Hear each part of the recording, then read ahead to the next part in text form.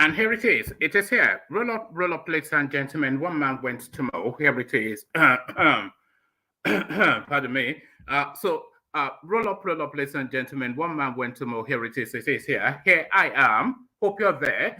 The session commences and your company required. That thing that we do regular as clockwork. Being done somewhat laterly. I did advertise it for 12:15, but for reasons of getting ready and not quite meeting the time, so we spilled over by a few minutes. So better late than never. One man went to mow. The eagle has landed. Another Savior, holy, holy, holy, holy, Adimebujuku. Another Savior, holy, holy, holy, holy, Adimebujuku. Well, this is Mobien.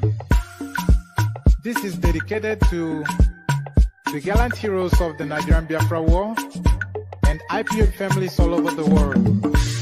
I remember the Nigerian Biafran War, in the thickness of the Biafra genocide. Hey, one man revived the vanishing hope to life. Let the great Biafran army to fight, and they were singing out, holy, holy, holy, holy, is another Savior. They were singing out, holy, holy, holy, holy,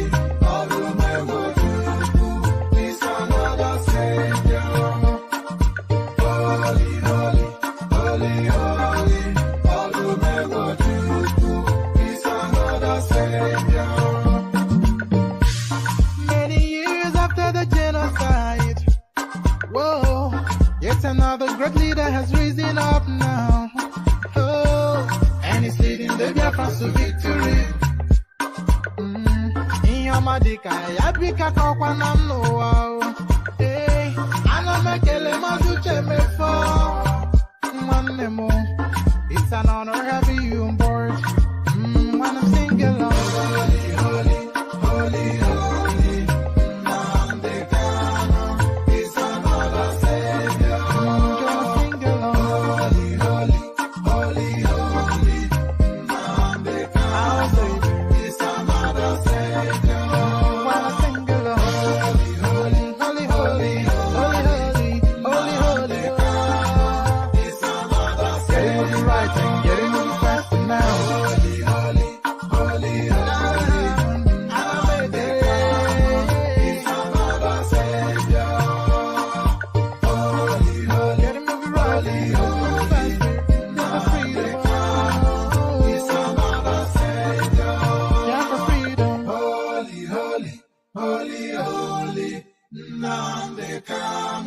Is another Savior.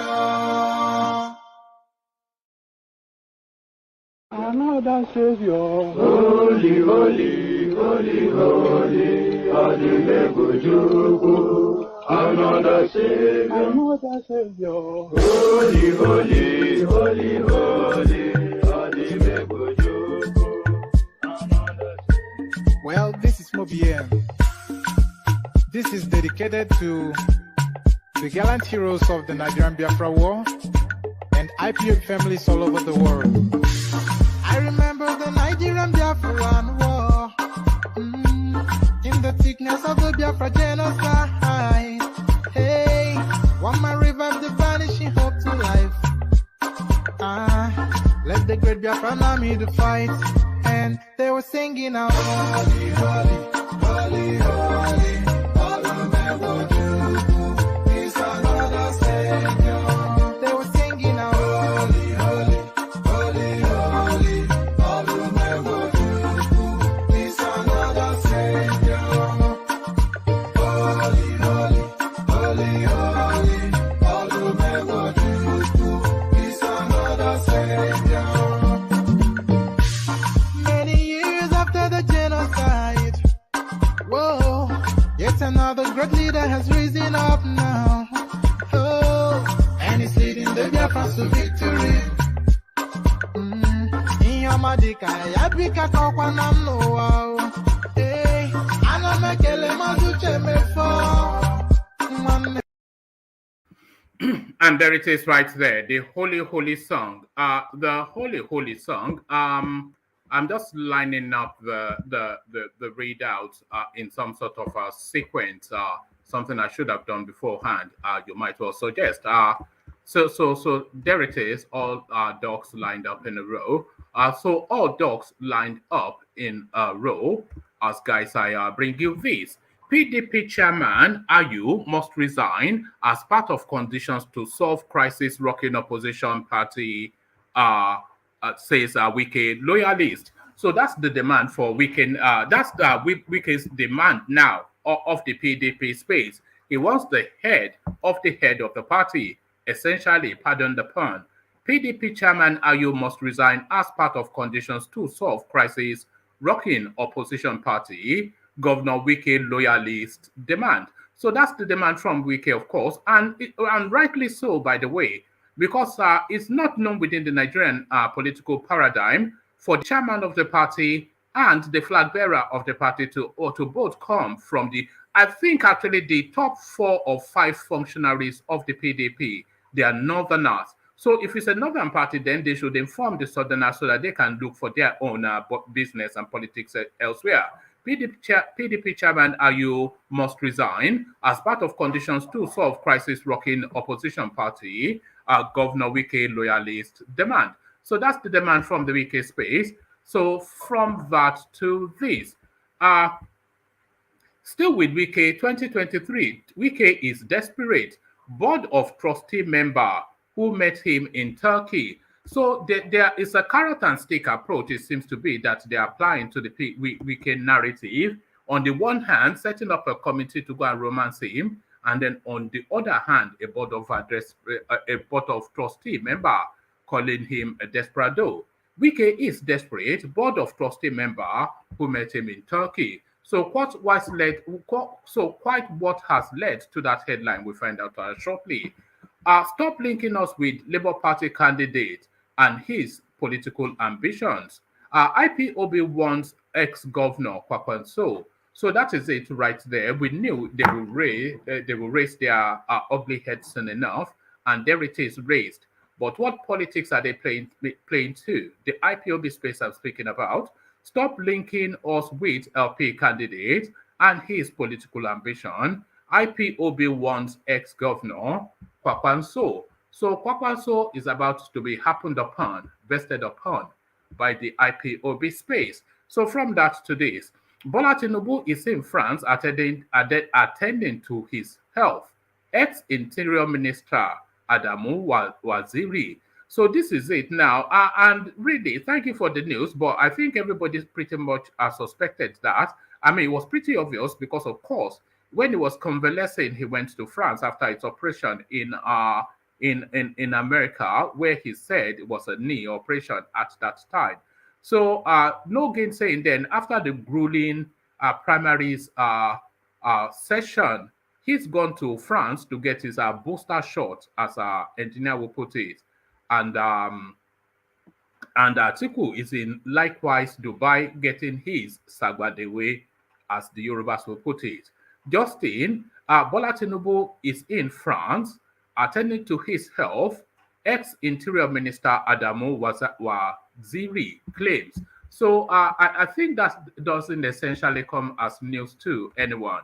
But there it is right there, the claim by the ex-minister. Nigerian House of Representatives Speaker accuses Finance Minister, Central Bank Governor, others of frustrating probe into huge fuel subsidy. So when Buhari was coming in, of course, 2014, he told us that the whole fuel subsidy thing was a scam and there is no such thing as fuel subsidy. Having then gotten the reins of power, he increased the subsidy by 1,000-fold. So we're paying 1,000 more now in fuel subsidy than we were under Goodluck Jonathan's administration. And what has that increment brought us? It has brought you fuel scarcity. So the House of Representatives try feebly to probe that space, and that probe, of course, is essentially them asking the people looting the money to come and share it around at the House. Nigerian House of Representatives Speaker accuses Finance Minister, Central Bank Governor, others of frustrating probe into huge fuel subsidy. So there it is right there. The gift that keeps on giving, the cash cow, the gift that keeps on giving. Stop linking us to, okay, so I think we've already covered this in another readout. And then finally to land on this, because this was breaking news, this has come out now within the last 50 minutes, just under an hour or so. So this recently come out now, and it is pertinent to note. Coming from Donyo Okokwe, talks about Kwakwanso Obi alliance dead and buried. So there it is right there. And a waste of time, some people may suggest, because of course the principles that you would need to converge to come to an agreement, they are too, I wouldn't even say they are power hungry, because Peter Obi is not power hungry. Kwakwanso may also argue that it's not power hungry, but neither of their supporters will subordinate them to the other, and necessarily for that alliance to take place, one has to subordinate to the other. So it was dead even from the start, but it's dead on arrival now. Nothing to see here. Essentially, Donyo Okokwe saying, talks about Kwakwanso Obi alliance, dead and buried, Donyo Okokwe. So it was never an idea that had any currency in the first instance. So that's the menu, rich and diverse. Let me bear with me 1 second.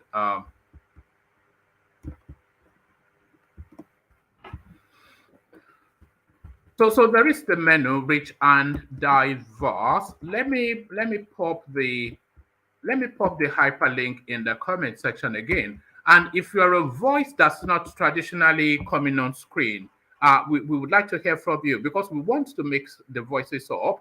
And if you're a different voice that's not yet, because the people you hear every day, they're not on the rota system, they simply click on the hyperlink, and that is what brings them on the platform. It's not as though I meet them secretly or I message them privately. I literally just put the link in the comment section as you are seeing it now, and they literally just click on it. So that's how it works. So if you want to come join us, then you can do exactly that as well, especially if you're a new voice. So click on the like button as you're coming in. Click on the subscribe button as well if you're not subscribed already. And click on the hyperlink that says StreamYard to come join us on the screen. So as you said about those clickings, let me play you another soup song. Let me play you, okay, let me play you this. Let me play you the Kegai song. I was going to play you the Holy Holy song again, just to buy myself a few minutes to just do some background stuff. But let me play you the Kegai song, and if I'm not done with what I'm wanting to do, then I'll play you the Python dance. But to this, the Kegai. Water, only water, only water, where they see ma. Water,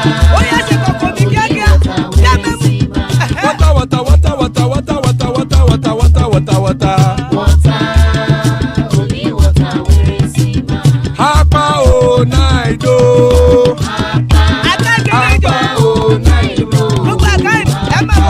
Hapa you don't come o.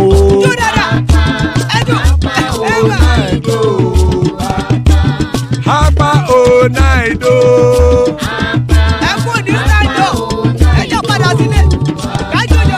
Oro kẹ̀kẹ́ ẹlẹ́mù yé o.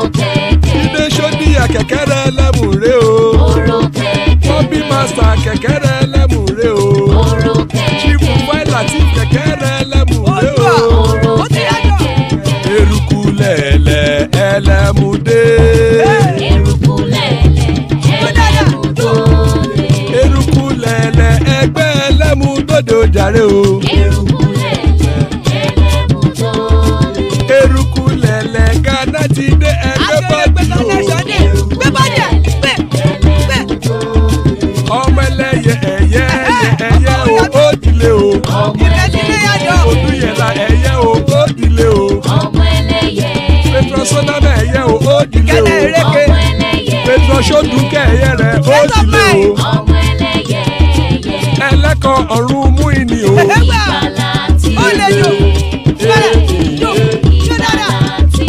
Àkùkọ ọ̀run mẹ́kọ̀.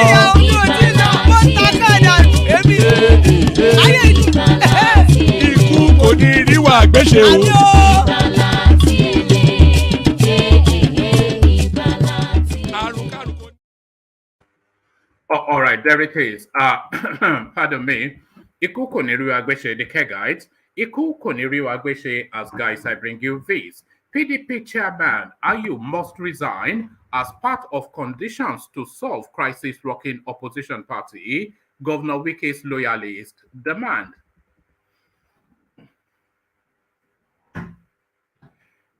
Pardon me. The loyalists of River State Governor Yemsen Wike are reportedly seeking the immediate resignation of the People's Democratic Party's national chairman, Iyochia Ayu, as a condition to end the party's infighting and support the party's presidential candidate, Atiku Abubakar, at the forthcoming 2023 general elections. However, Atiku has insisted that the chairman should remain in office to lead his campaign for next year's election, after which he will quit, our sources told correspondents.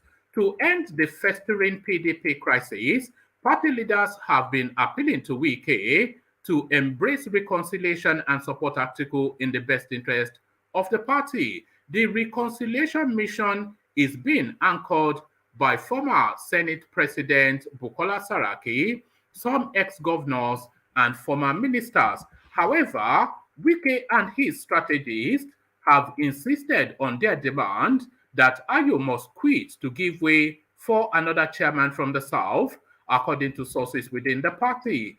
They maintain that Atiku should honor his promise that once the PDP presidential candidate emerges from the North, a Southerner will lead the party.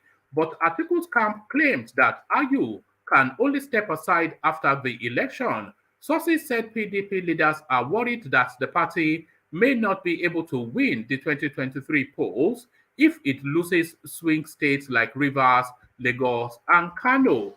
Although Atiku was said to be amiable to reconciliation, the leaders have been worried that it was better to open fresh talks with Wike.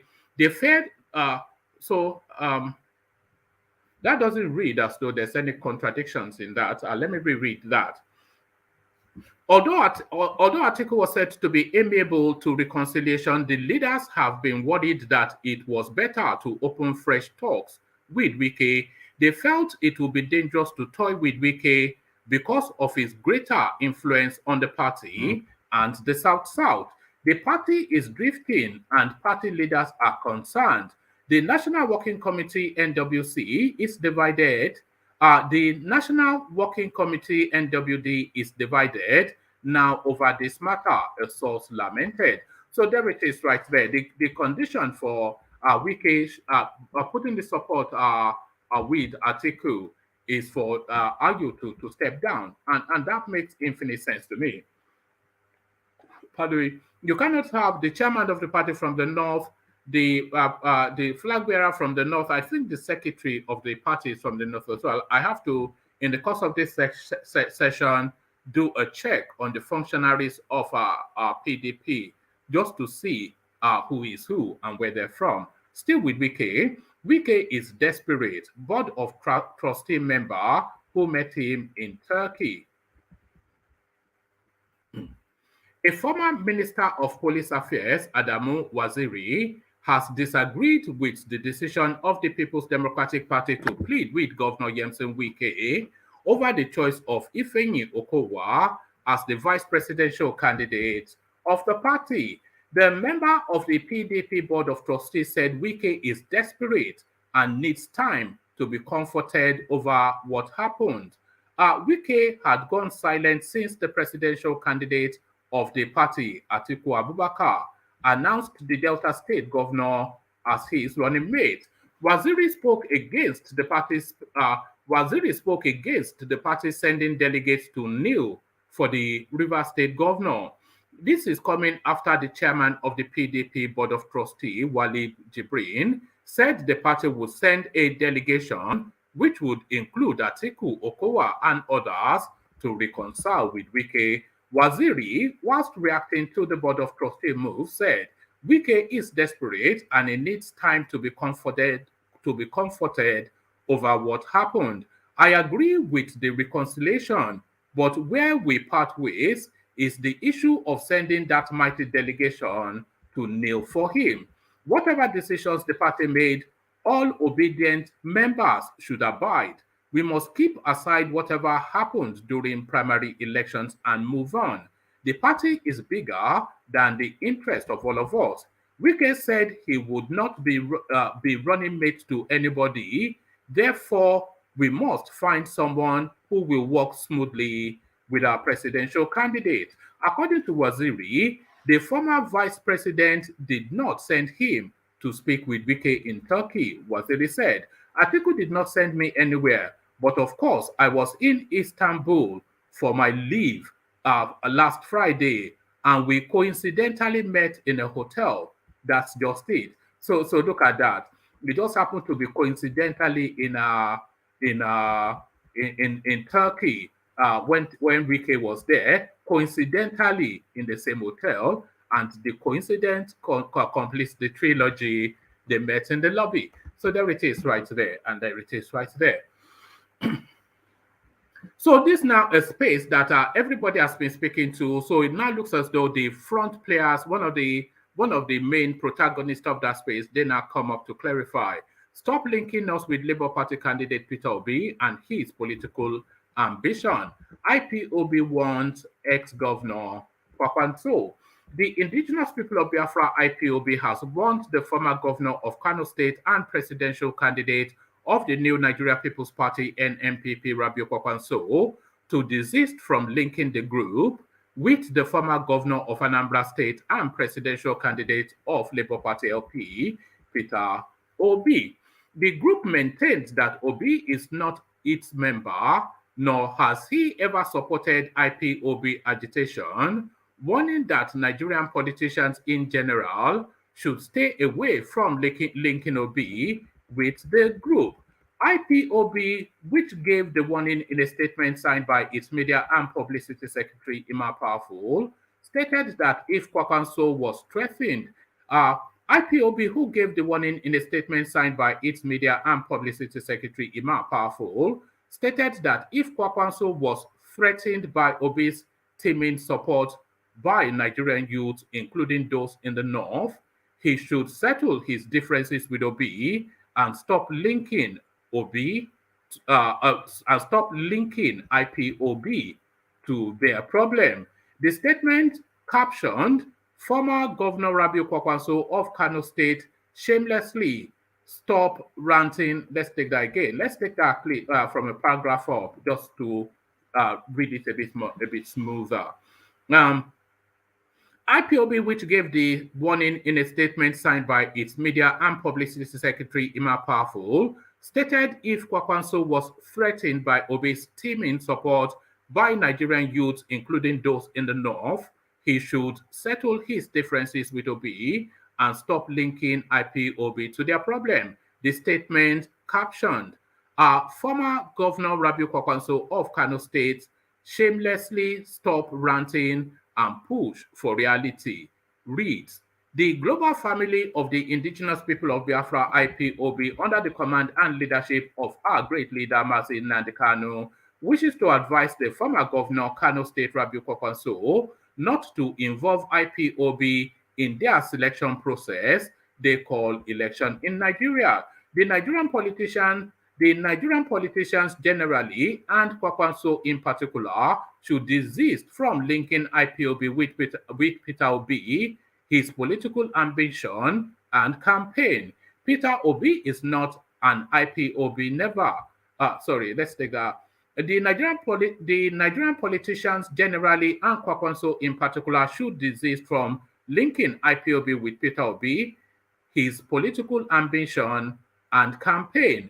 Peter Obi is not an IPOB member, never supported our agitation for freedom at any time because he pursues a totally different goal from that of the indigenous people of Biafra, IPOB. We have no interest in the Nigerian morally decadent and fantastically corrupt political system and landscape.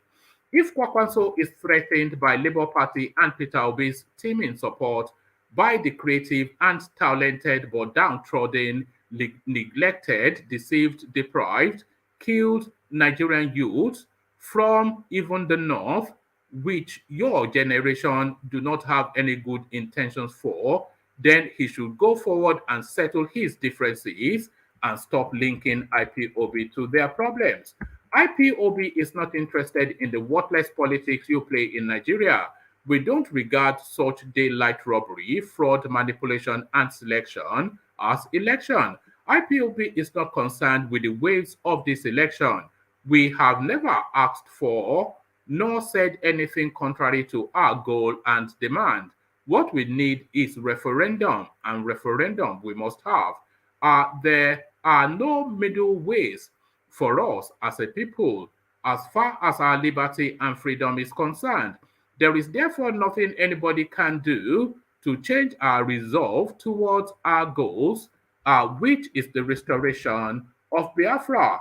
If there is a region, if there is a region to avoid due to criminality with terrorism, it is the northern Nigeria, which sponsors several terrorist groups as joint venture partners. So he goes on to do all of that.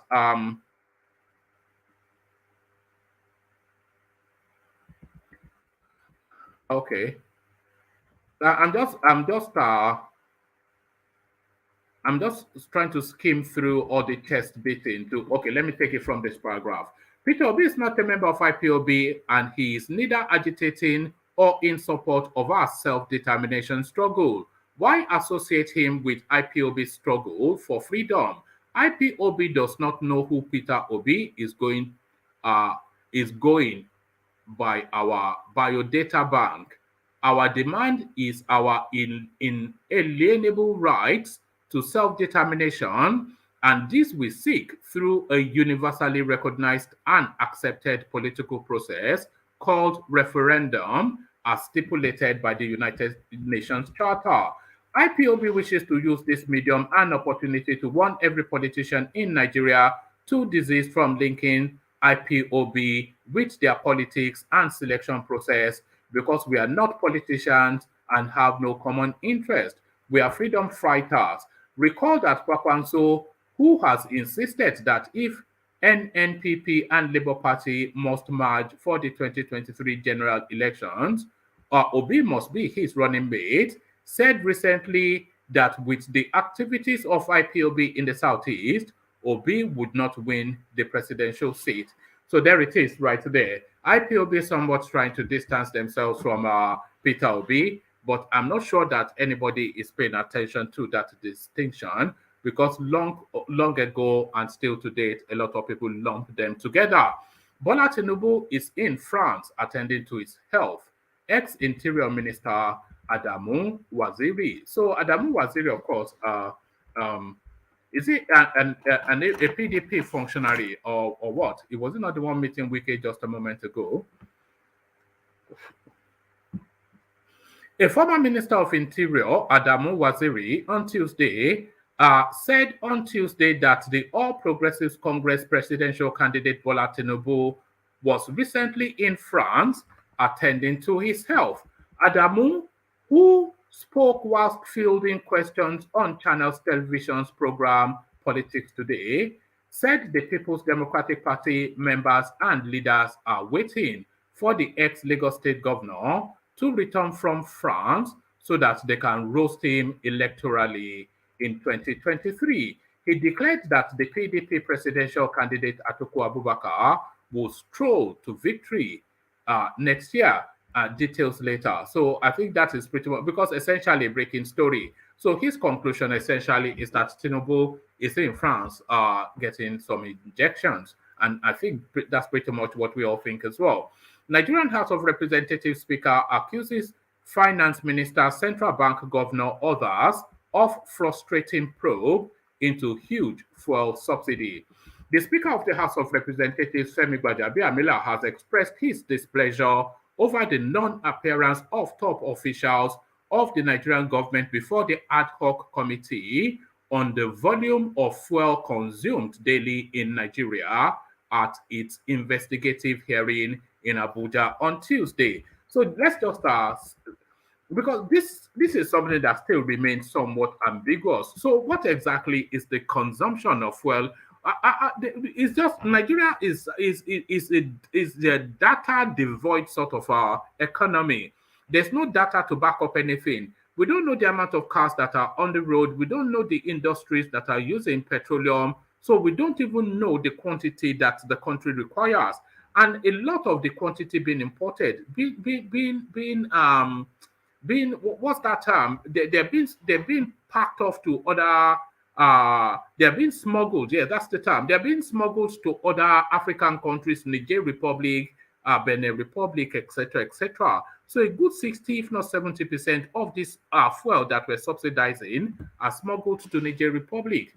The Speaker of the House of Representatives, Femi Agbajabiamila, has expressed his displeasure over the non-appearance of top officials of the Nigerian government before the ad hoc committee on the volume of fuel consumed daily in Nigeria at its investigative hearing in Abuja on Tuesday. The Speaker expressed his displeasure during the flag off of the investigative hearing to ascertain the actual daily consumption of premium motor spirit PMS in Nigeria and summoned the Minister of State for Petroleum Resources, Governor of Central Bank of Nigeria, and Group Managing Director of Nigerian National Petroleum Corporation NNPC to appear before the committee. The hearing was chaired by Honorable Abdulkadir Abdullahi, represented by the Deputy Majority Leader, Honorable Peter Akwatason. The Speaker observed that the House also mandated the committee not to restrict its findings to the NNPC records alone, but to liaise with experts in the industry, transport workers, and all other stakeholders to determine an independent finding for the benefit of Nigerians. He cited Section 88 and 89 of the Nigerian Constitution as amended, which gave the House of Representatives powers to inquire into the conduct of affairs of any persons, authority, ministry, or government department charged with the duty of or responsibility for executing or administering laws enacted by the National Assembly. Correspondents report that during the hearing, the attention of the House was drawn to the lingering cases of fuel scarcity, causing significant loss of manpower and untold hardship on Nigerians, controversy and concerns generated over the huge sums of money being paid as oil subsidies, and the inaccuracy of data required for effective planning, supply, and distribution of the premium motor spirit PMS, also known as petrol. Um, Only last week, the news was awash with the trading of blames between the NMDPRA and IPMAN over the bridging the gap as a result of the rising cost of IPMAN's operations, reportedly to the tune of over 70 million naira in the interim to address the lingering fuel scarcity. The National Assembly, in the repeal and reenactment of the year 2022 Appropriation Act, has projected the cost of subsidy for premium motor spirit to be over 4 trillion naira. In view of the above, the House of Representatives has constituted and mandated the ad hoc committee on the volume of fuel consumed daily in the country to engage the key operators in the sector so as to leverage on your expertise and experience in the industry and come up with a solution or template required for effective planning, supply, and distribution of the premium motor spirit PMS in Nigeria, whilst noting that the amount being expended on fuel subsidy as ruled out by the Apex Bank and the NNPC on the fuel subsidy is doubtful and has been contested by concerned stakeholders.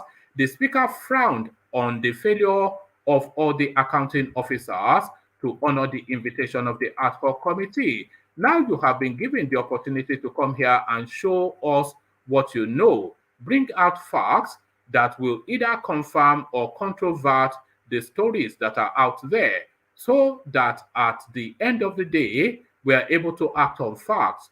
But here we are. I know NNPC hardly absents itself from this kind of investigative hearings. They wrote a letter which is quite commendable, but it is appalling that such letter will come in at this point, and there is no single representative that will come and explain why the company cannot appear before submitting the letter. This is not fair. How much more CBN? CBN paid these monies, and people are disputing the figures that they are churning out to defend their position or clear the air. Is it that they are not taking the parliament seriously, or what is that? I want to make it very clear that it is not acceptable to the parliament that people organizations that are saddled with the responsibility of managing the critical assignments like the distribution and accounting for the distribution and sale of PMS in this country will be reluctant to come here to do their duties. Your job is not only to go to your office and do whatever you have to do, but you have also to come out and respond to the call of the government to show accountability for whatever that you are doing as an agency of government, even if you are a private organization that is also participating in the process of distribution. You must be accountable. So essentially, that is it. They refuse to come and account for the fuel subsidy. Okay, so let's go on to the next. Okay, so back to Peter Obi again. Talks about Kwakwanso Obi alliance dead and buried. Okukwe speaking. A former presidential aide, Donyo Okukwe, said on Tuesday talks on the alliance between the Labour Party presidential candidate Peter Obi and his new Nigeria People's Party NNPP counterpart Rabiu Kwakwanso was dead and buried. He added emphatically that Obi would garner 850,000 out of the 1 million votes that would come from the southeast next year. So there it is. He said, "We are not factoring in the All Progressives Congress and People Democratic Party because the two parties have lost relevance and they will self-destruct. I tell you confidently that Obi will secure 25% votes in 24 states in the country and more than 50% in others." So there, so there it is right there. But there it is right there. The talks between Peter Obi and Kwakwanso has now ended. And this is this final readout.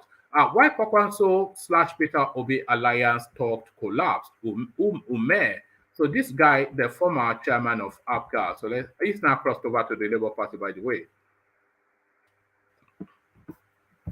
A former national chairman of the All Progressives Grand Alliance APGA and chieftain of the Labour Party, Victor Ume, has explained the reasons behind the collapse of the much talked about alliance between the new Nigeria People's Party NNPP and the Labour Party.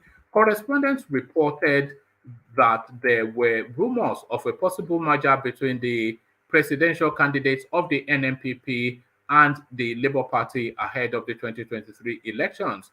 But in an interview with Channels Television on Tuesday, monitored by correspondents, Mr. Ume said the coalition talks between the two parties collapsed 3 weeks ago because both parties could not agree on some knotty issues.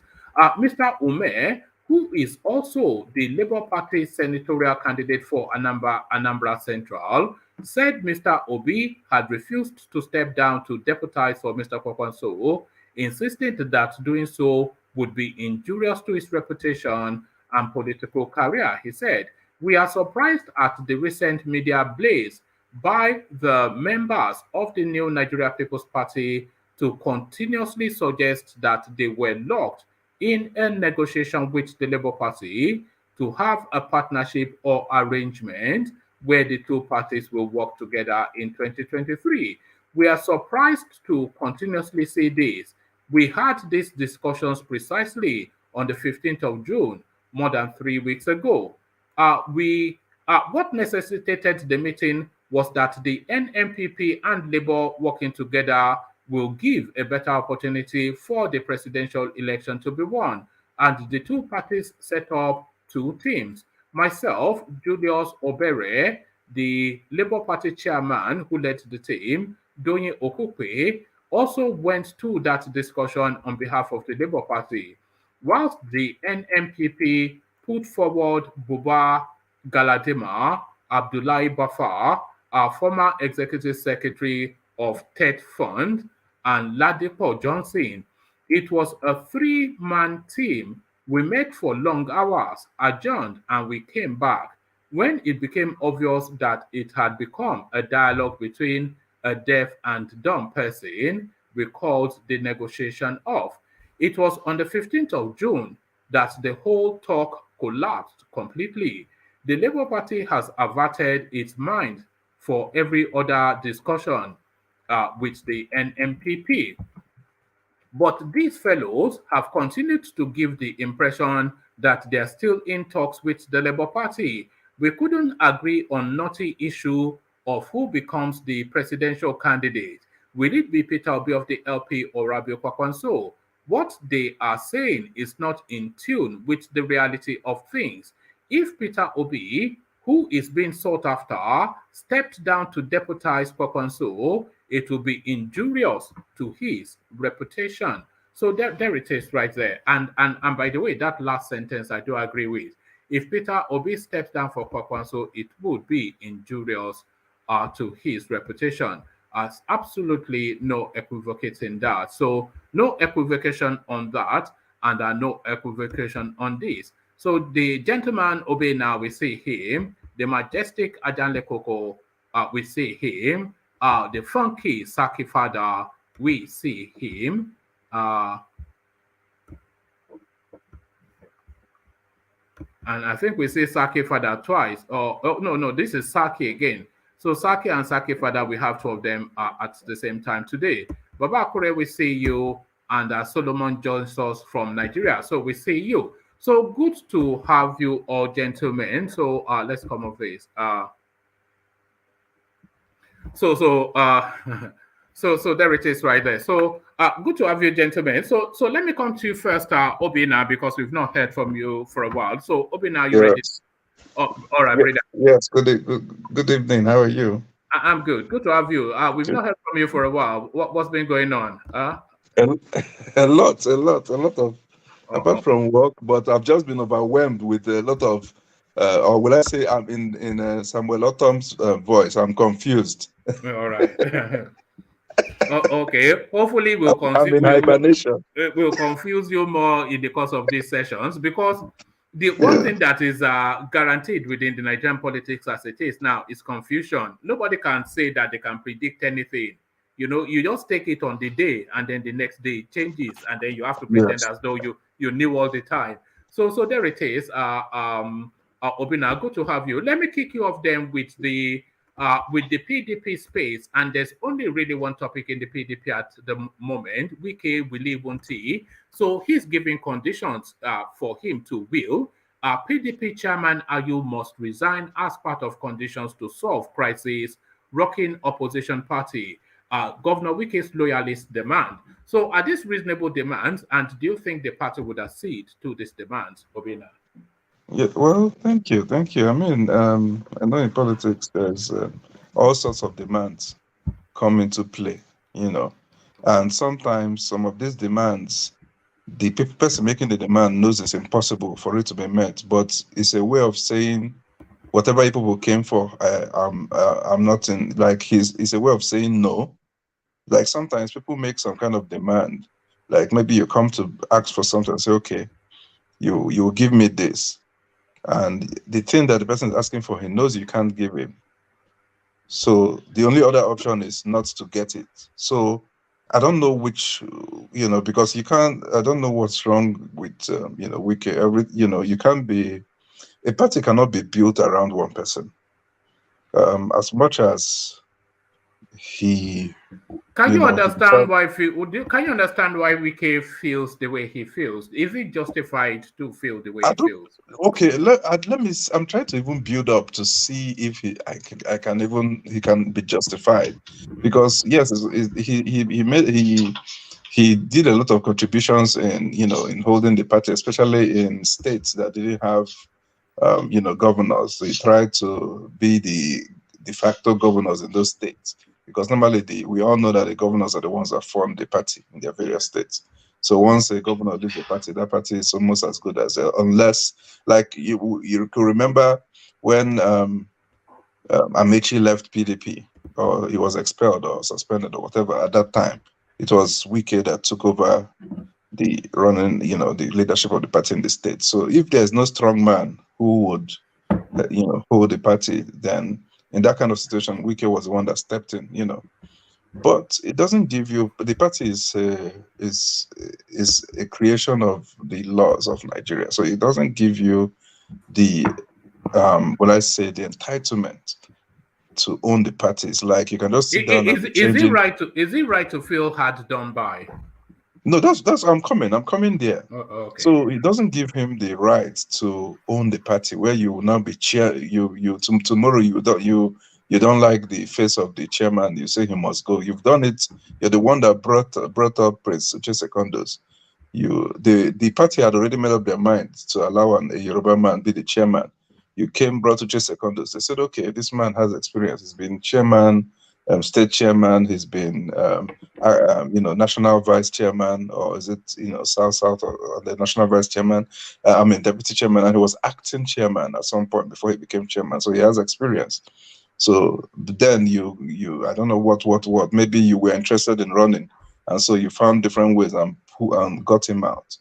So now you not come again and say you want to remove this one. Is it because maybe he doesn't like you, or I don't get, because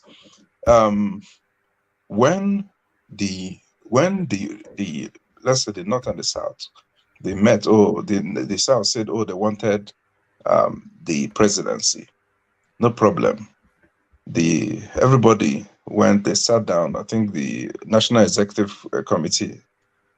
The reason the South supported what was it, the Iyochia Ayu, like the North praising the chairman, was for them to go and produce the president, because there has been this tradition that when the chairman comes from a particular region, the presidential candidate will come from the opposing region. But remember that one of the offices the national chairman of the party can either resign, or he can be removed somehow. The National Executive Committee can actually dissolve the National Working Committee at any time. So that's what he failed to understand. Him and his Southern collaborators failed to understand that was where first one was played on the Southerners. That's what, if he didn't know, he should know that now. Because if I were in his shoes, I would have struggled and say, oh, no problem, let us produce the national chairman. Then the North produce the presidential candidate. Then when it's coming time for the election, they will say, let us leave it open. Because that's what happened.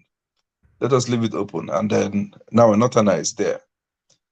In regards to I know that, yes, Iyochia Ayu mentioned that once that he's going to resign if the presidential, I can't recall if it was if the presidential or if the president comes from the North. He said if the flag bearer comes from the North, he will resign. Yes, but the thing is, so they are now kicking the goalpost to after the election. Yes, and to me, if it's after the election, I see sense in after the election, because the presidential flag bearer is not really an office yet.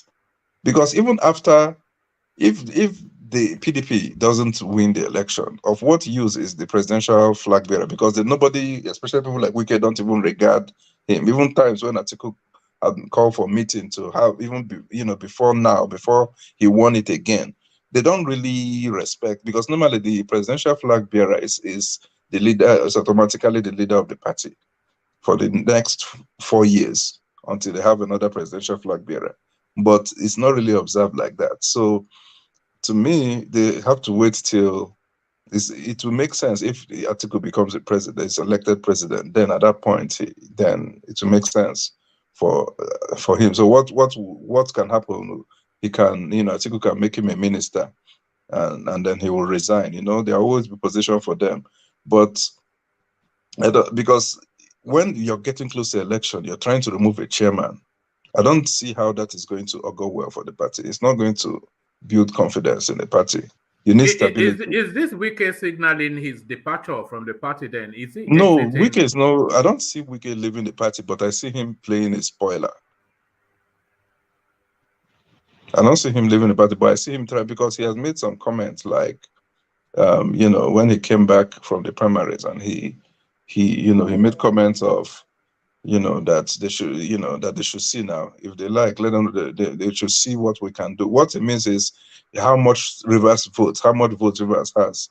So he can just point the votes to the direction of where he wants the votes to go. So he can play a spoiler from the look at Fayose, look at his tweet. But he has not left the PDP. But you see them, but they are playing spoilers within the party. So that's the problem. So the problem with people like Wike is, as much as, yes, he has passion, and he has been strong, he knows how to mobilize, and and all those kind of things, it must not be you that will benefit from it. It must not be you. You're not the only person in the party. That's let's look at, as much as maybe Obina, do you think Wike will play the politics of power transiting to the south? Will he play that politics, Obina? But of what benefit is it going to be for him? Because it's even going to be more... because if he plays the politics of power transiting to the south, because he knows that he's not going to. If he plays that politics, then he, in that politic, get rid of Atiku permanently, get rid of Ayu permanently, and then he seizes the party back in 2023. Yeah, and then he rebuilds it in his own image. No, but now when he seizes, people like Wike, if you remember when Fayose was governor, Wike was less, will I say, was less, like, it was more, it was quiet. Let's put quiet. Like Fayose was the one that used to talk. That talking and that boldness comes with the office. Once he leaves that office, you're not going to hear his voice like that again. There's no police escort like that. There's no power. So moreover, the season of the party that you're talking about cannot even happen, because where will he get the money to be funding it? Even if the person he puts in River State is there, I don't know to what extent the guy would allow him, Wike, to be controlling him. So I don't think it's going to be that easy. Look at someone like Tinubu. Tinubu did way more sacrifices than Wike did for the PDP, for APC. Right from the last man standing, to govern, to the courts, to having to, whether it is by hook or by crook, or whether it was right or wrong, he got the appeal court. Then the governorship elections ended in the appeal court. He worked towards recovering states from PDP in the Southwest. Most of those states, how APC, or is it ANC or AC, started getting states in the Southwest was through the courts. They started getting Fire-Me got it. Even though Shomole got it through the court, that was Tinubu's doing and everything. So he got governors like that, built the party, met with CPC, and galvanized like a measure. But yet he couldn't benefit from it immediately. Did he say he's going to scatter everything because they treated him bad and everything? So if you say you can't be interested in something or say you love the party, but it's only conditional. It's only when it benefits you. Go on. I was going to ask go on. Look at the votes that Tinubu got. Most of those votes, I think most of them came as a result of what he has done for the party, to be frank with you. Yeah, as you see that as much as they tried to stop him, look at the kind of votes he got. That if you added everybody's votes, he didn't even reach. Like there's still 400 left for you to even reach him. That's because of all his sacrifices. That was the kind of that locon, or what they call him, my turn. So I think Shegu Shoimi says something that there could be something for him in the future. Even now, there's a way he will play his politics, right? He will still have a part to play. He must not be president. He must not be vice president. He's the one that shouted, and that is, I remember in your show earlier on, I kept saying that the way he's talking, it is difficult. Even if he won the primary election, he won't get the support. Even if he won't get, because you're cursing and insulting everybody. Now, the person you've been insulting Atiku, how do you want Atiku to make you vice president? The person, I mean, is the right of him to. So why are you going to force him? Oh, okay. If he doesn't make me, then okay. Let's say Atiku makes you. How are people going to relate when if people are elected? Because already the foundation is poor. You muzzled him into making you. It's not going to work like that. That's not how politics is played. Obina, let me ask you two questions. So the first is if you were Wike's advisor and the advisor that he listens to the most, how would you want to point him for the future? What would you advise him to do? So that's the first question. Let me ask you the second question and then take them together. So if you are Wike's advisor, how would you want to point him? So that's one. And then if you were Atiku and you were going into the election, so there's two. This second question is broken into two. So if you were Atiku himself and you are going into an election, who would you want standing by you in that battle, Wike or Okowa? And then if you win that presidency, who would you like to be your vice president, Wike or Okowa? So three questions wrapped into one, Obina. Okay, so the first one is Wike. I'll say Wike because it looks like they tried to reach him and he's not picking his calls. So he should be available. Because I think he is, because from what they're saying is he's not picking his calls. That according to I think it was in Arise when they interviewed Otom said that why should they pick the call, that they should go and see him. That they are like sounding like Atiku didn't say. Wike was the first person Atiku went to see when he won the election. So Otom said he and Wike even paid Atiku a visit, but I think again things went south because of the vice presidential running mate. But you are opening your mouth and saying you don't want to be vice president to anybody. Now, the another thing is, Otom mentioned that they had to beg him or convince him to accept vice president. Why will you beg him to accept vice president? Are you the presidential candidate? Won't you, if you want to beg somebody for a position, won't you ask the person who is to choose if the person is open first to it? Because it's just one-sided we're seeing. I understand that, yes, maybe Atiku is also slacking, and I will address that. The Atiku is slacking big time because this is not the Atiku that we know. But at the same time, you said you begged Wike to accept the position when it is not in your hands to give that position to him. And another thing is, you keep talking about 17 people, 17 people, 17 people. 14 people out of 17 people. You see, they did okay. There's no constitution that says people will vote. Because I'm coming to all your questions, but I'm using this to answer them. There's no constitution that says anybody will vote for VP. Is the candidate that chooses his VP or his running mate. But the candidate made it open and said, okay, a committee look into it.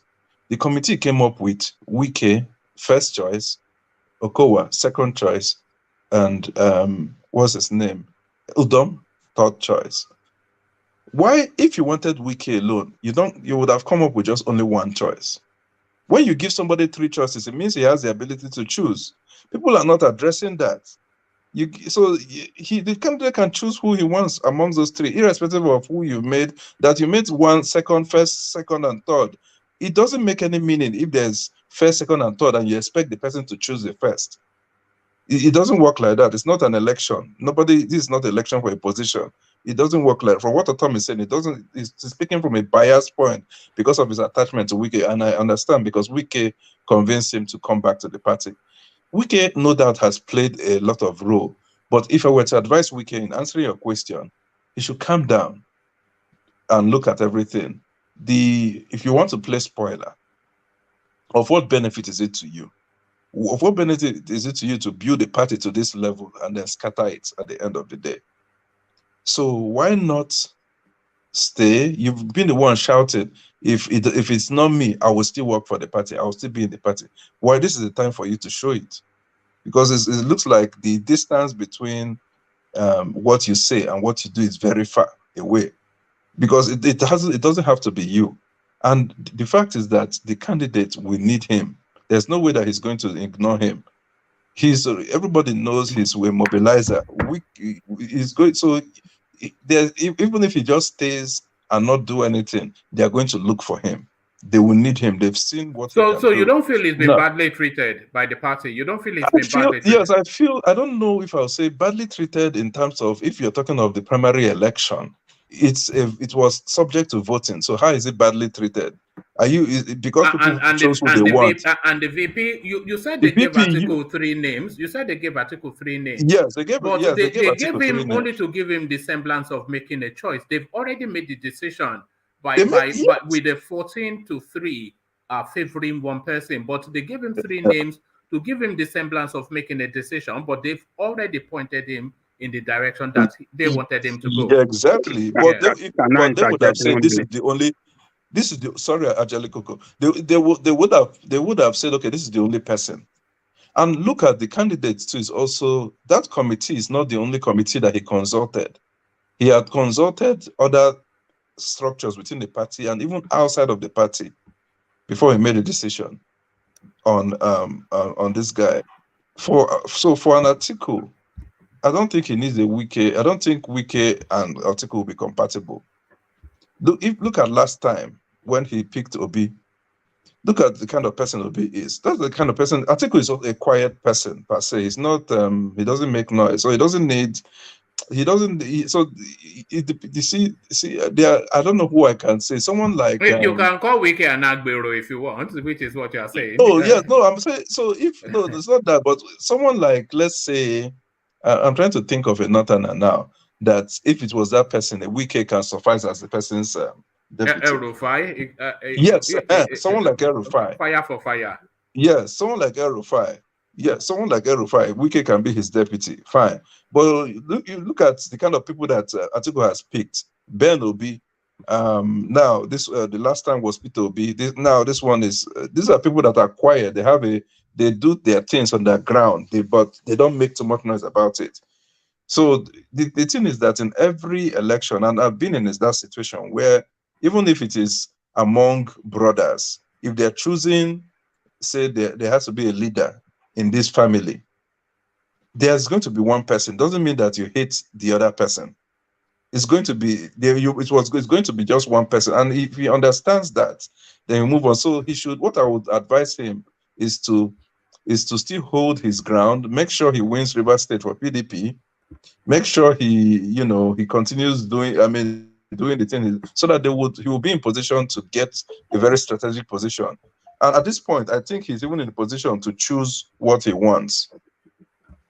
At this point, like he can, whatever position now, if he says it, they will give it to him. So that's for him. So I think you answered there was another question. I've forgotten the third one. I know you talked about it. I'll remind you in a moment. But let Ajan Leko, I think Ajan Leko wanted to insert something into what you were saying. So Ajan Leko come in.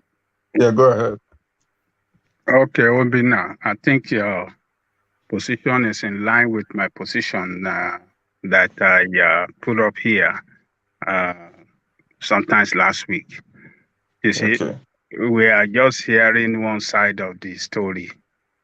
Otom is a supporter of Wike. And if you listen to that interview that he granted, is it Channel TV or Channels on Arise? Both of them. Channels on Arise. Both of them. Yes. He said they recommended 3 names. for Atiku to choose. But Yes. they, as a committee, voted for Wike. That is where the contradiction came from. Exactly. That is where the contradiction, you cannot recommend for somebody 3 names, and at the same time, you are choosing one. I mean, we all went to school. What kind of statement is that? Exactly. That's my point. Yes. Exactly. And then we don't know the terms of reference of what the job they gave to them. What was the terms of reference? Were they even empowered? Do they have the right to vote for one person? Or the terms of reference for them is just to recommend. Yes. If it's to recommend, then why did they vote? Why did they For vote? Wike? Yes. Why did they vote? So they're playing games. And you remember, if one man can remember, we treated it here that Wike was bribing the committee, isn't it? One man. Yes. Well, that's Nigerian politics, isn't it? So No, yeah, he was bribing the committee. what We about read it. The Okowa? report came out. Was Okowa not bribing? No, we didn't hear about Okowa. We didn't read that here. We heard only of Wike bribing the committees, that Wike was bribing. So, look, when people talk, sometimes we have to extract what they said and get some fact where they fumble, which you said these people fumbled. Or governor of Benue State was talking from both sides of his mouth that they recommended, and at the same time they said they voted for Wike, and they are fighting for Wike. Why did you recommend why did you recommend the 3 names? When the terms of reference does not give you the power. Hold on now, Janle Koko. Yes. I think really that recommendation is to give Atiku the semblance of making a decision, even though the decision has actually been made for him. If 14 out of 17 indicates that this is what we want, but they give you a list to pick from that, they've already told you what they want you to pick. But out of courtesy and to make you look just like a decision maker, they give you the option, but they've given you the decision as well. So they gave him the decision, and that decision was Wike. Well, where I would have even had an issue is maybe where I would have seen, not even had an issue, where I would have seen, I would have justified Otom is if Atiku picked up a candidate outside of the committee. Then I would say, okay, do you understand? Why did you allow them to do this and that and that? That is right. He picked one of the people the names submitted. that you people recommended. You so recommended what is the 3 problem? names. It just shows you that they only had interest in one particular person. Yeah. The money, Wike's money is working, and they're fighting for Wike. That is what we have seen here. So, but these guys should just go and sit down. All right. And to the other half of the question, and then we move the conversation around a bit. Obina, I also asked if you were Atiku and you wanted to go into a presidential battle, who would you feel more confident with having by your side, Wike or Okowa? And then if you succeed in winning that presidency, who would you feel most comfortable governing with, Wike or Okowa? So who would you want to take to battle to fight for the election itself? And when you say to battle, is it as vice president or? Yes, as vice president. As vice president.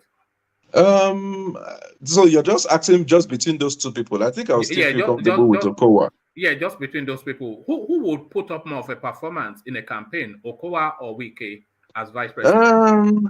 So I would say in terms of performance in a campaign, I don't know. I will still say Okowa. Okowa will perform better in a campaign. Yes. Remember that if in Delta State, the Delta State had more votes for Atiku in 2019 than Rivers State. Go and check it.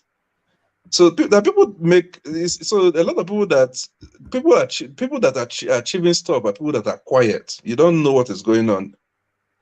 You don't you don't do quiet. Is not Nigerian presidential campaign. No, you need a fighter, you need a biter, you need a scratcher, yes, you need a thug. Yes, well, yes, you do, but he doesn't have to be. It's just like what's his name, Amechi. Amechi was the head of the DJ of the campaign, but he wasn't the vice presidential running mate. So I can make Wike the DJ of my campaign. So that is where he will be the one, doing the stuff. But of course, before that, you already know that there's already talks, with him on, okay, this is your position when you get there or something like that. All right. Well, for reasons of time, Obina, let me move you on to another talking point and briefly on this. Yeah. So this one now, stop linking us with Peter Obi. IPOB wants Yes. Kwakwanso. So it's a curious thing that they will come out and say that, and it's curious in so many ways. Because nobody is making the distinction between IPOB and Obi, of course. Some of us in the know, we know that the opposite of IPOB is Peter Obi, because Peter Obi is a one Nigerianist, is a gentleman, is a man, is a pacifist, and all of that. And IPOB, an aggressive, so total opposite. But in the broader scheme of things, people, by ease of convenience or dark politics, they will lump them together. And Kwakwanso somewhat did that in the interviews that he was granting, saying that because of IPOB, the Northerners will not vote for Peter Obi. So he's inviting you to say to give thought to the consideration that in the North, they are not necessarily making any. Of course, the elite would, but in the broader sense of it, they are not necessarily making any distinction between IPOB and Peter Obi.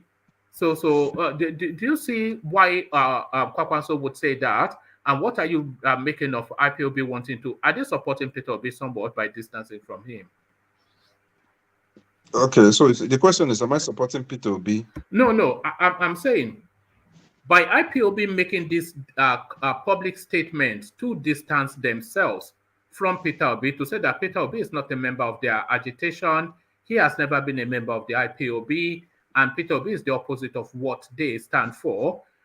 Are they by that statement somewhat supporting Peter Obi in order to remove them as a narrative in Peter Obi's journey? You mean to remove IPOB? Yes. Well, no, Peter Obi, of course, everybody knows Peter Obi. Even the people that are saying that is Peter Obi is not the one to stick to one person's narrative. Even you will see in his campaign, he said he has been telling his campaigners, people campaigning for him, to allow other people's views. And before now, when I think I was discussing with somebody, and the person was like, because I was like, Atiku will be better than this person, right? Maybe Tinubu or something in these areas or something. And the person was like, that Peter Obi, you're not supposed to. I said, yeah, why not? Peter Obi is what Nigeria needs. Peter Obi is the person that Nigeria needs. But as it stands, as at the time I was speaking with the person, it's going to be difficult for him to get it. Now, you don't like this is the person. I'm like, that was the response. I'm like, even Peter Obi himself accepted to be vice president to Atiku. If he was as bad as you're making him believe he is now, he wouldn't have accepted to be his VP. And even now that Peter Obi is running for election, he attended Atiku's declaration and said Atiku is a good man. So the person that people are fighting for is in a good relationship with Atiku, but you are the ones making headache and trying to create problems over nothing.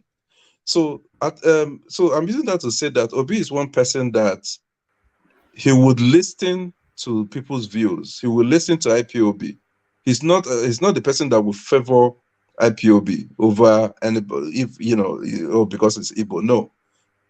And even right from the time when they were doing, when he was in PDP and they asked him question about zoning, he said he's a Nigerian. Everybody knows that Peter Obi is not a tribalistic, and that's where I wonder why people are even saying, oh, it's going to cost him problem in this. I mean, it's going to cost PDP issues in the South. It's not just South. Peter Obi is rising, very fast in terms of, popularity, and it's not just limited. They say it's in social media, yes, but it's not just limited. Are they not human beings in social media? it's he's rising. He's becoming a phenomenon, and it's going to be difficult at this point to wash him or to wish him away.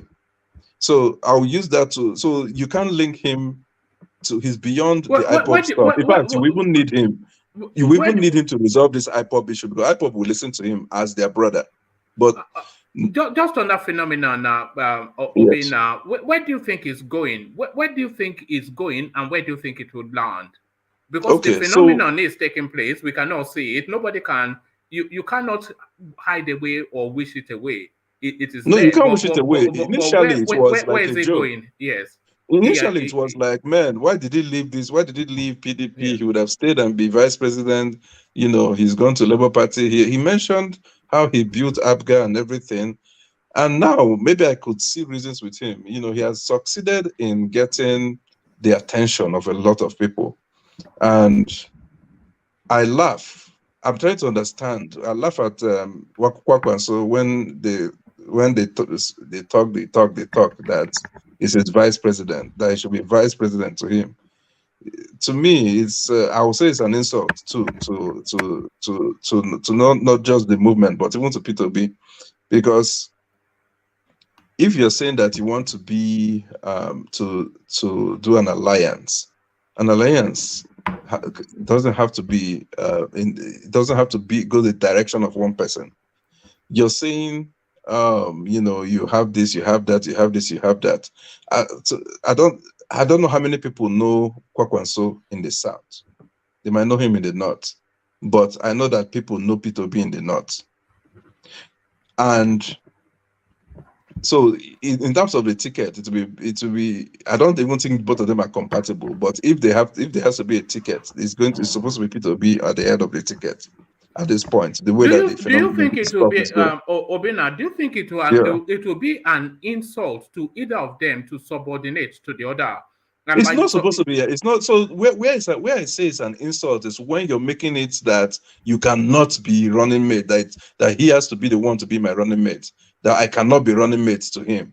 To me, it's an insult. But both of them can be running mate to each other, because at the end of the day, is it better to, like, which position? If let's say P2B is president and him he's now is a member, is a citizen of Nigeria. It's not any position because maybe Donyo Kupe is VP. So now is he not less than a VP in the scheme of things?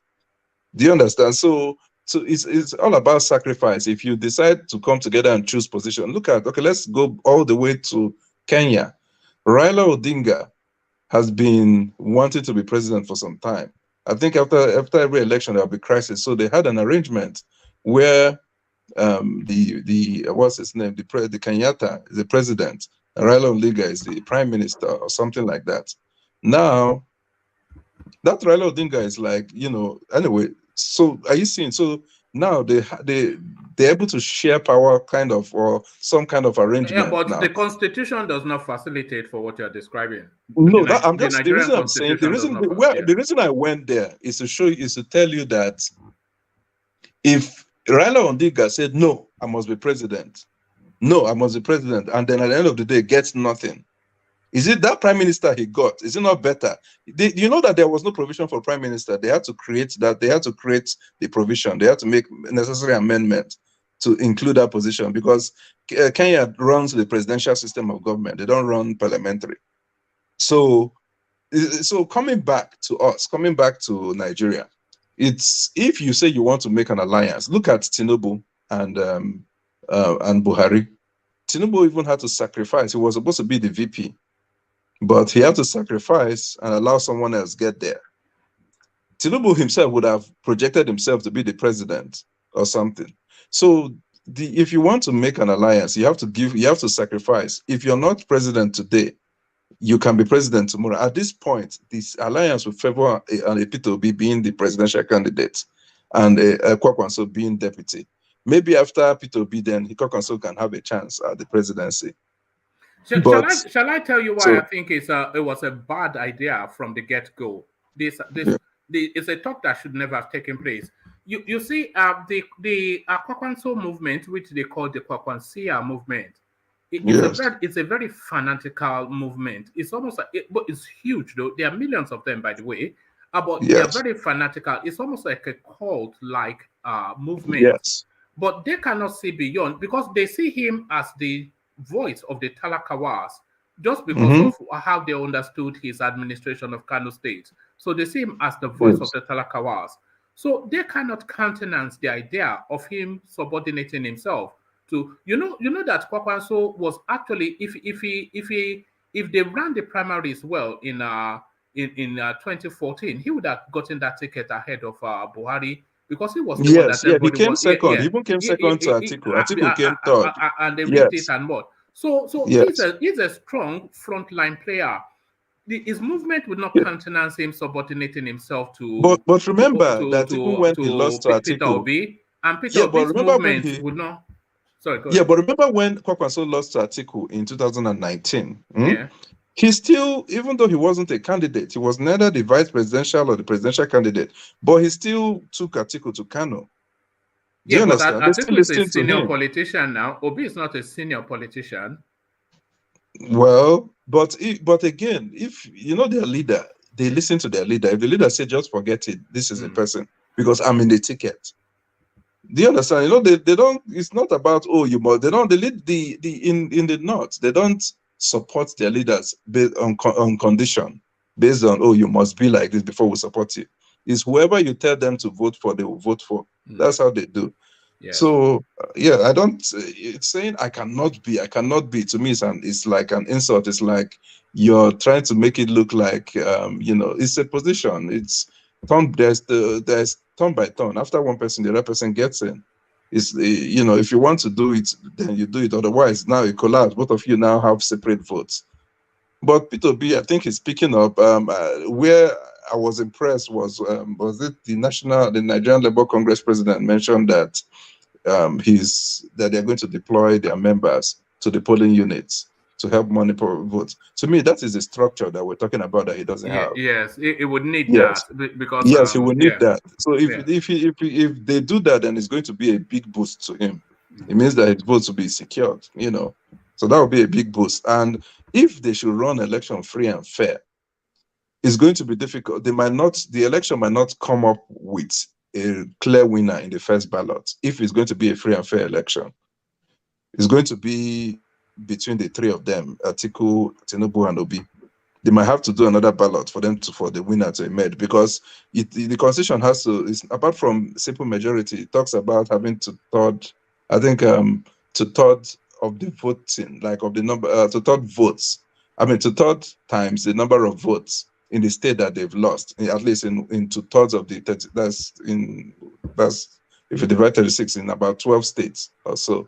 So if you need to get at least 25% or so, 30% votes in 12 states. I think that's based on the way the constitution is. I think is it 12 or 10 states? 2/3 should be 10. So anyway, so those 24. So that 24 states. Yeah. 2/3 of the federation. Yeah. Yes, 24. So that's 2/3 exactly. So you need to get so they might not meet that criteria at the first ballot. From the way if this election is to go and it's free and fair, they're not writing results. There's no underage voting. It's going to be free and fair electronic transmission of results. Then we might not get a clear lead initially, but maybe the second one. At that point, the person that comes last might be the one that they will be trading. Just similar to what happened in Osun State. No, when, I think if they have a rerun, it's first past the post. Okay, yeah. If there's a rerun, it's a first pass. How do you mean? First past the post. There's just whoever wins. So it's just whoever has the most numbers of votes. Yes. But then what happens in that kind of situation is the person that came last, maybe in the previous. Like among the number of the because it's not all the candidates that will be going into the election in the next run. No. In the second ballot. It's not all the candidates. I think it will be the ones that got a particular percentage. Anyway, what happens is like similar to what happened in Osun State when there was a rerun between Adeleke and Oyetola. It was Omishere had to sell his own spot to APC. So, but he because he got like 100,000, he got a lot of votes, you know. So anyway, so something like that could happen where you will now have to negotiate with someone like Kwakwanso. Kwakwanso might now be the bride that PDP, APC, and or Labour Party will need in order to get over. It's because if they go for election, I see NNPP will be the last among the four. No, I don't see NNPP beating PDP or APC or even Labour Party. I don't see that happening. So all right, brilliant. Well put. So thank you, Obina. So Obina, for reasons of time, let me go on to Ajan Lekoko. And to Ajan Lekoko, let me put him actually Ajan Lekoko, there's news breaking as we are streaming now. Government, you might not just want to start with the headline, or should I even start with the headline because it is cascading through the news. Let me share this screen with you guys so you can see the news as they are breaking. This is a real turn up for the books, or is it really?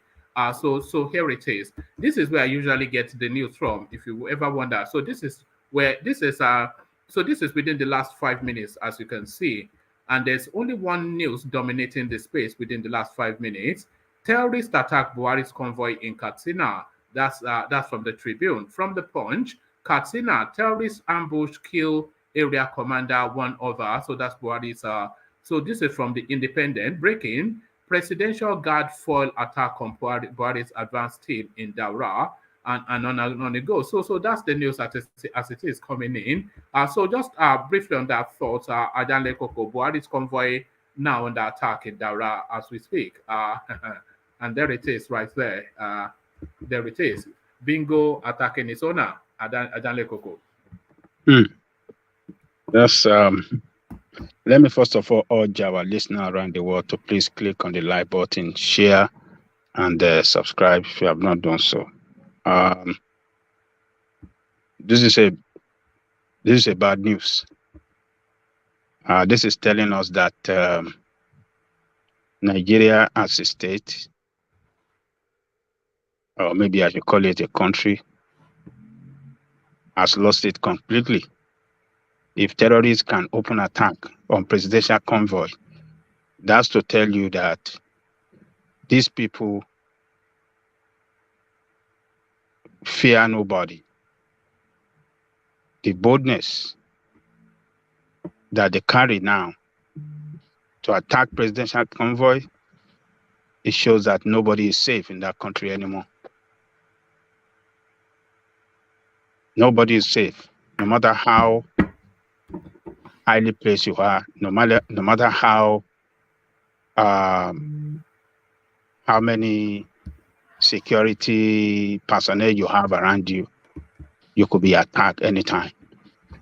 And let me tell you this: when you see terrorists attacking presidential convoy, attacking government convoy, these are not just riffraff or tag. How do I describe it? These are not just terrorists that doesn't know rag tag. These are people that, to some extent, have military experience. They are well trained. They have that military skill, and they know what to do. They know how to attack. They know how to carry out their attack. They are sophisticated armed gang, if you can call them that, or sophisticated armed terrorist group. So that boldness, no fear of anybody, that tells me that we are in for trouble in that country. And this will send message to the presidency, particularly to Buhari, that is not safe in his homeland, in his home state of Daura. So when you retire, He should see himself now. This should send a signal to him that after his retirement, he will not be safe. He has abandoned everywhere in the country, security-wise. He doesn't listen to voices of dissent. He doesn't listen to the assembly, to the National Assembly, cry for him to, it took him years for him to change the service chiefs. As a matter of fact, he allowed them to spend more years than they required to stay in service as service chiefs. So it is alarming now. It shows that those governors that are calling on citizens to carry arms to defend themselves, it shows that they are justifiable. They have lost it completely. They have tried everything within their capacity to prevent their people from being attacked by criminal gangs or these terrorists, but they could not do more than they have done. And help is not coming from the federal government. It looks like the federal government is complicit in these terrorist activities around the country. Okay, can I come in right there, please? One man. Yeah, you can say something. Yeah. Okay, so Ajahn Coco, right now, you just succeeded in describing the trunk, the mouth, the eye.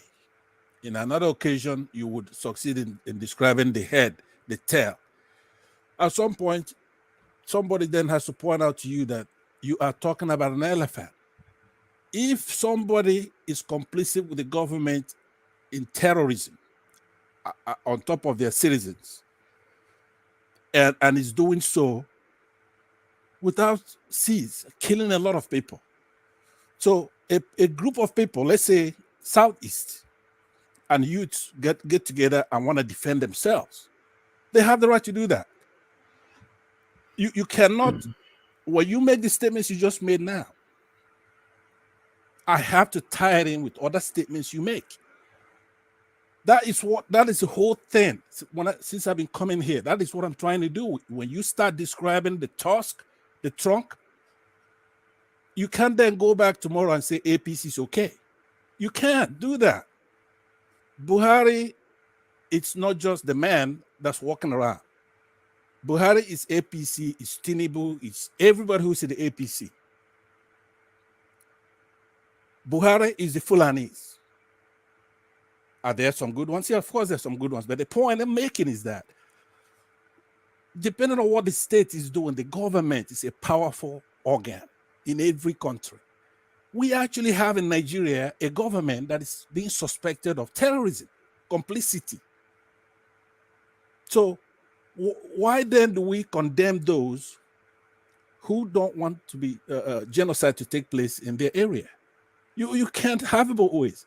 So if somebody comes and questions a Nigerian's patriotism, and that person say, hey, get the hell out of here. He says insulting you. But you just questioned his patriotism. Or like Obi, somebody like Obi, for example. So you can't have it both ways. You can't talk today and then you talk that away.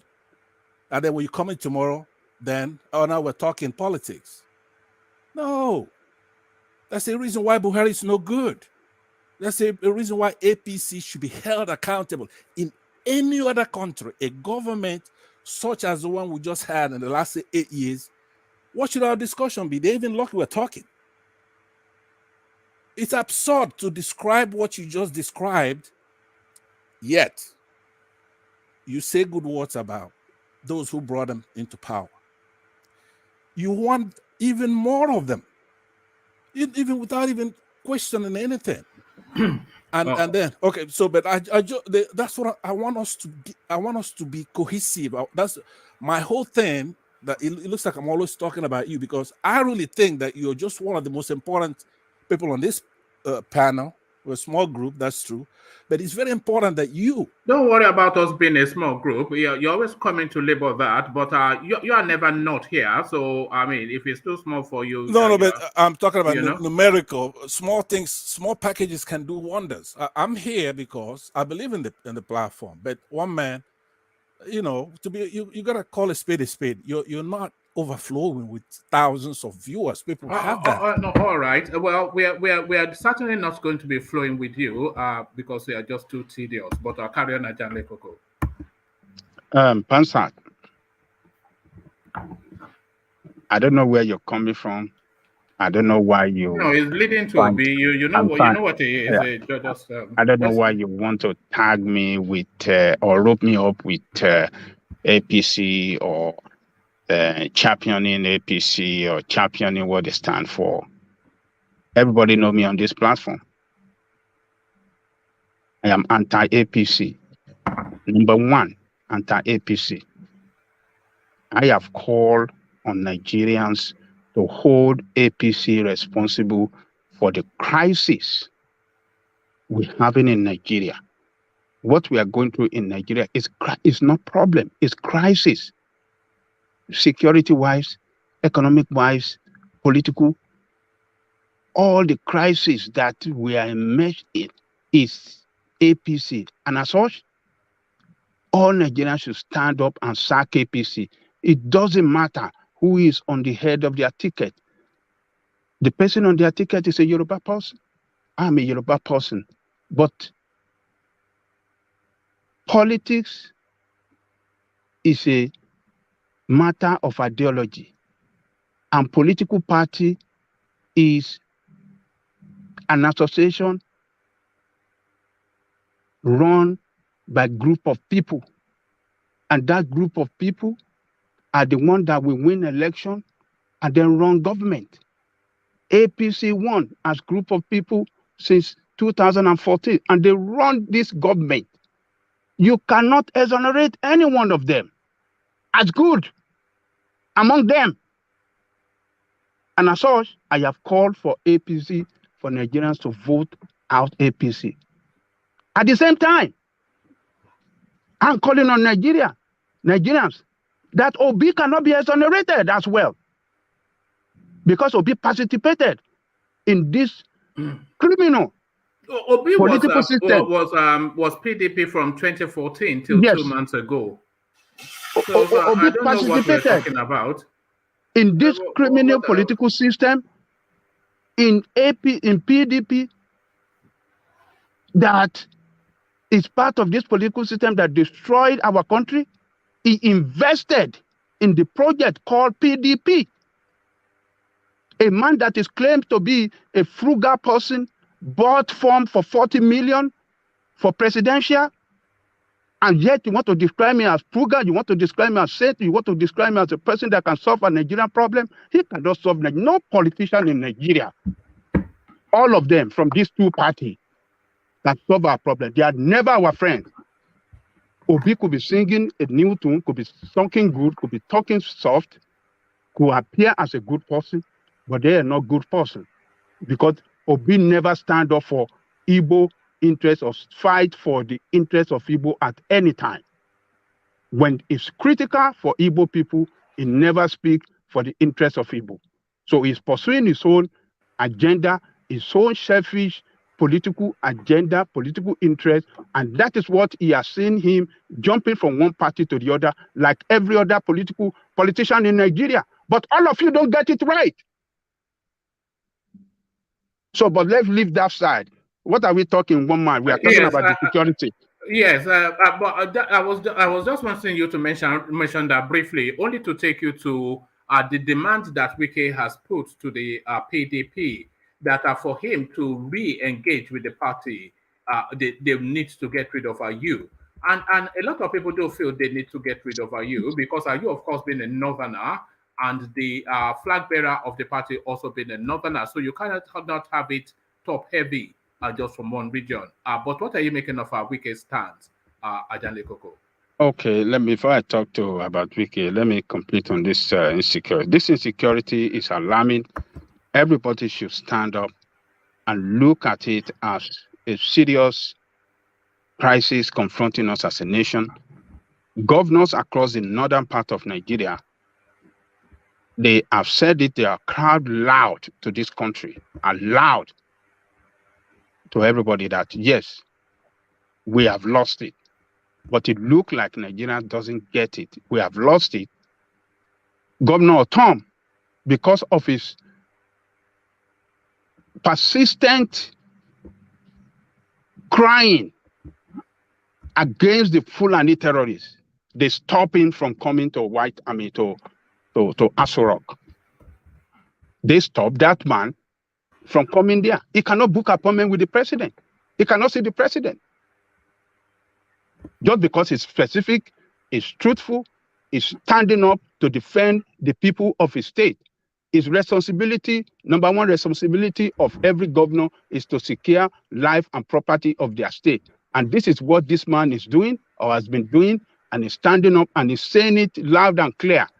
He got all the evidences that these Fulani terrorists are the one coming to kill their people in their villages, but they stop him. So this man, Buhari, is complicit in these criminal terrorists that are killing Nigeria all around the country. But it looks like he himself, very soon, he will have a taste of, the bad seed that he has planted. He won't leave the office. By the time he leaves the office, he will see it himself that yes, it wasn't the way it was in power. It's different when you are in power and when you become a private citizen. It's a different ball game as well. So, but all Nigerians should see this as a big threat to our homeland, and we should not take security of our people. We should take it so serious, and we should look at all these candidates. Who is that person that can do the job for us? So that's on that. Then on Wike, calling on what did you say, one man? I'm sorry. The Wike camp, they are insisting that for Wike to re-engage with the PDP, Ayu has to be removed as the chairman. Well, under moral ground, Ayu should not even wait for them to call on him to leave that position of chairmanship. Ayu himself said it some months ago that if a northern candidate should emerge as the flag bearer of the party, he will relinquish that position. So it's good for him, in the interest of peace and unity in the party, to relinquish that position, to call on the working committee and the trustee and all that power that matters in the party, that yes, he cannot stand here as a northerner while the flag bearer is a northerner. It's not fair to the southern. The way it is done is, if one part of the country is having the chairmanship position of the party, another part of the country will have the flag bearer. That is the way it's been done from onset, and that makes the give everybody that sense of belonging, that sense of unity, sense of purpose. And he has promised it. He should do it. He should do it. He shouldn't just wait for Wike's camp to call on him to do it. So he should do it. He should honor that call, and then use that to bring everybody together in that party. That's the way. That's what he can do to show that he's a real leader. But what about the idea? Because what Atiku is actually saying is that it's not going to give any consideration to that until after the elections. Well, Atiku should tone it down. Atiku should tone it down. Yes, it might look at, risky for him not having somebody that he trusts as a chairmanship to drive his campaign. But at the same time, there are other people around the country, in the South, that from his camp, that can lead that chairmanship position, or if not from his camp, if from Wike's camp, there's nothing wrong in it. Let somebody give people sense of belongings, give them sense of unity, and let's just work together. Whether we like it or not, I don't know how they're going to do it. Maybe they got to maybe the vice, what do you call it? The vice chairman have to assume the position of the chairman, or do they want to ask the southern part of Nigeria to organize a congress where they're gonna have, how do I say it, a congress to produce that chairmanship position. So they have to meet, they have to sit down and work on modalities that we usher in a new chairmanship position. All that Atiku should do. But at what point? Sorry, Ajalikoko. Yeah. So when you're talking about them replacing the national chairman, when are you saying this? Should it happen before the election or after the election? It should happen before election. But that's a lot. That means it's a convention they have to do. That's the only body that can appoint a chairman, a substantive national chairman. Yeah, their constitution must have carried some provision on how that could be done. So, but what I'm saying is the time is too short for them to do all that between now and the election. Time is not too short. Election is 7 months away or 8 months. It's just a chairmanship, just one position, and that should not be a big deal. But it takes time to plan. They just came out from a convention. It takes time to plan convention and all those stuff. No, a well-organized party, that should not be a problem for them, because it's a well-organized party and they know how they can do it. It's just one position. It shouldn't be. They might even just then look at it. Look at it this way now. Then that one position, Wike will have his candidate. Then they do the election. Then it's not Wike's candidate that won. Guess what happens? More crisis. It's not going to be crisis. The way they're going to do it. That's what happens. Because if it doesn't go certain people's way, they create problem for every other person. No, Obina, this is the way I am looking at it, that they can do it easier.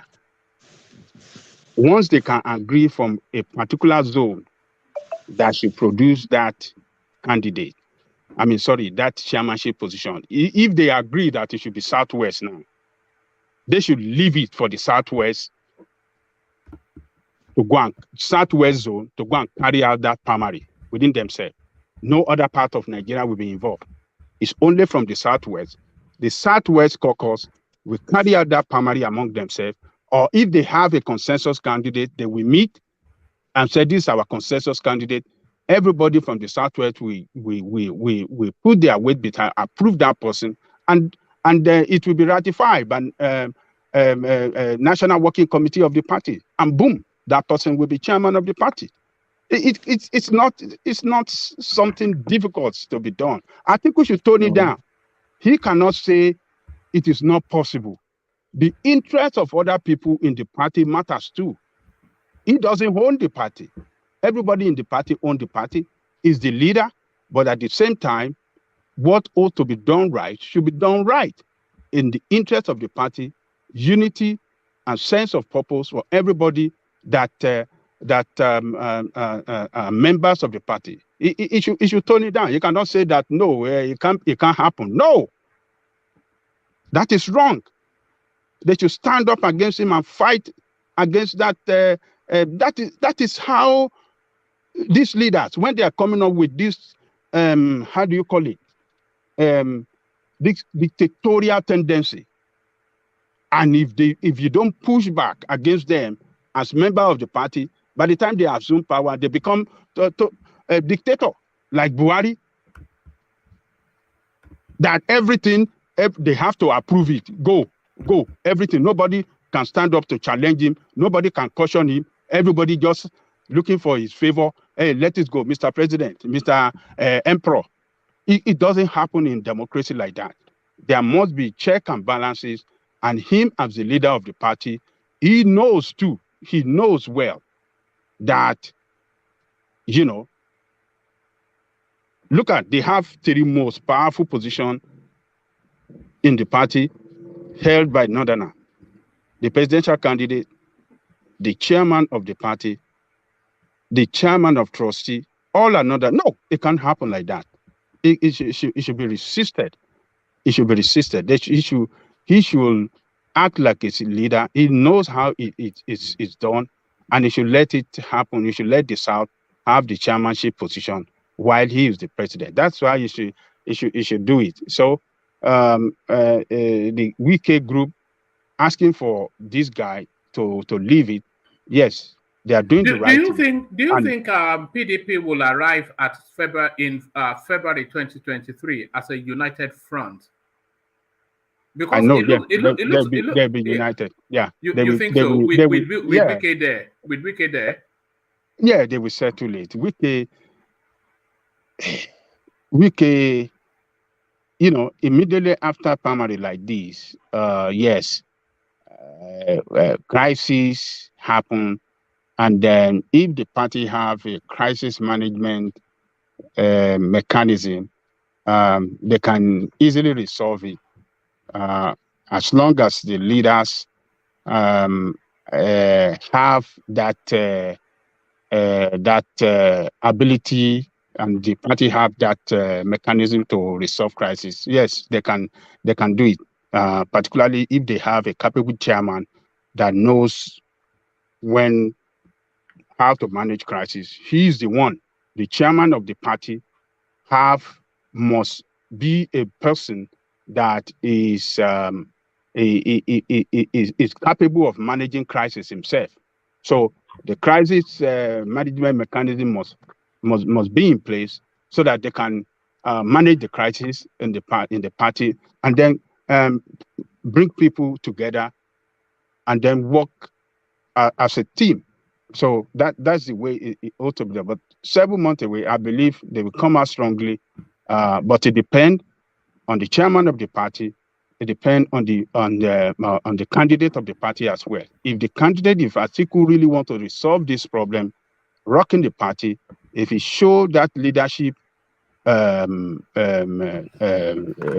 leadership skill of resolving crisis, yes, he can do it. He can do it. So this one that they are talking about, Wike, what Atiku just need to do is just to visit Wike. Visiting him, but you don't think it will though, because their egos are playing now. So it's turned into an ego thing, don't you think? Well, I think it's outside the country now, whether it's back, but a lot of speculation are going around. So I believe when it's back, I believe we will visit, because he did it after the primary as well, in order to douse down the tension. Immediately after the primary, he flew to Port Harcourt, visited Wike. They came out together, took some pictures, and he visited some other candidates as well. So it's the Wike group that are fighting for their right. Yes, they have to fight for it. It cannot be, because let me tell you, the chairman of the party is Atiku's group. Iyochia Ayu is a member of Atiku's group. They have been coming a long way since 80s or 80s or 90s. During the SDP, they were all in Yaradua group. They were all in Yaradua. So he's an Atiku man.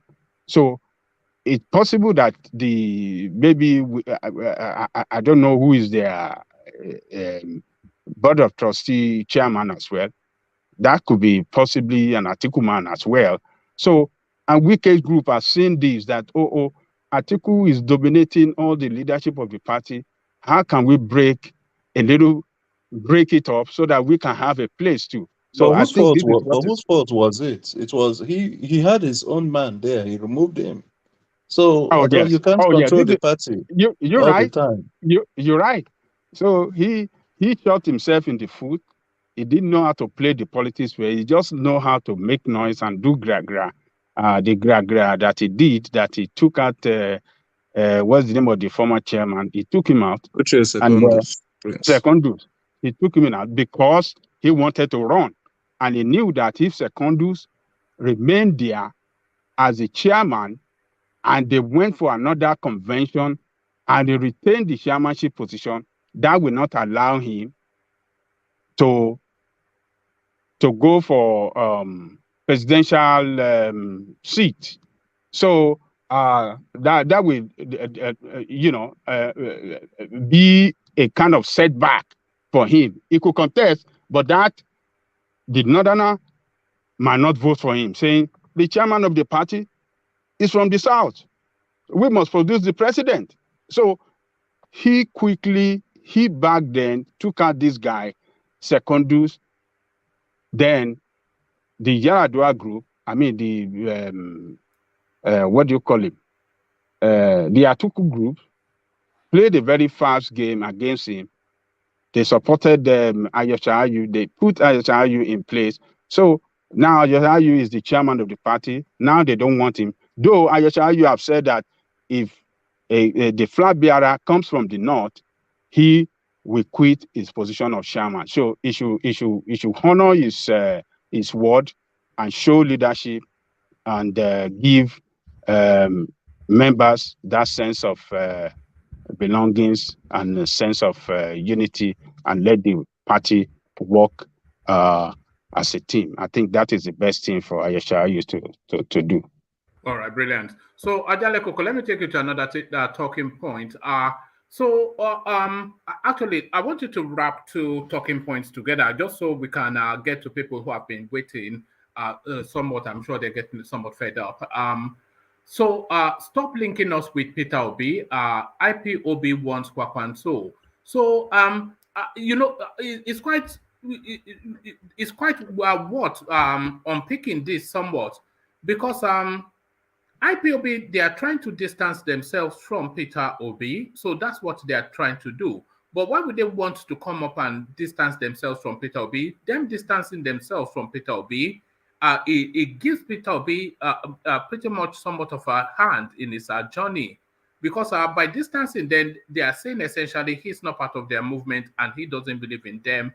And Peter Obi can leverage that to distance himself even more from IPOB. So by coming to one that IPOB, that Peter Obi is not part of IPOB, is that somewhat of a surreptitious endorsement and aid somewhat to the Peter Obi movement? Did you understand what I'm saying? Or yes, yes, I'm being too conspiratorial, or yeah. You see, that statement is coming at the right time when a lot of Nigerians are looking at Peter Obi candidacy as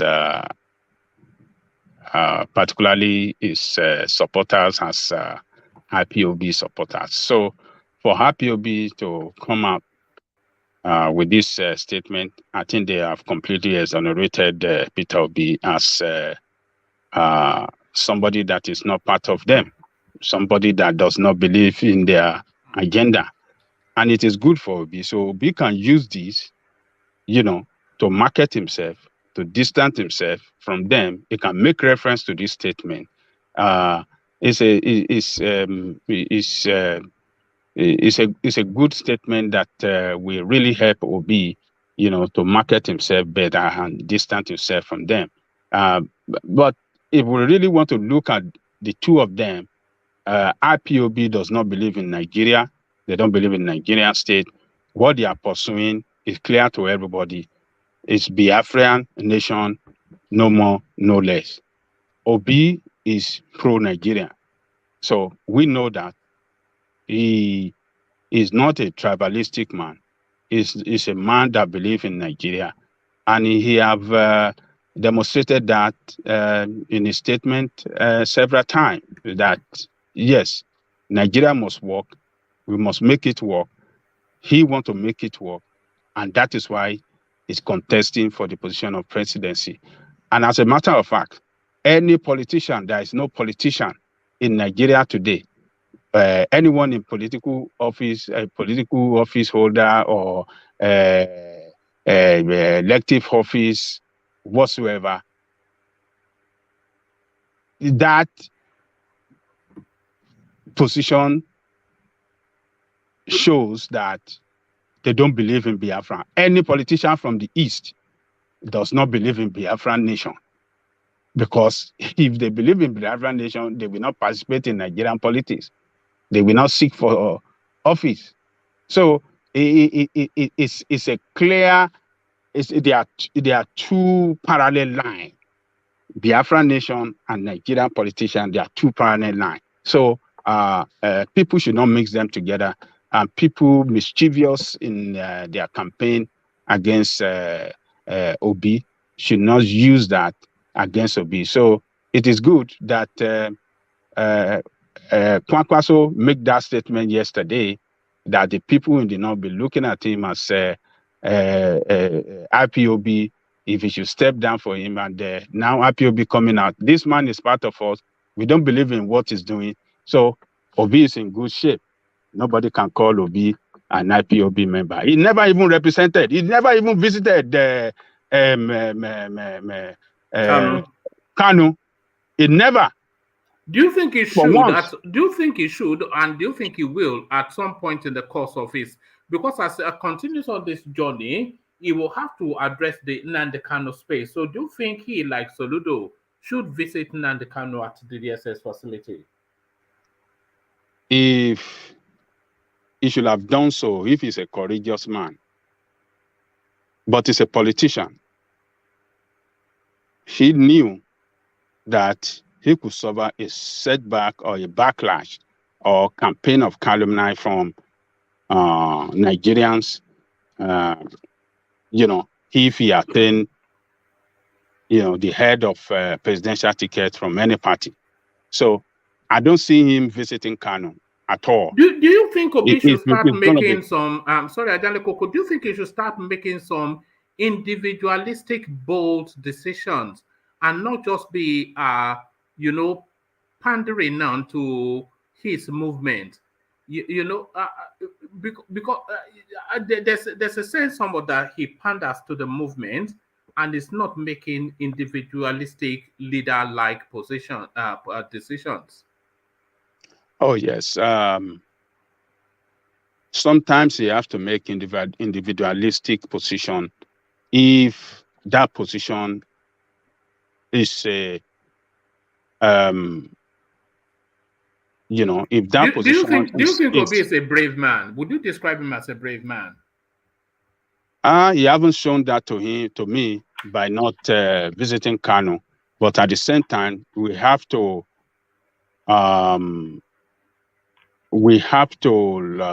look at it that he could suffer a setback or a backlash from Nigerians, particularly from the North, if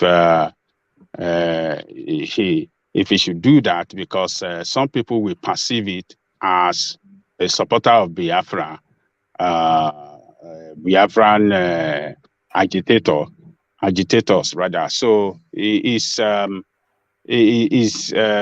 think he's very cautious. He doesn't want to tag himself with Biafran supporter or a Biafran leader, because Nigerians can easily call him as a pro-Biafran if they see him visiting Kanu or speaking for Kanu's right. So he's kept mum all this while, and I don't see him saying anything prior to the election. If he should say anything in support of Kanu, it will hurt him more. It will send a very bad signal to the Northerner And that could, a lot of politicians from the north or voters from the north could distance themselves from him. So he just have to keep it going the way it's going. But, you know, I said it some weeks ago, maybe last week, that he must show leadership position in cautioning his toxic and violent supporters. Those toxic and violent supporters that attack people on the internet, that bully people on the internet, it should show leadership. How would you recommend Ajale Koko that he addresses the Nnamdi Kanu elephant in the room? Because at some point, as he continues to hustle on this trajectory that he's on, at some point he will have to collide with the Nnamdi Kanu question. So how is he going to navigate that space? Because he has to navigate the Nnamdi Kanu space as he continues on his journey. So how is he going to navigate that space? He cannot escape it.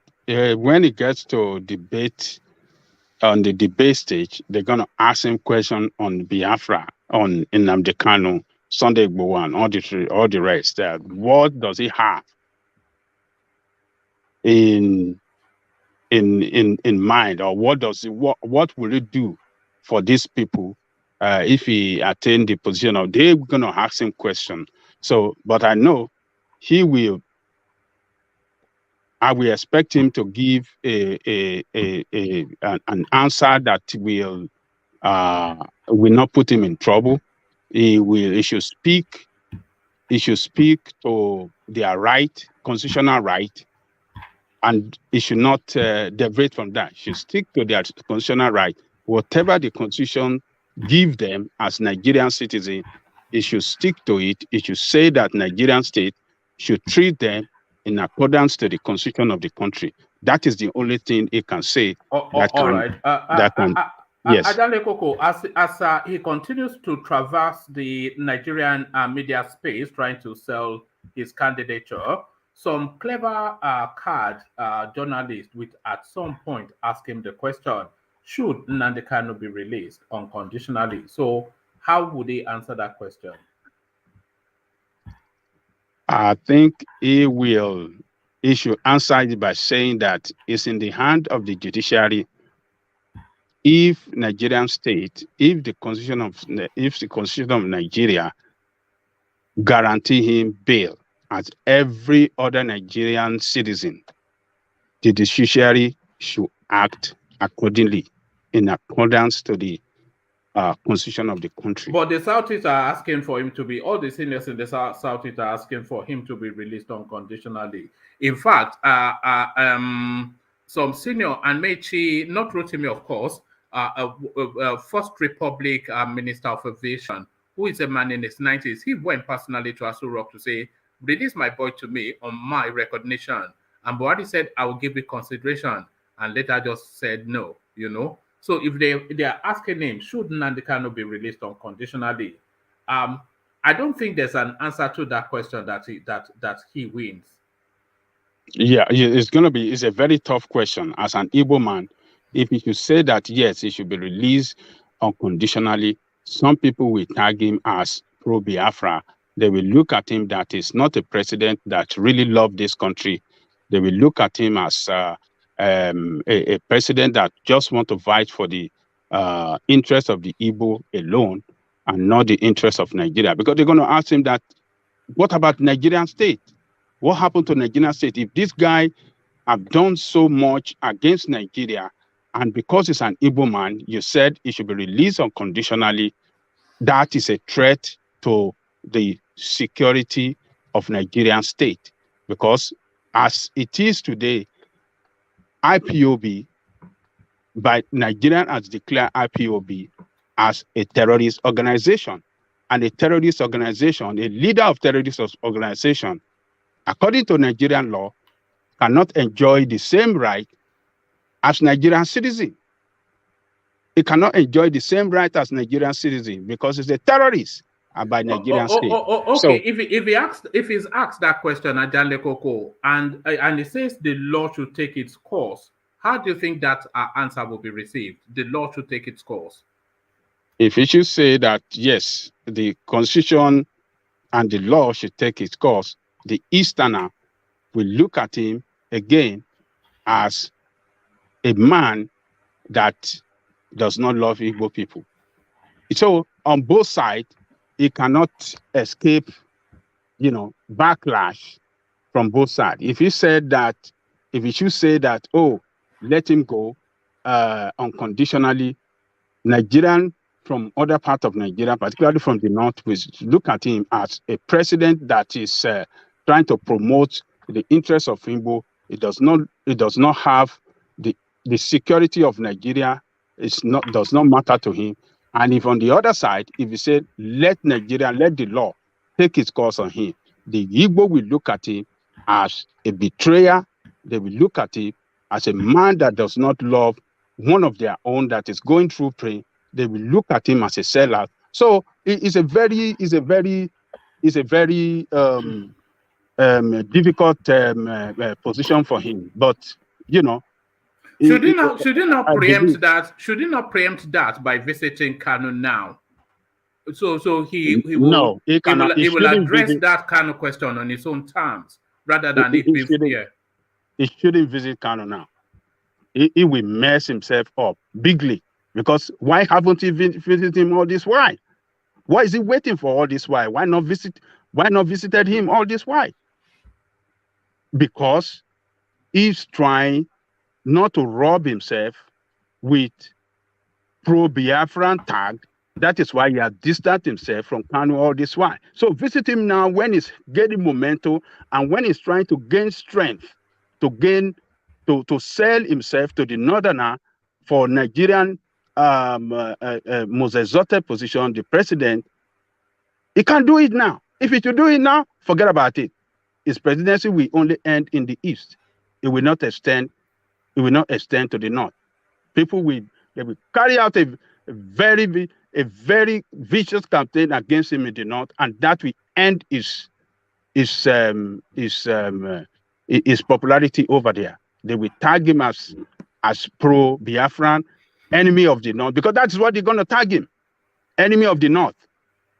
Anything Biafra to northerner is perceived enemy of the north. That is the way they perceive it. Enemy of the north. They not even look at it as enemy of Nigerian state, but enemy of the north. And northerner will not accept that at all. They won't accept it. So it should just let it be going the way it is. It cannot visit Kano. It should just focus on his campaign. Keep on saying the way he's doing it. Productivity, or how is this saying? What is consumption to production? Yeah, consumption to. It should just focus on that. It's resonating well with people. It should keep on saying it loud and continue like that. So that is the best option. Now it doesn't. It should not rub his head with the mess of Biafra. All right. Still staying with Peter B. Ajanle Koko. So the talks have now officially come to a dead end, and this is Donyo Okukwe making the announcement. So there it is. I'm not sure that anybody is saying that they were caught off guard, because there was no real expectation that it would. It's just really the talks is essentially about one of the two principles subordinating their ambition to the others. So there was never any possibility that either of them would ever, and even if they wanted to individually, their supporters would not allow it. If Kwakwanso subordinates to Peter Obi, he will lose the Kwakwansia movement because they are not interested in Peter Obi. They are interested in Kwakwanso. If Peter Obi subordinates himself to Kwakwanso, he will lose the obedience because they are not interested in Kwakwanso. They are interested in Peter Obi. So I think we all knew this all the way through. So all of these talks of our alliance, what was the purpose of it? And who do you think really gained from these talks? It has collapsed, but who do you think comes out of these talks in profit? Ajanle Koko. Look, man, this is what we have been saying here. We have been saying it that the nonsense meeting they said they are holding, the alliance they're trying to work out, we have been saying it here that it's not going to work. because none of them is ready to step down for the order. And, we've lost you, Ajanle Koko. If that could not happen, that means that it's an effort in futility. So it has ended up as an effort in futility. This is what we have seen. This is what we have seen, rather. We said it here. We said it's not gonna happen because both of them are the strength of the party. They are the face of that party. Kwankwaso is the face of NMPP and the strength of NMPP. If Kwankwaso should step down today, that's the end of NMPP. The same with Obi Labour Party. Labour Party is a party that is not organized. It's a party that is not known. It's a party in the last presidential election got only 5,000 votes across the country. So Obi is the one that energizes that Labour Party to Nigerian people now. So if Obi should succumb himself to Kwankwaso, that is the end of his own political career, and that is the end of Labour Party in this presidential race. So it's now come to an end. Effort in futility. Nobody gains. Nobody. I mean, they cannot gain anything out of each other. So end of road. All right, Ajanle Koko, but is it an effort in futility? Because over the last 3-4 weeks, there's been a lot of talks. Most of the headlines have been dominated by this Kwakwanso and Peter Obi talks. So yes, the talks have collapsed and it's now dead. But as somebody's campaign structures or campaign presence would have gotten a boost. So who do you think would have gotten the most boom out of that talks? Just the amount of time that they commanded in the media space. Who do you think profited in terms of presence, in terms of audience, in terms of attraction, in terms of publicity, in terms of all of that? Who comes out in profit in terms of just the way the talks have dominated the headlines? I think it's Obi that profited most, because the more they're talking about the merger, is selling Obi's name to the north. It's selling the Obi's name to the north. When they are talking Kwankwaso, everybody know Kwankwaso all over the north. But Obi's name is not known in the north. So as they are talking of merger, the highest vote comes from the north. And Obi's name is ringing, is connecting with Kwankwaso. They are meeting. So it sell Obi more to the north. So Obi gains more from this publicity of merger that have been going on for some weeks now. So Obi is the one that, to me, I think is the one that he gave more than Kwankwaso. Kwankwaso is an established name. It's a brand name. Everybody know Kwankwaso before this night. Everybody know Kwankwaso. But Obi, if not for Atiku that have him on the ticket in 2019, nobody knows Obi. But we've been knowing Kwankwaso before then. But in the recent time, and recently when he left PDP and went to Labour Party, and they started connecting with Kwankwaso. So his name has further spread to the north by my own reckoning than before. So I think he gained more. I think Obi gained more. All right, Ajanle Koko. So now, with those talks collapsed, the Obi campus now told us to wait in anticipation for Friday, when they will be making an announcement on who will be the substantive vice presidential candidate for the Labour Party. So now they have they're at a crossroad now, and they can go either right or left. To go right will be to go and look for an equally high-profile northerner to introduce them to the north and to bring them the votes that they need from the north. So a known name in the north to tag along with Peter Obi. So that's one journey that's the fast track to where they want to be. So the journey to the left will be to go and say that they are completely looking to clean out the Uchi's table and cleanse out all these toxic politicians. So they are going to look for some unknown radical in the north to say that they are looking for an untainted person. So which way do they go, right or left? To go look for a high-profile northerner to introduce, or to jettison the political class completely and go and look for a young talk maverick. So where do you anticipate, and where would you recommend that they do go? If Obi cannot get a known political name in the north, that will tell me that they failed in the north. That is the election result right there. That they are getting no vote from the north, or let me just say they're going to fail in the north. Because what is going on in Nigeria now, the politics that is going on in Nigeria now, is a politics of name, politics of big player in the game. And if you don't have them on top of your ticket, or,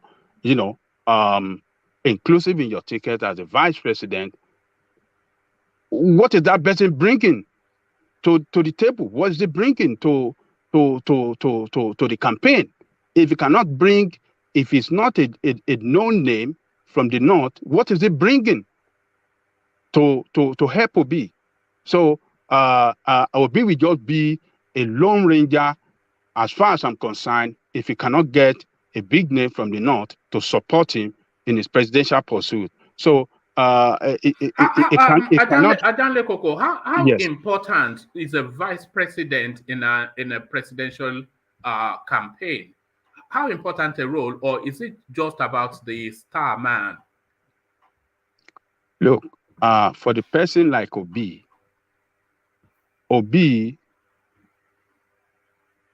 is a new name in the presidential race.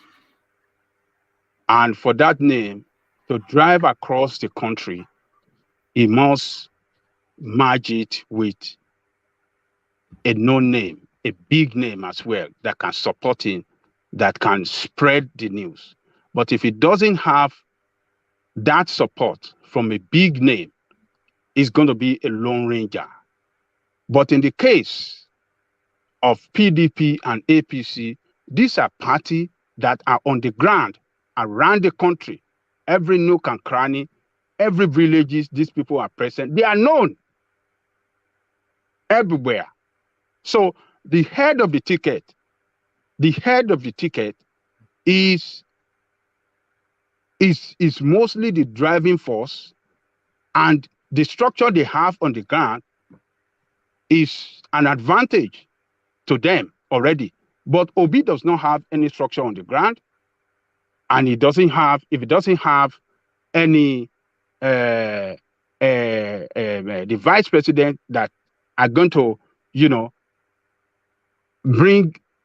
add value to his candidacy, forget it in the north. They're not going to get no vote. People can say whatever they want to say. Nigerian politics, we know the way it is played. We know what to drive politics in the north. Religion, number one. Tribe, number two. And when it comes to that tribe, the name of that person matter. So you don't have a big name, big weight politician to combine with him. The result is clear that it's going to fail. They are talking about names like Jiga. Is this something that you see? Do you think, one, they can get a name like that, and do you think, two, that somebody like Jiga at a hero? Jiga, is it Professor Jiga? Yes, the former INEC. Yes. Do you think he brings anything? Do you think he brings anything? And do you think they can get him also? Professor Jiga is not a politician. He never practiced politics before. His name is known as a former, what do you call him? INEC chairman. It's a INEC technocrat. chairman. Yeah, a Yeah, technocrat. INEC chairman. I think is a professor. But when it comes to the practical politics, someone like Emir Sanusi, Lamido Sanusi can be an effective running mate for him. Yeah, but that one, you know, this position, that one is a king of one organization. Is the Khalifa? Yeah, but you know that would also neutralize or kind of disseminate the NNPP in Kano. As a former emir of Kano, he still has supporters. No, the position that he holds now, it doesn't. Sorry, that's me making noise in the background. So the position that he holds now, it doesn't facilitate for that. It's the Khalifa or something. He holds a religious position that transcends, the Nigerian space, and I'm not sure that it's an option. I don't think it's available. Yeah, he has said it that he's not interested in politics. Yeah. He has said it. So, but Professor Jega is bringing nothing to the table. He's not known in the North as a big wave politician. Nobody will listen to him.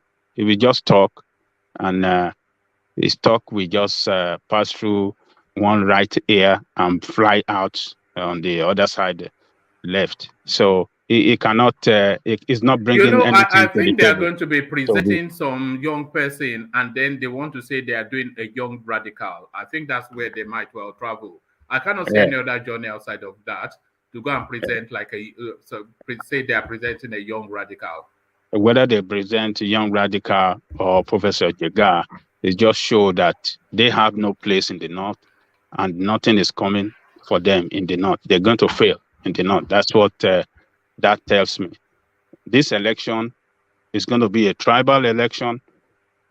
Igbo, people of Igbo extraction, we vote for Obi. And in the North, the Northerner, we vote for their own. Yoruba, we vote for their own. Who is going to be the winner? That is going to be a different story. Lekoko, can you see a scenario where it will not be tribal? Because I've mentioned that in the past and I've been castigated for it, but it's a Wazobia field. It's a Wazobia field now. So yeah, that is what we are going to play out. It's a Wazobia field. That is what is going to play out. It's going to be tribal, but I am telling you, like I said yesterday, if Atiku should win South-South, Atiku will be the next president. That is, South-South is going to be the deciding factor for Atiku winning this race. South-South, if he should win it, that is it. Atiku will be the next president of Nigeria. Tinubu will struggle in the Northwest. I don't see him winning convincingly over there. It's going to be very tough for Tinubu, because Tinubu is going to the vice president is going to be surely going to be Muslim for him to get votes in the North. A lot of people will push back against that. And then where is he picking that person from the North? Is he going to pick from the Northwest or pick from the Northeast? If he pick from the Northeast, that is Atiku's zone. Maybe the people of Atiku will look at Atiku as our son. He's been trying it. Why not give him a shot this time? But in the Northwest, Kwankwaso is there. Kwankwaso is strong.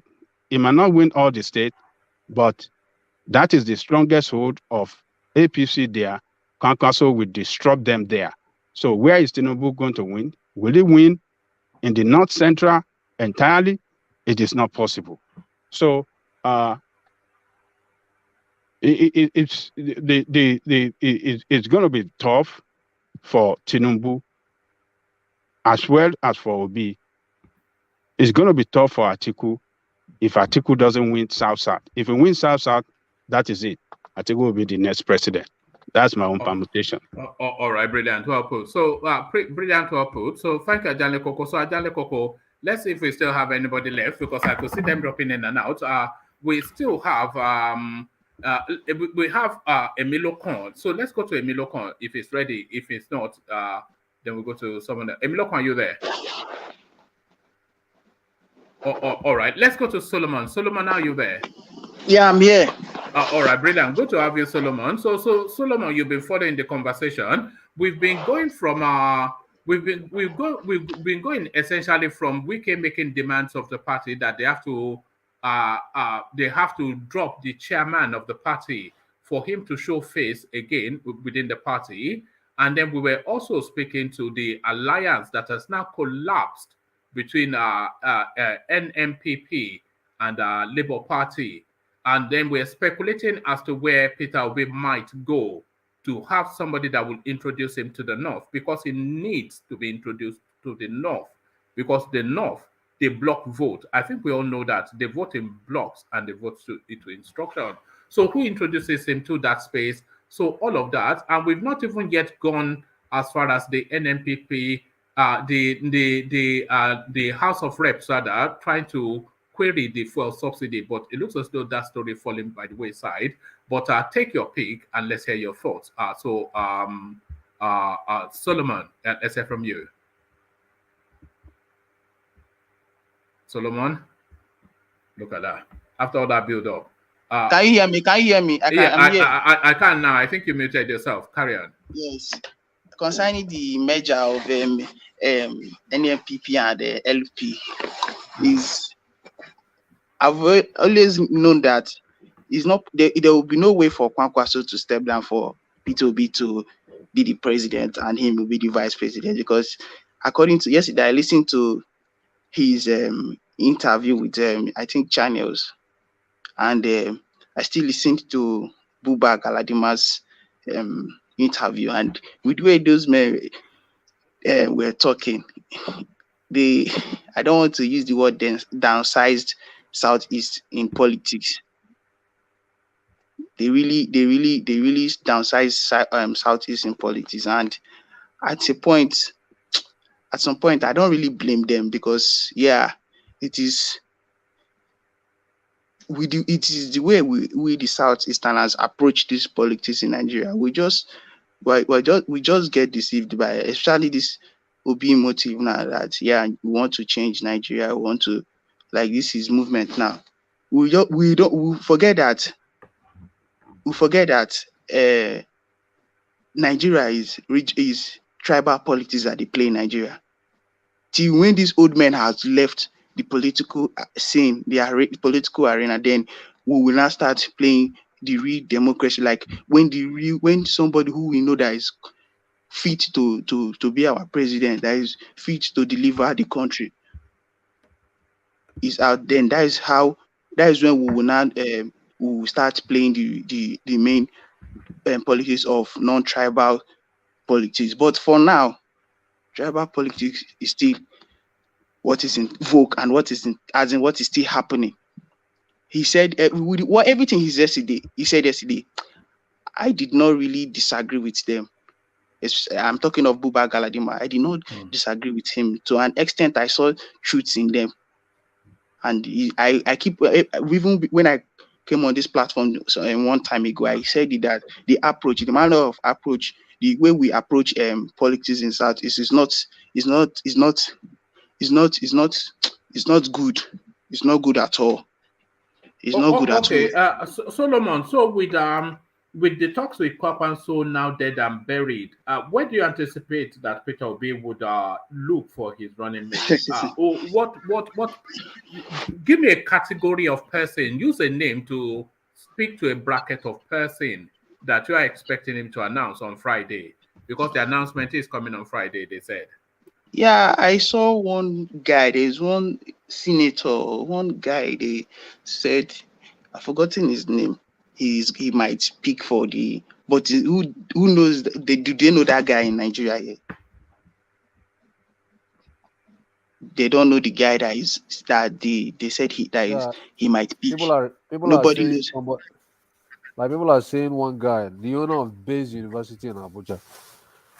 Okay, but people don't know him. The guy is from Kaduna State. With the way, if people like Buba Galadima, these people they understand Nigerian politics. I'm not trying to give them credit, but they were like Nigeria started, as in these people are men that they saw how Nigeria started and how the system got spoiled, got corrupt. So they use the approach of how the system is to follow the system. So they engage the system the way the system is. And the way he was talking, he said then it is somebody who has the popularity in a particular region that they need as a vice president. So anybody in P2B is supposed to pick is somebody who has popularity, who can command votes in a region that he's going to pick, that he's supposed to pick, just like Kwankwaso. He's saying that is the kind of person. But unfortunately for them now, I don't want to, okay, let me not use the word unfortunately, but as of now, there is nobody that they can pick from each, like in P2B trying to pick somebody from the north. Now there is nobody he can really pick from the north that will have that kind of that can command that kind of vote. The name that Saki is talking about is Senator Yusuf Dati Baba Ahmed. So Senator Yusuf Dati Baba Ahmed. I've never heard of him before. But can you imagine? You've never heard of him. So you've never heard of him. Me, I was surprised seeing him. I say, which senator is this one that is what people are saying? It's not P2B has not said. People are just saying. No. But with the speculation now, we can use it to still predict what can happen. So him using that so them now suggesting that kind of thing for that kind of person for him, they show that will show you that this man is not going anywhere, and we are getting deceived. Okay, because I don't think we can say it's not going anywhere. But no, the way I'm saying is not going anywhere. That the people, the team, they can't help him to get the seat of the president. That's the thing. No, that's an unfair ambition to have for Peter Obi. I don't think anybody that is having the ambition for Peter Obi to be president, I think they're being a bit unfair to the man, because he's new to that level of politics. But okay, I can hear you. No, it's unfair to expect him to be president, and I think that is too high a reach. And when you are hearing somebody like, if Kwakwanso thinks, because you don't know the North, and by you, I don't mean you personally, nobody knows the North more than Kwakwanso. He is the champion of the downtrodden in the North. Even Buba Galadima, nobody knows the North more than that man. Those men are the people. Those men, the way they place themselves in the North, they try to relate with their people. There is no politician in the South that, except the way Tinubu to an extent, but is within Lagos. I feel that like that one, he has connection with the Agberos, and the Agberos are the common. Like, I don't want to say they are the common, but like they are the people that are the Talakawas of the South. Exactly. So Buba Galadima, they are men that they try to. Even if they are in the higher level, but they always find their way, know how to relate with their people in the lowest level. See, those men have assurance of how their people operate. In fact, this one they're saying in the North that they have already done this P2B thing. I just feel like, I don't want to discourage anybody, but I just feel like these people are going to still follow what their people will tell them. So Solomon, I am measuring Peter Obi by a totally different standard. Of course, I mean, no. This is, sorry, it's Jafar being mischievous. It's not Akim Baba Ahmed. Jafar is the owner of Bayes University, Yusuf Dati DATTI Baba Ahmed. So it's a different person. So Solomon, I'm measuring Peter Obi by a different set of standards. So I am measuring Peter Obi essentially to see how much vote he's able to garner. So if he's able to garner sufficient enough vote, then that makes him a political force in Nigeria. I'm not measuring Peter Obi to become president of Nigeria. Haven't just left our PDP 2 months ago, because I think I'll be unfair on the man and have unreasonable expectation. But if he puts on sufficient enough of a performance to turn himself into a political bloc, then I will say that he's been successful. Let me say something. Like, what is the problem of Nigeria? I feel like the problem in Nigeria and this our political, like in these years or since Buhari, since 2015 election, it's just hypocrisy that has just been the problem. How will you say when all of us we are all human beings, and you expect, yes, to an extent there are some the integrity, there are people, as a normal woman, we need to have integrity, but in this politics of it in Nigeria here, there is nobody that is a saint. There is nobody that is a saint. Why am I saying this thing now? People look at Kwankwaso, they are saying Kwankwaso yesterday, as they were just, as Buba was talking, he was just saying that Kwankwaso is the right man for the team, is this, is that. And I was like, this guy was in PDP, he was in APC. Okay, all of a sudden now he has gone to join NNPP, and he's saying that he's right, that he's okay for the job, that he's the only person, that is the best man for the job.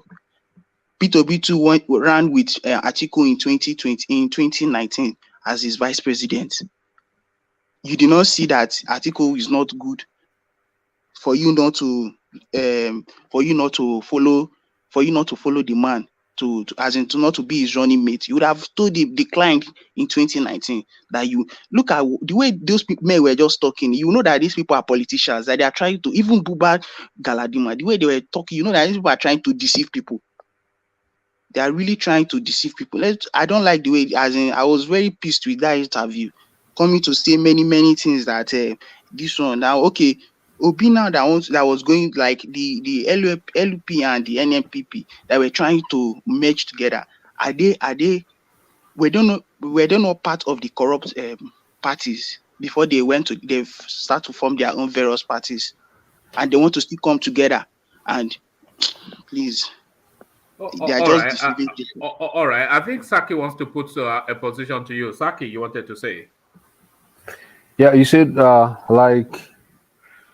I think this political era, let's talk more on personalities and issues.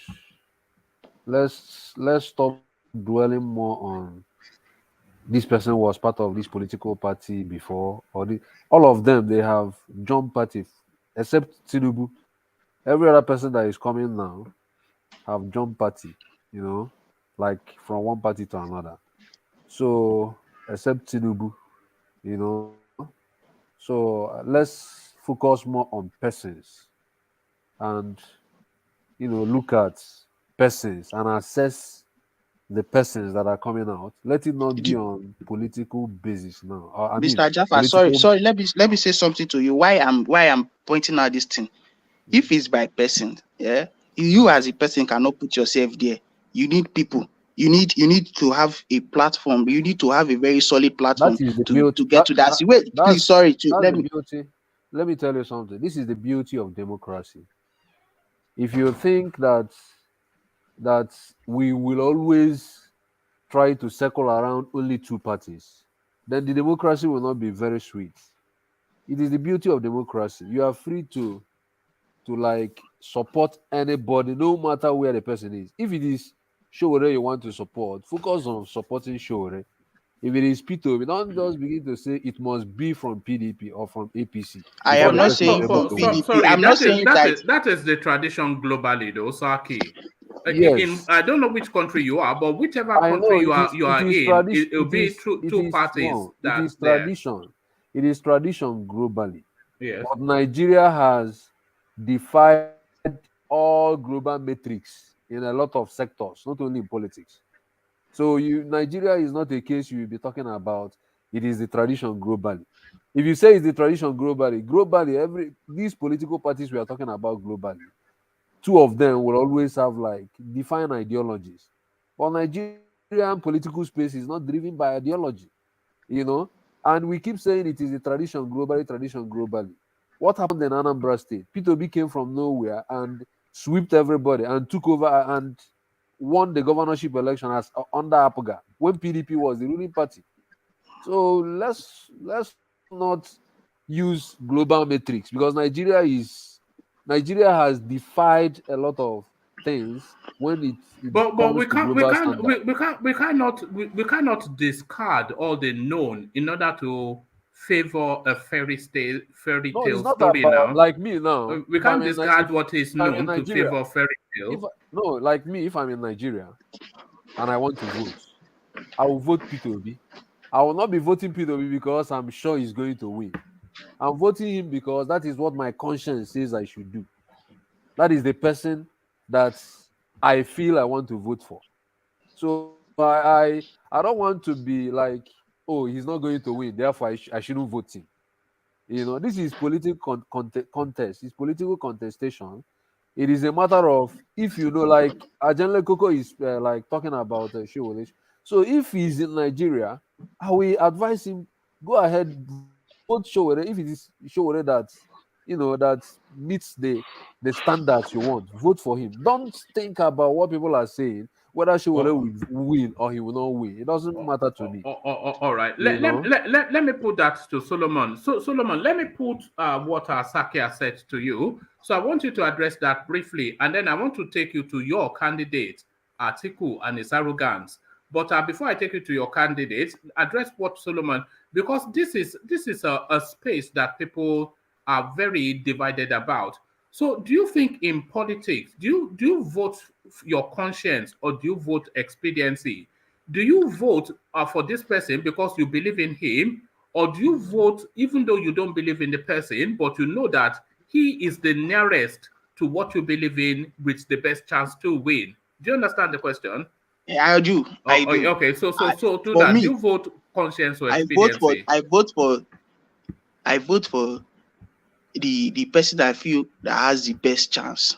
Can I ask you a question, Solomon? Yeah, Sorry. yeah. Did you vote in 2019?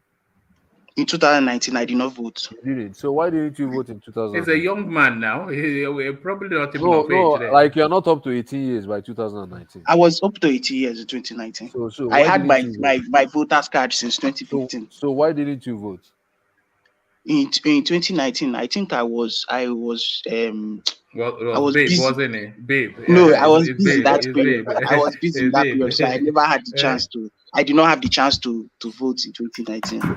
Okay, so if I was the person, like, the only reason Yes. I will not vote is because maybe I will say it's normal thing. This candidate is not what I can just come and waste my time with. Anybody that wins, it doesn't matter to me. But if I am in Nigeria and I'm voting because I feel that the kind of person I dream of in politics is out right now, so I will go and vote for him. But if it was in 2019, I would have remained apathetic towards the voting process. So that is what I would have done, you know. Okay. And let me tell you something. I ha- I was in two spaces today. I don't know whether anybody visited the two spaces today. I mean Twitter spaces. One Okay. was No. the one organized by Senator Chimaro Kenlamani. You know Chimaro Kenlamani. Yes, that So Enugu State man. yes, he organized a space today himself. Then the other one was another space organized by Chidoka. You know Chidoka now, Osita Chidoka. No, I don't know him. You should know the former. He's a PDP whatever. All right. What did you get from those spaces? Okay, so from those spaces, I come to realize they didn't allow any of them to talk. Anything they say, it was like a space of about 4,000 people. But everybody there, we are talking about P2B, P2B, P2B. And somebody said something, like somebody from, she's a Muslim. She was like attacking, she started talking and said that anybody that is thinking that P2B is just a southeastern narrative by this time is still wasting time, because she's from the north and she's a Muslim, and Yeah, she but has that's a satellite element. Now there's always satellite elements. You cannot no. use all So these. and she said, and she said she has asked like people he know, many of them he knew, about who are they going to vote for. If you say you don't have voters card, they will try to convince you to go and get voters card. And she was asking like a lot of people, who do you want to vote? She now said that 90% of the people he has asked, she has asked personally, are talking about P2B. So it's not like this thing is not just the southeastern narrative as we are still thinking. But do you know something funny, Saki? All of the people that propel that narrative, they are usually Southeastern voices. 80% of the yeah. Can I ask you? Yeah, but then they will tell you it's not a Southeastern narrative. Okay, can I ask but you now? yeah, Did you see what happened in Edo State today? Edo State, Benin precisely. You see the protest, like the by trade women. Is it trade people? Yeah, I saw it. I saw it. Yeah. I saw it. Did you see how massive what it was? I said when I saw that thing, I said in my mind that after the full Southeast vote for P2B, that is the Edo people that is the next. Edo people said they are more serious.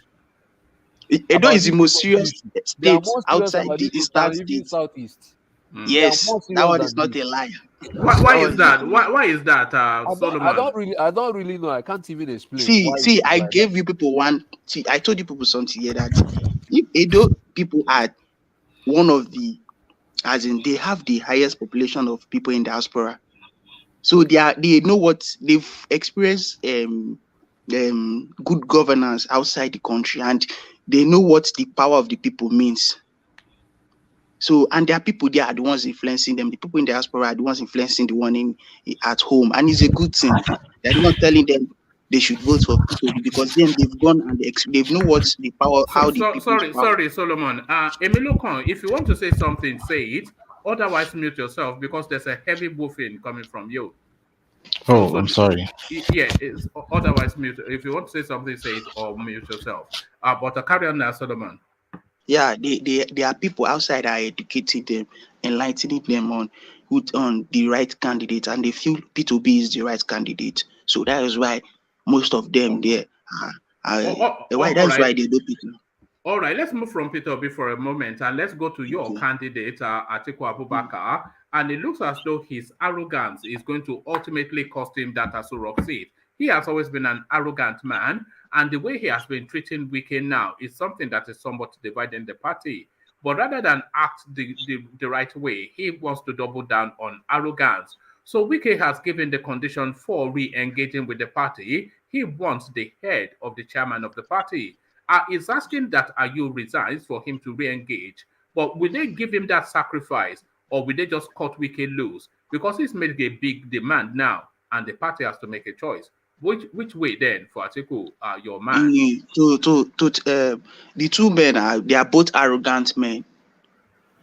Wike and especially Wike, his own arrogance, that made him not to win that ticket for the party ticket. How will you be insulting your clansmen, your people in your town? You'll be insulting, even if you have the power, but you should humble yourself so that they will, because it's those same people. Imagine people from the southeast, they don't even vote for him because of the way he talks. He talks anyhow, and that is not how a leader should behave. That is not how a leader should behave. He should humble himself. Yeah, even if he has a personality and he has worked hard for it. But your character is very, very important in anything one is doing. He should humble himself, and he should have humbled himself, and the way he's talking now, giving them that they should remove the party chairman. So if they don't remove the party chairman, he will not contribute. And he claims to be a party man, that he is a real party man, that he knows what. Anyway, that is how the politics in Nigeria is. Everybody behave. Do you think they should cut him loose? Do you think they should cut him loose? No, they can't cut him loose. They can't cut him loose. What they need to do is to renegotiate with him. Like they should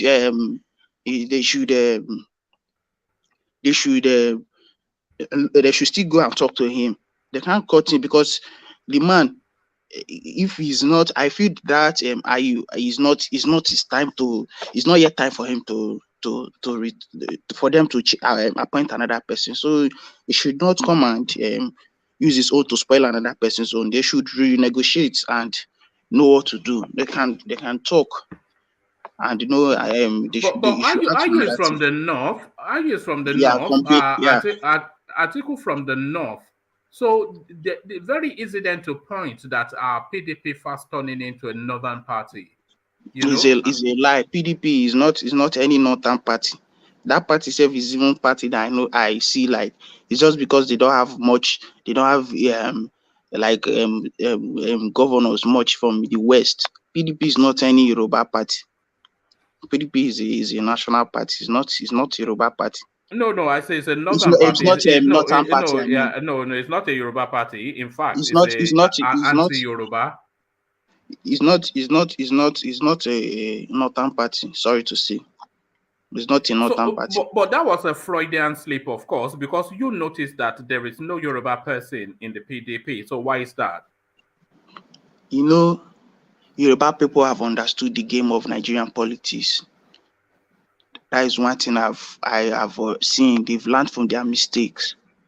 They've really learned from their mistakes. That is why you see even some people in PDP still choking mouth in APC matter, trying to make APC win this presidential election. So they've learned. That is what I will say concerning the Yoruba space. And how does that explain?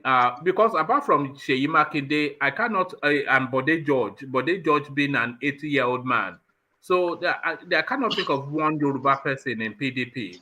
It's alarming. A national party with not one member of the three major ethnic groups in the country as part of that party. You mean PDP, right? Yeah, PDP. Yeah, you see one thing, during where we need to be looking at is before that primaries, how the consultation was going on. You see people from the south, they were not traveling to the west. They were traveling to the north, even to the extent of going to see Yaradua's mom. Yeah.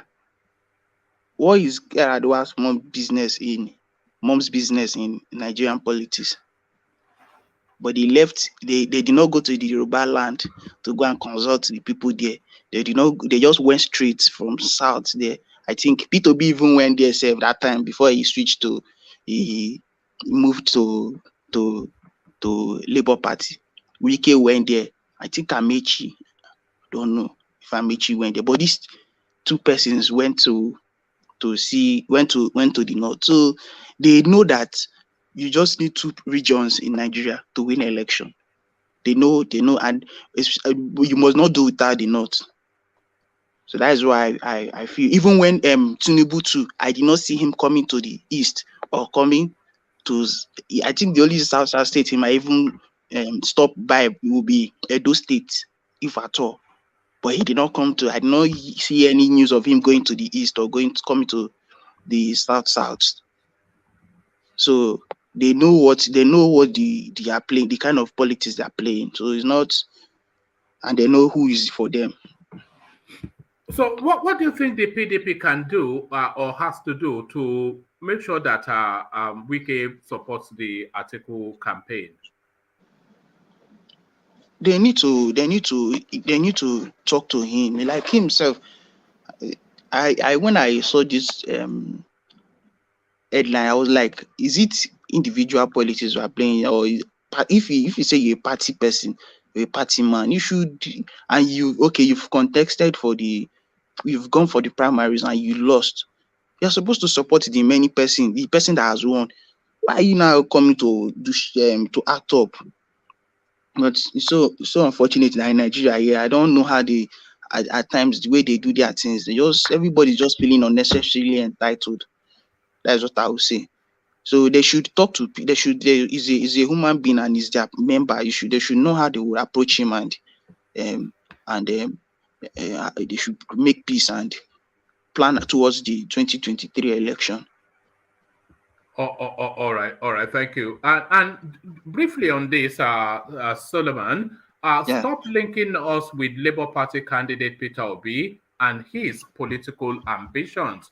IPOB wants Kwakwanso. So IPOB, at last, they've come out into the political space, and they are somewhat wanting to distance themselves from Peter Obi.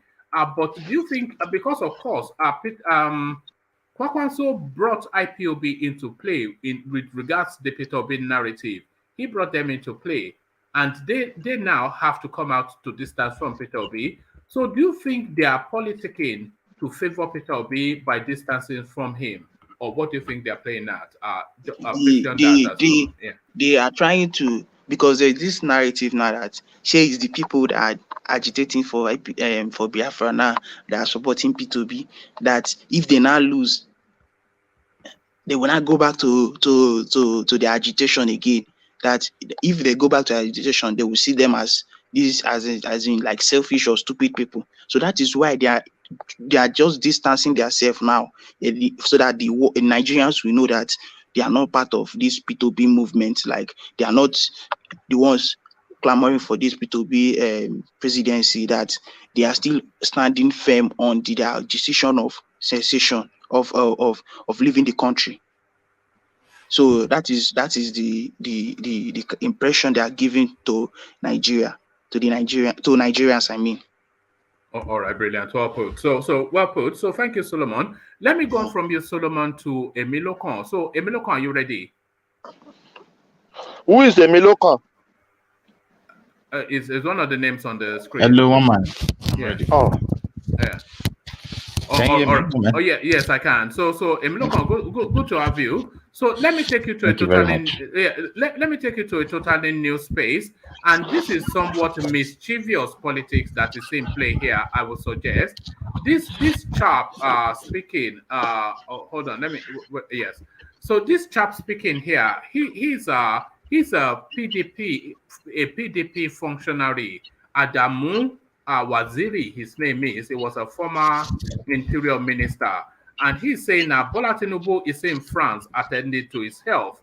So he's inviting you then to give consideration to Tinubu and what his mission is in France. And you remember that when Tinubu had his operation in America, he went to do his recovery in France. So it looks as though France is where his medical records are. So by this comment now, this guy is inviting you to speculate as to the health of Tinubu. So let's speculate to the health of Tinubu, who we know that is hemorrhaging both physically and mentally right before our very eyes. So somebody that is as sickly as Tinubu still wanting to be the president of Nigeria, what do you think we'll get out of somebody that, I don't want to say is halfway gone, but anytime he presents as though he's halfway gone. So another sick note president, what are you making of the prospect of that? Well, thank you, woman, for availing me this opportunity to speak on your platform. And I want to say I greet everybody in the house, protocols duly observed. Well, concerning the health of Jagaban himself, I would say that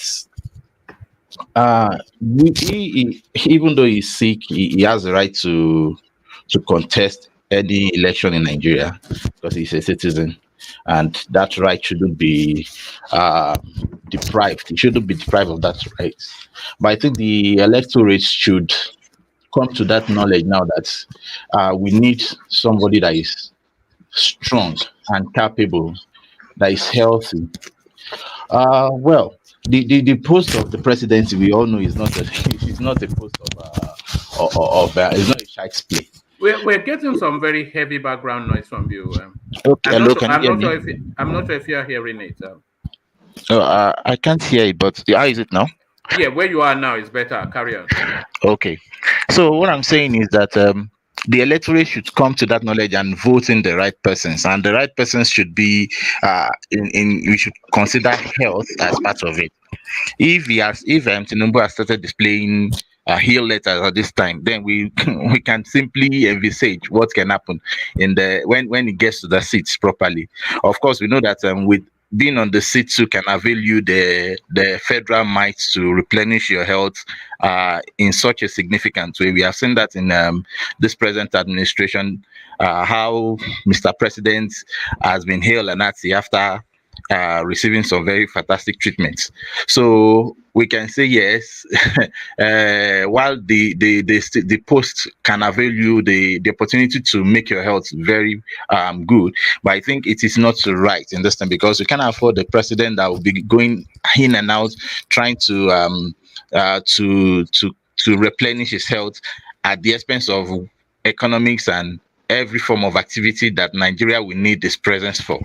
And Nigeria, as at now, is in a critical stage that you need a president not to just come and make the name that, oh, this is my ambition and I am the president. But no, we need somebody that will be active, somebody that will be respected. And this respect cannot come from just being the president, it comes from really doing the work of that presidency. So that is my point on it. So for me, I don't think it is right for the electorate to look in that direction. In fact, that should be something we should check and see that, oh no, should disqualify this kind of people from getting to that position. Do you think Tinubu can even withstand the rigor of an election campaign? Never mind even being the president, because I'm anticipating that it's almost an inevitability that it's going to fall on the rostrum at least once or twice. So if it falls on the rostrum once and they excuse that away, if it falls on the rostrum the second time, that will be the end of his campaign, because people would just think that this is that step too far. Is not physically able, and maybe if not even mentally able. We have to say that. Obviously, somebody that is also making reference to getting 50 million youths into the military, and the youths should continue to eat cassava, corn. Obviously, is out of tune of the realities of our present day world and needs. But of course, because he has the money, he has the social political capital, so he's well respected. And the issue with Nigerians is that we love to give respect when it is due and when it is not even necessary. So, in my opinion, he can't withstand the rigors of the real what do you call it now? Political, when what you use the terminology that I'm escape my mind. Thank you very much. Campaign. Yeah. The real rigors of political campaign. Obviously, he can't sustain himself on that, because even going to, I remember the last time he went to visit. He went to Kano. Is it Kano or Kaduna now? Where that was when he was celebrating his birthday, where he gave 50 million naira to some persons there. He almost felt we could see that, and we've seen several footages of where he peed on his body, where yeah, in fact, when he was even handed the flag, you can imagine the president helping him with the flag as well. So these are just that was quite a thing to say, Buhari from a sick bed. If Buhari is looking like the healthy person next to somebody, then it is obvious, and it is just what it is. We the electorate need to just shine their eyes and not be cajoled with fear and too much respect that they have in the past. We need to now look forward. We need to really channel our path this time around, and everybody must come to that conclusion that I'm responsible for what I see in the next 4-8 years. What we have seen in the past, we've been responsible as well by our actions or inactions. So we need to just wake up politically. We need to become politically aware to know to choose, to critique who to choose, and make the right decision. And for me, Tinubu is not the right decision. That is my submission here. Do you think do you think any well-meaning patriot should abandon the prospects of Tinubu and focus on Atiku and Peter Obi? Atiku being by several years older than Tinubu, of course, but in terms of physicality and mental functioning, is light years healthier.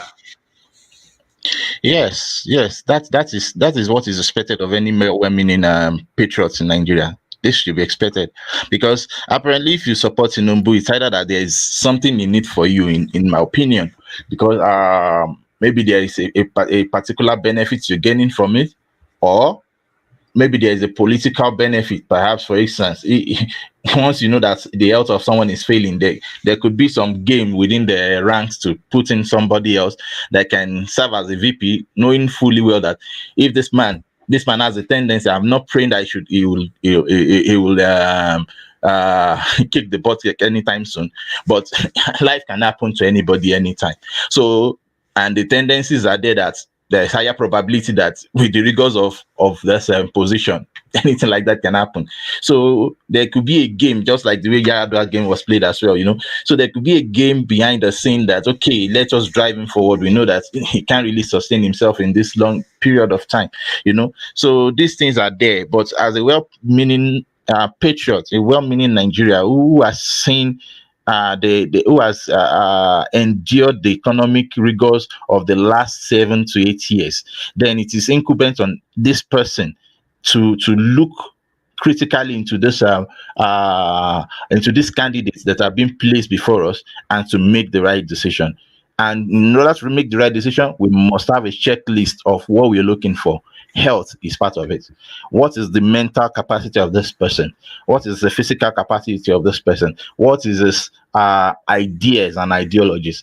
What is this person going to bring forward to push this nation forward? These are things that we need to look at, several more that we must check and say, okay, this person is meeting my conditions, then I must vote for him. But for me as a person, Tinubu is not. And I want to have well-meaning Nigerians to also look in that direction, that we need somebody of good health to address this nation, because we can't just afford to have a Buhari Pro Max on that seat again. Yes, and it's only in Nigeria that will want to package somebody like Tinubu. That is, I mean, the idea of it, But Yeah. people are very ethnic in Nigeria, and ethnicity will always play. But Yes. how they are going to package this thing will be a lesson that for PhD students to write thesis about. Very, very true, man. Are you in front of a screen? Let me show you this. Yes, I am in front of my screen.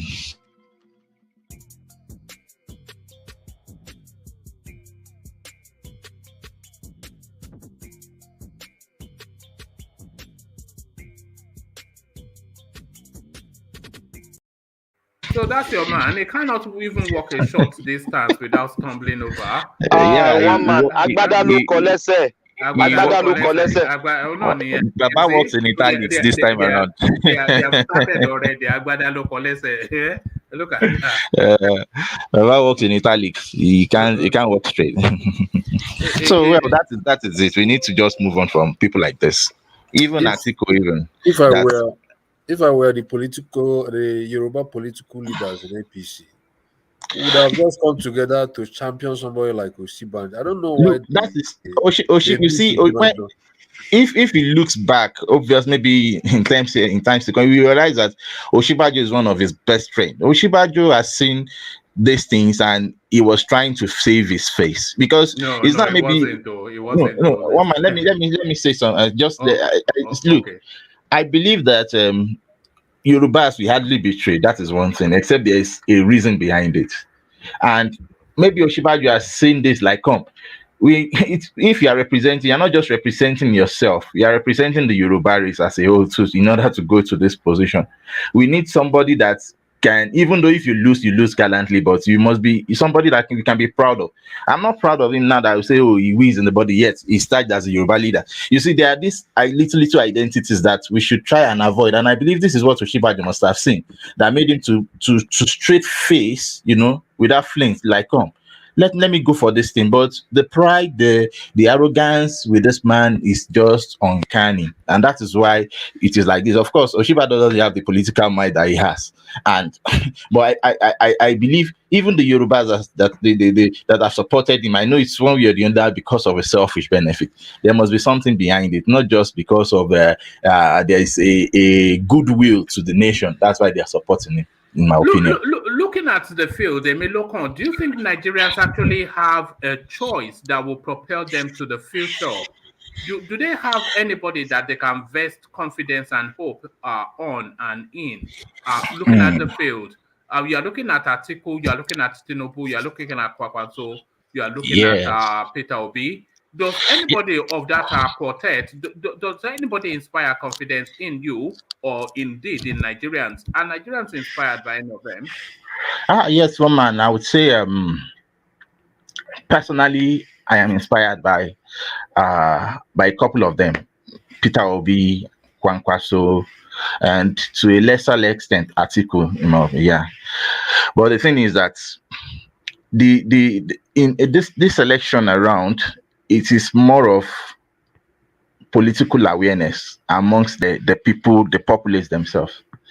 People, we can't afford to let a 25 million make a judgment, or max to max maybe 32 million make a judgment for a whole over 200 million, where we believe that the average age of that country that represents the population is within 18 to 35. We can't afford to let just 20 million people make the decision for somebody to become a president of the country. No, it must be a resounding victory, and with a huge number of participation that will make anybody that wins eventually know that they do not owe little people, but they owe the majority of people their performance. Otherwise, it's going to make a statement. That is just what I'm trying to say. If Atiku wins, all fine and good. Although me, I support Peter Obi because I believe he represents that ray of hope. But I want to believe that right. no matter even this. Sorry, yeah, I want to actually take you to where you're going, but I want us to because let me make a statement first, and then see if you agree or not, and then I want to walk that journey to how you might conclude. So, do you think that do you think it's a process of elimination that is going to land people on the candidates that they are going to choose? And by that, I mean process of elimination. I cannot have this one, I cannot have this one. And whoever is the lesser of all evils, essentially. Do you think that is how people are going to arrive at their candidates? Yeah, I won't say that is how everybody, because the populace is large, so there's a huge distribution of different views. Some people will go by that route to eliminate and make their candidates and make their decision. Some will go by ethnicity purely, some will go by religion, and these forces will play even in these coming elections. So I won't say I can't say this is where the election will even go to, because obviously all the forces that are on ground at the moment are strong forces. That is the fact, except for maybe the very at least we can see some, but the major four that we are talking about now, Peter will be also coming into that fold, is or making the Kwankwaso, the Peter Obi, the Atiku, and Tinubu. These are four strong forces now, and we don't know how the election will swing. We can have permutations of what has happened in the past, but I want to guarantee that some people, for example, I can say some people, because of what they've experienced in the past 7 years, they've now been committed to this political process.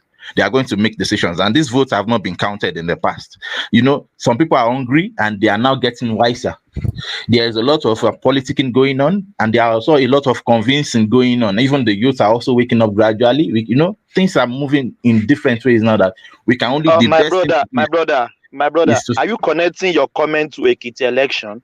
No, leave Ekiti election, son. Leave Ekiti election, Emiloko, because I want to take you on the journey of that process, just for the purposes of conversation. I want to take you on that journey of process of elimination. So you, and I think I somewhat agree, you are discounting Tinubu just because we don't even know if it's off this world or not. Never mind anything else. So we don't know. So if we're discounting Tinubu, who discounts next? And we have a field of 4. So we've discounted Tinubu to have Atiku, Kwankwaso, and Obi next. Who discounts next and why? Well, if I would discount next, I think I would discount Kwankwaso. Right. Why? Because, in my opinion, he's a strong man in the north, yes. But the thing is that it is not only the North that gives you the election, that gives you the victory. Otherwise, somebody like Buhari should have won in one of the earlier 3 contests that he had. So it is not just by being popular in the Kano state that makes you just the focal point of winning. No, So it is now. I would say that for me, him is just planning to play the game to see how he can maximize his political positions so that he can negotiate better with people in the power. And but because it's just to have a higher say to negotiate. That is made for Kwankwa. So then it now comes down to Atiku and Peter Obi, because one way or the other, even though Atiku is corrupt, I can see, but we can't just say that the seat too. We need somebody there who can who understand both the corruption and everything. We can't just put a saint, even a saint there might not really perform.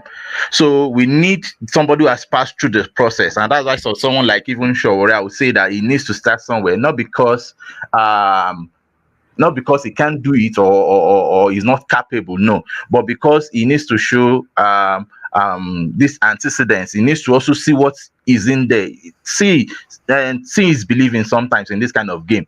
So you need to be in that process. And so for someone like Atiku and Peter Obi, they've been in the process. Atiku, now it is to his name. It is to his name if he wants to believe that he's going to fail. And for somebody like Peter Obi now, who is coming on the mantra of a different thing, of a change, of a production, or a mantra of production. So now it is now a battle of these two for me, and I will still go with Peter Obi, because one way or the other is now the lesser evil between the two of them. Oh, okay, but in terms of experience, let's in terms of experience, who has preeminence, Peter Obi or Atiku? Well, in terms of political experience, yes, at the highest level, fine. Atiku has seen it all. The only thing that remains for Atiku to see is simply that position. So Atiku has the experience. Atiku has by virtue of being the vice president, he has met with. He is a national figure. That, let me just put it that way. It doesn't really represent that Fulani extract again, in my opinion. So he has some experience. But the question is that when he gets there, it is now a question of competence and character. And okay. So if it is now 60% character, 40% competence, or 40% competence, but the character is even less than 10%, because for somebody like Atiku, what's the character? Maybe 20%, and the competence, I can tell you, is not going to be as efficient as 50%. But for somebody like Peter Obi, he represents a new face. Fine. And are you hinging your support for Peter Obi solely on his character, or wholly, if not solely, but wholly on his character or his perceived character? No, I'm not hinging him on his character only.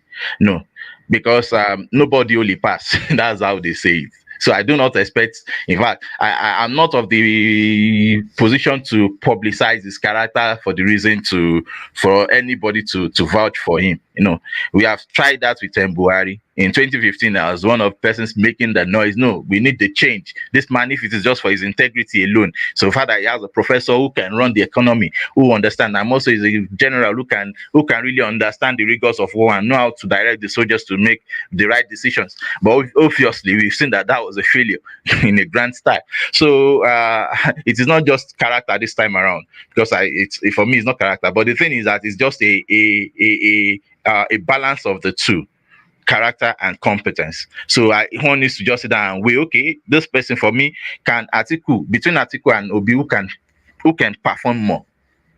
In my opinion, I would think it is Obi.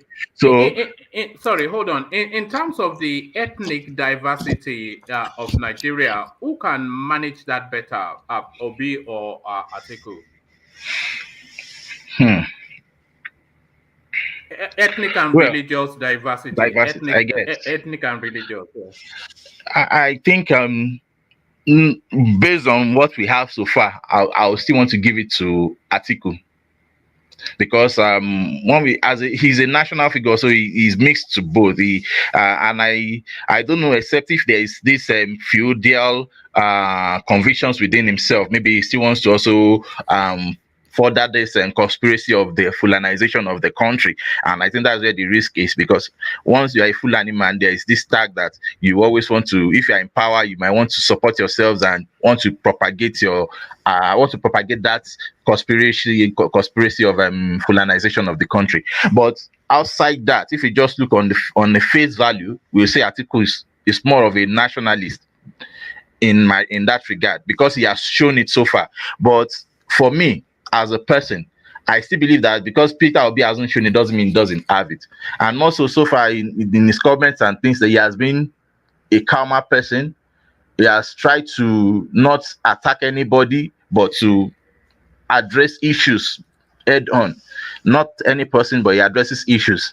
So, and I think that's in terms of insecurity, who do you think can manage that better, Peter Obi or Atiku? Insecurity. Well, in terms of insecurity in the north, because the north is peculiar. The north, there's this you see, that's why I said we don't really know what's going to happen, because we don't know what side the north is going to show this time around. The north don't, one way or the other, we have labeled them like they don't really care. So far it is their person that is there, they tend to move on. And that's just the case. If Atiku is there, his people can trust him, because people in the military, they are mostly the north. Where the problem is really happening is the north. So it is simply not solving North's problem, and we tag it as the nation's problem, because fine, it's gradually filtering into every spaces in Nigeria now. But the main headquarters of this problem is the north, and if it is the north, it's going to be mostly the north that will solve this problem. But we have seen that for somebody like the present president trying to put his people there, and yet the problem lingers on, even is trying to escalate in its little ways. So it shows that might not really be the issue with Atiku 2. It might not really be the solution. So for me, I would rather try something new. Somebody like Peter Obi, maybe you will now try to sit down and look for competent northerners and competent southerners and put them together and say, come, I want you guys to work for me, and I want to enforce this particular direction. This is what I want to see. And you put the people you trust, but now these people should serve as there should be a sense of federal character and competence amongst this clique that is going to pick to solve that problem. So I would say that I will give it to Obi, even though everything, to be candid, Atiku is bigger than Obi in everything. In terms of the economy, who can manage the Nigerian economy better, Peter Obi or Atiku? I will give it to Peter Obi. Why? In my opinion, yes, because as an Igbo man, we know that Igbos they are good with economy, especially for their own economies. They are good. So it now comes to how to translate that into the national space, and I believe that for somebody like Peter Obi, he has been going around trying to get solutions to the seeming problems of the nation, even though that might not really solve, but he's making his steps, he's doing his best. And we can see that. We can't see that in other candidates. Every other candidates are just doing it like, I am big, I can. But there's no clear-cut action from their side to see that, okay, this is what I want to do to solve the problem. Ask Atiku, how do you want to solve this economics problem? You just simply say, oh, I am Atiku, I will solve this problem. I know people, but the question is that what do you want to do to solve this problem? How do you intend to solve this problem? But for somebody like Peter Obi, he understands the process one way or the other. Of course, Atiku is a business head like anyway, yeah, so don't let me play down on him. But I would trust Peter Obi more in that regard, because I believe that he's of lesser. He has a name to protect. He has people have trusted on him to do that. So there's a trust on him that he must perform, and I believe he wants to do that. So I will still give it to Peter Obi, in my opinion. Okay, finally on that space, in terms of the Yoruba interest, who will serve the Yoruba interest better, Peter Obi or Atiku? What is the Yoruba interest itself? Like the Yoruba well-being, Yoruba's presence in governance, Yoruba security, Yoruba economy, the Yoruba interest. Yeah. In that regard, Peter Obi we don't have any antecedents of Peter Obi, so it will be unfair to judge him in that regard too. But for somebody like Atiku, like Dino Melaye said, he's a nationalist because he has wives from different parts of the country. We can't discount that, because one way or the other, character. I mean, characters is like what I feel. It goes to, it seeps in and seeps out. So one way or the other, these things would have the ideologies would have mixed together, and is aware. So I would say somebody like Atiku may want to support the Yoruba narrative more, and this Yoruba narrative, trust me, is not going to be is not going to represent the whole of the Yoruba narrative. It's going to be just for the minute few who knows the game, and they will enjoy in his government. But the whole Yoruba, in terms of race, will they really enjoy that? That is the point. We they really enjoy the government? We they enjoy these people that, some small persons will just benefit from him because they are the politicians, and they are the who to go to in the Yoruba race, and that's just it. But will the entire Yoruba ethnic group really enjoy that governance? That is it. So, and that is a question to be answered, which I don't know, because we've not seen anything like that. So I would say for the minute few, they will support Atiku, because one way or the other, as they say in Yoruba, buje budanuni. So, and that's what Yoruba like. You can give. For those who don't understand what I just said, you can give your money, you can throw away the money to the people. You know how to spend the money. But for somebody like Peter Obi, now that we know they give shishi now, that's the slang. That would be a trouble for those minute few. So you can see this dichotomy there of the ideologies. So that's just it. So minute few will support Atiku because money will throw down the system.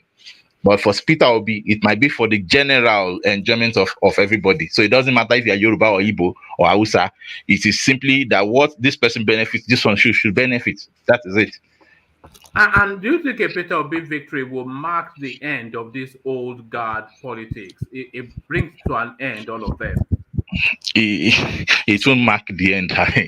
It won't mark that end. Even if Jesus Christ should come to become Nigeria's president, or so, where will Atiku go after if Peter Obi wins? That's the end of him now. Tinubu, that's the end of him. Wakwanso, that's the end of him. But even though that might seem to be their hand, but they still run some spaces, and they hold those spaces there to themselves, so they can still raise dust from their corners and influence the polity in their little way. So we can't just say that will be their hand like that. It might just be that fine for that period, and so far they are still alive. They have the right to contest again. That's just it. So we can't say that's their end until they choose to end it themselves, in my opinion. So, all right, brilliant. So let me take you to a different space, but still with Peter Obi. The talks broken down between Obi and the Kwakwanso space. So winners and losers. Because the talks breaking down, it doesn't necessarily mean that gains were not made. But who do you think would have profited more from the headlines and all of the media spaces that relationship commanded? So that's the first question. And then the second follow-on question to both of them really, but specifically to Peter Obi, which way then? How does it then pivot in terms of its running mate? So who profits the most out of the talks and the headlines? And how does Peter Obi now go from here on in? I think Peter Obi profits more, even though both of them profits anyway. But I think Peter Obi enjoys more of that share, a larger share of the profit, because one way or the other, it by that advertisement, the name Peter Obi must have been implanted the name Peter Obi must have been planted in a little way in the subconscious mind of the supporters of Kwankwaso. That is it, because one way or the other, it would have been a discourse, even if it is a kind of who is Peter Obi. No, he's a small boy. But one way or the other, if that discussion his name is mentioned, there's a little plant of consciousness there. I mean, a little plant of his name into the consciousness of those people. So I would say Peter Obi is enjoying the larger share of that. He's enjoying he's having the larger share of that profiting. So even though Kwankwaso too has that share too, it's not that maybe is not a kind of a relationship where somebody gains somebody has to lose for somebody to gain. No, it is basically somebody can gain even though the next person is not losing. So Kwankwaso has nothing to lose, but I think Peter Obi is gaining more in that regard. Then in terms of the picking of the a supporting candidate for Peter Obi. I think it's a close call now, because even I was there when I was listening when you asked other speakers on the platform, and names were given. Even I think you also gave the name of the owner of Bayes University. Well, it's a close call, but one thing I'm just looking forward to is that if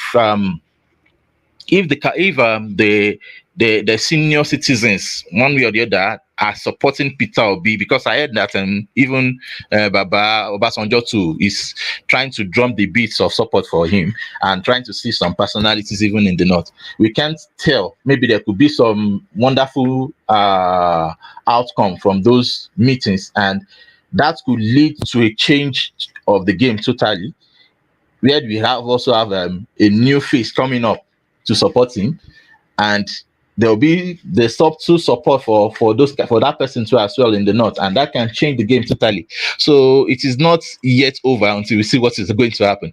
I don't know who to pick for him, but I believe that there are fantastic people in the north, and well, there's they also need the numbers and all this politics going on there, but things can also change. That's why I said it's a free fall now. We don't know where it's going to get. We don't know where it will swing to. It can swing to this side or to the other side. So let us just see what's going to happen. I think I will leave that headache for Labour Party, Peter Obi, and the personalities who also matter in this political space that is trying to get their support. Maybe they can help with that regard to make that decision. Even for somebody like Tinubu, for example, despite the fact that we are saying a Muslim ticket might not really be an issue, but it's still an issue. So even Tinubu too is going to have that headache. So I think it's only Atiku that is free of that headache at the moment. And I will urge somebody like Kwankwa. So it doesn't have to be that, because I listened to his interview with Channels the other day. It's demeaning even to say of the southeasterns to people to speak like that. If you listen, there's a nuance to his statement there, like saying, "Come, nothing will happen." But that is really wrong. But of course, that's the Nigeria we are in at the moment. But I will urge him that if he truly wants a good, we can't even say if he wants a good future for his children, because he's already settled. So, but he can still be the president. In fact, these are the things that people will also look into, like saying, "Come, this man is humble enough to want to go for the vice president, or if he doesn't want to go, he can even rescind his position as a presidential candidate and drum his support for somebody else to be the vice president of Peter Obi, and that would be a sweet negotiation. That okay, once I'm done, it doesn't matter. But if the day you make the decision that you're going for this presidency, then you have my support fully." These are kind of negotiations that should be. It doesn't have to be the president as at this time. It can just step down and drum a support for somebody new, garner that support for him, and say, "Okay, go and run as his vice president." That is just because, as we are speaking right now, the face is with Peter Obi. They force the. But Emilukan, my brother, Yeah, why can't Peter Obi drop for him? Look, why people saying he should drop for Peter Obi? Thank It's you very vice much. versa, my brother. Yeah, it is vice versa. I understand, but the thing is that if you look at equity, that is the thing. If you look at equity and justice here, that okay, this person, my people in the north have served. Somebody has to serve from the south. That is it. So he has to. It is now not a matter of him against. It's a matter of the north and the south thing. So he should relinquish that position for a southerner. And if he's picking Peter Obi as a southerner to support, then that's a good call. Of course, sometimes most courageous calls we also have their own repercussion, but it is in the long run, it's going to favor him. That is it. Because that shows that he's not a selfish person. That shows that he's somebody who is fair in his judgment, even though he has some biases. You get the point. That shows that he's somebody who is trying to play it fair. And these are the qualities that we want to see in our president. And if it can do that, the day he says, "Okay, I'm going for presidency," in fact, he can simply count on me to support him. That is it. So it doesn't have to be that he can go vice versa. Of course, he can go vice versa. But the thing is that for equity, for the sake of equity and justice, it is nice that he should go to the southeast. That is it. equity and justice in politics. You So, No, of course, that may look that that may sound uh that may sound funny, but the fact is that it has been, okay, why is Tinubu clamoring for Emilokon this time around? He's trying to play the equity game. That is what he's doing, and we can see the way the northerners, the northern governors, 14 of them, how they surrender that position and say no, we must support these people from the south, and they vetoed it even upon the president, and we can't allow any northerners to contest. So Tinubu worked for it. They didn't surrender to Tinubu. Tinubu worked for it. Tinubu supported them heavily when they were contesting election. He sponsored them. He financially, supported their ambition. He did a lot of things for them. So it was a payback. Are you saying that Southeast has always supported PDP? That is the point. They also supported. What did you say? What did you say? Are you saying Southeast haven't supported the presidents in the past? At least I know that Southeasterners are PDP. What I feel in the Southeast. What is the issue of Southeast between Kankaso and Obi? What is the issue of Southeast between Kankaso and Obi? Fine. Let us take away the zones. Now let us talk about the persons. Yeah. Okay. Are you going to tell me that one way or the other, somebody like Peter Obi hasn't supported the polity of the northerners, and it doesn't even have to be the northern, of the person who is going for the presidency? No, we have two personalities here. This is two personalities here that are leaders of new parties. Yes, and both of them are gunning for the same position from two parties. Yes. So, who between them have the strongest political CV? Well, we can say Kwankwaso has the stronger political CV between the two of them. Because he has been a minister, he has been the governor, he has been he has held several positions. Yes. Okay. So you expected somebody with a stronger political CV to surrender to somebody that does not match up with him at all in terms of that political CV. Where has that been done? We are talking of reality now. Hold on. This is not fairness. So we are talking about reality. We are talking of reality. Put their CV side by side. Put their national appeal side by side. Put everything side by side. Who is stronger between two of them? Of course, I've answered that you can say it is Kwankwaso. But the thing is that why are you calling on Kwankwaso that he should surrender for him? Yes, because that is what Nigeria is, a delicate state, and that is what it requires. Nigerian politician, including Obi himself. Nigerian politicians that jump from one party to the other. Why do you think they do that? Why do they do that? Why do they jump from one party to the other? Is it not to pursue their selfish political ambition? Yes, but apparently, if you are talking of these two people, they jumped from the PDP and they went to their different parties now. So they are both equal in that regard. And, and why didn't they remain in PDP? Why? Because even look at what is happening in PDP, for crying out loud. Look at Atiku, who just came in and swept the floor. In the last 3 years. What do you mean by came in? He's the founding father of the party. What do you mean? He's one of the founding father. What are you people saying? No. Let me explain myself. Once Atiku loses elections, what does he normally do? He simply goes out. He goes out of the country. How do you people know? Okay. You people have a radar monitoring Atiku movement? But it doesn't even matter where he stays. But the thing is that does he really contribute to the polity of the nation? If he doesn't contribute, how come he wins the election all the time?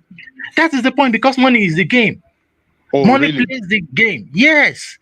If you have the money, Babaja, if you have the money as you are, and go for that, you can sweep them over. It Okay, is maybe not money. It is not only money. Look, you must have a structure. It is not only money. What If you structure is have the that? It money, is money. There's hold on. nothing. Hold on. If you I'm have listening the to you. money, you don't. If you have the money, you don't have structure within the party. You cannot win election. He have structure within the party that have been coming a long way with him for over 30 years. What do you They mean by are structure? members of the. Okay, I'm talking about his own political group, his own association within PDP. And who are His this own group? political group. His own Yes. political group. You know, Okay. in every political party, they have caucuses, different Yes. caucuses. So Yes. his own caucus, nationwide, are the one that drive his political campaign within that party, are the one that drive him to victory anytime he said, okay, I want to do this thing. Do you think that it's only when he want to contest election, that is when he will come? He sponsor them, he spend money on them to keep them going within the party. And that is why anytime as a leader of that group is coming out for any position, they all support him nationwide and give him that victory that he deserves. So that is the way it works. And that is what Tinubu have done in APC too. Tinubu has been able to build, oil, and continue to support these people with their financial need to keep them going within the party. That's why you see 14 governors. But this is with money. Supporting him. That is what works. If you cannot spend money to keep your group, to keep them going within the party, you cannot win election. And that is what Obi could not do in that party. Yes. So but the thing you is cannot that eat your cake. You can't. If it is eat what your you cake and sow, have it. it is what you sow that you will reap. You don't do that. You want to be president of Nigeria, you can't get nothing. Nobody will support you. Or you just come from level and say, "Oh, you have money," and you don't have a particular group to work for you. You don't have a particular caucus in that party across the country to work for you, to drive your campaign. You cannot win. Your money, they will just eat your money and swallow it like that snake. They said that is swallowing money in after all. Yeah. But anyway, Baba Jaleko, I understand that point, and I know that is what has been playing in the politics so far. And you can see that's why Peter Obi ran out of the place, because fine, he can't match Atiku in that regard. Even you can imagine people, even what's his name, this efficient banker from the north that Ayatudeen. We've seen even Bukola Saraki. They are no match for him in that regard. Yes, but the question is, with whose money is Atiku spending all of this? How did he buy his structure? Look, if we truly want change, we should support this kind of this kind of radical attitude that people like Peter Obi and Kwankwaso have demonstrated. We need to support this, because look, if we truly want Peter Obi represent change, does he represent change? One man, Peter Obi may be part of them, yes. But the thing is that he's saying something new, and looking back at what he has done. Of course, I know you said you've refuted. I think I saw part of that video. But the thing is that compare him to Atiku. Who will perform better? That is the point. Who people have seen Atiku. They say he wants a return. That is it. But people have not yet seen Obi.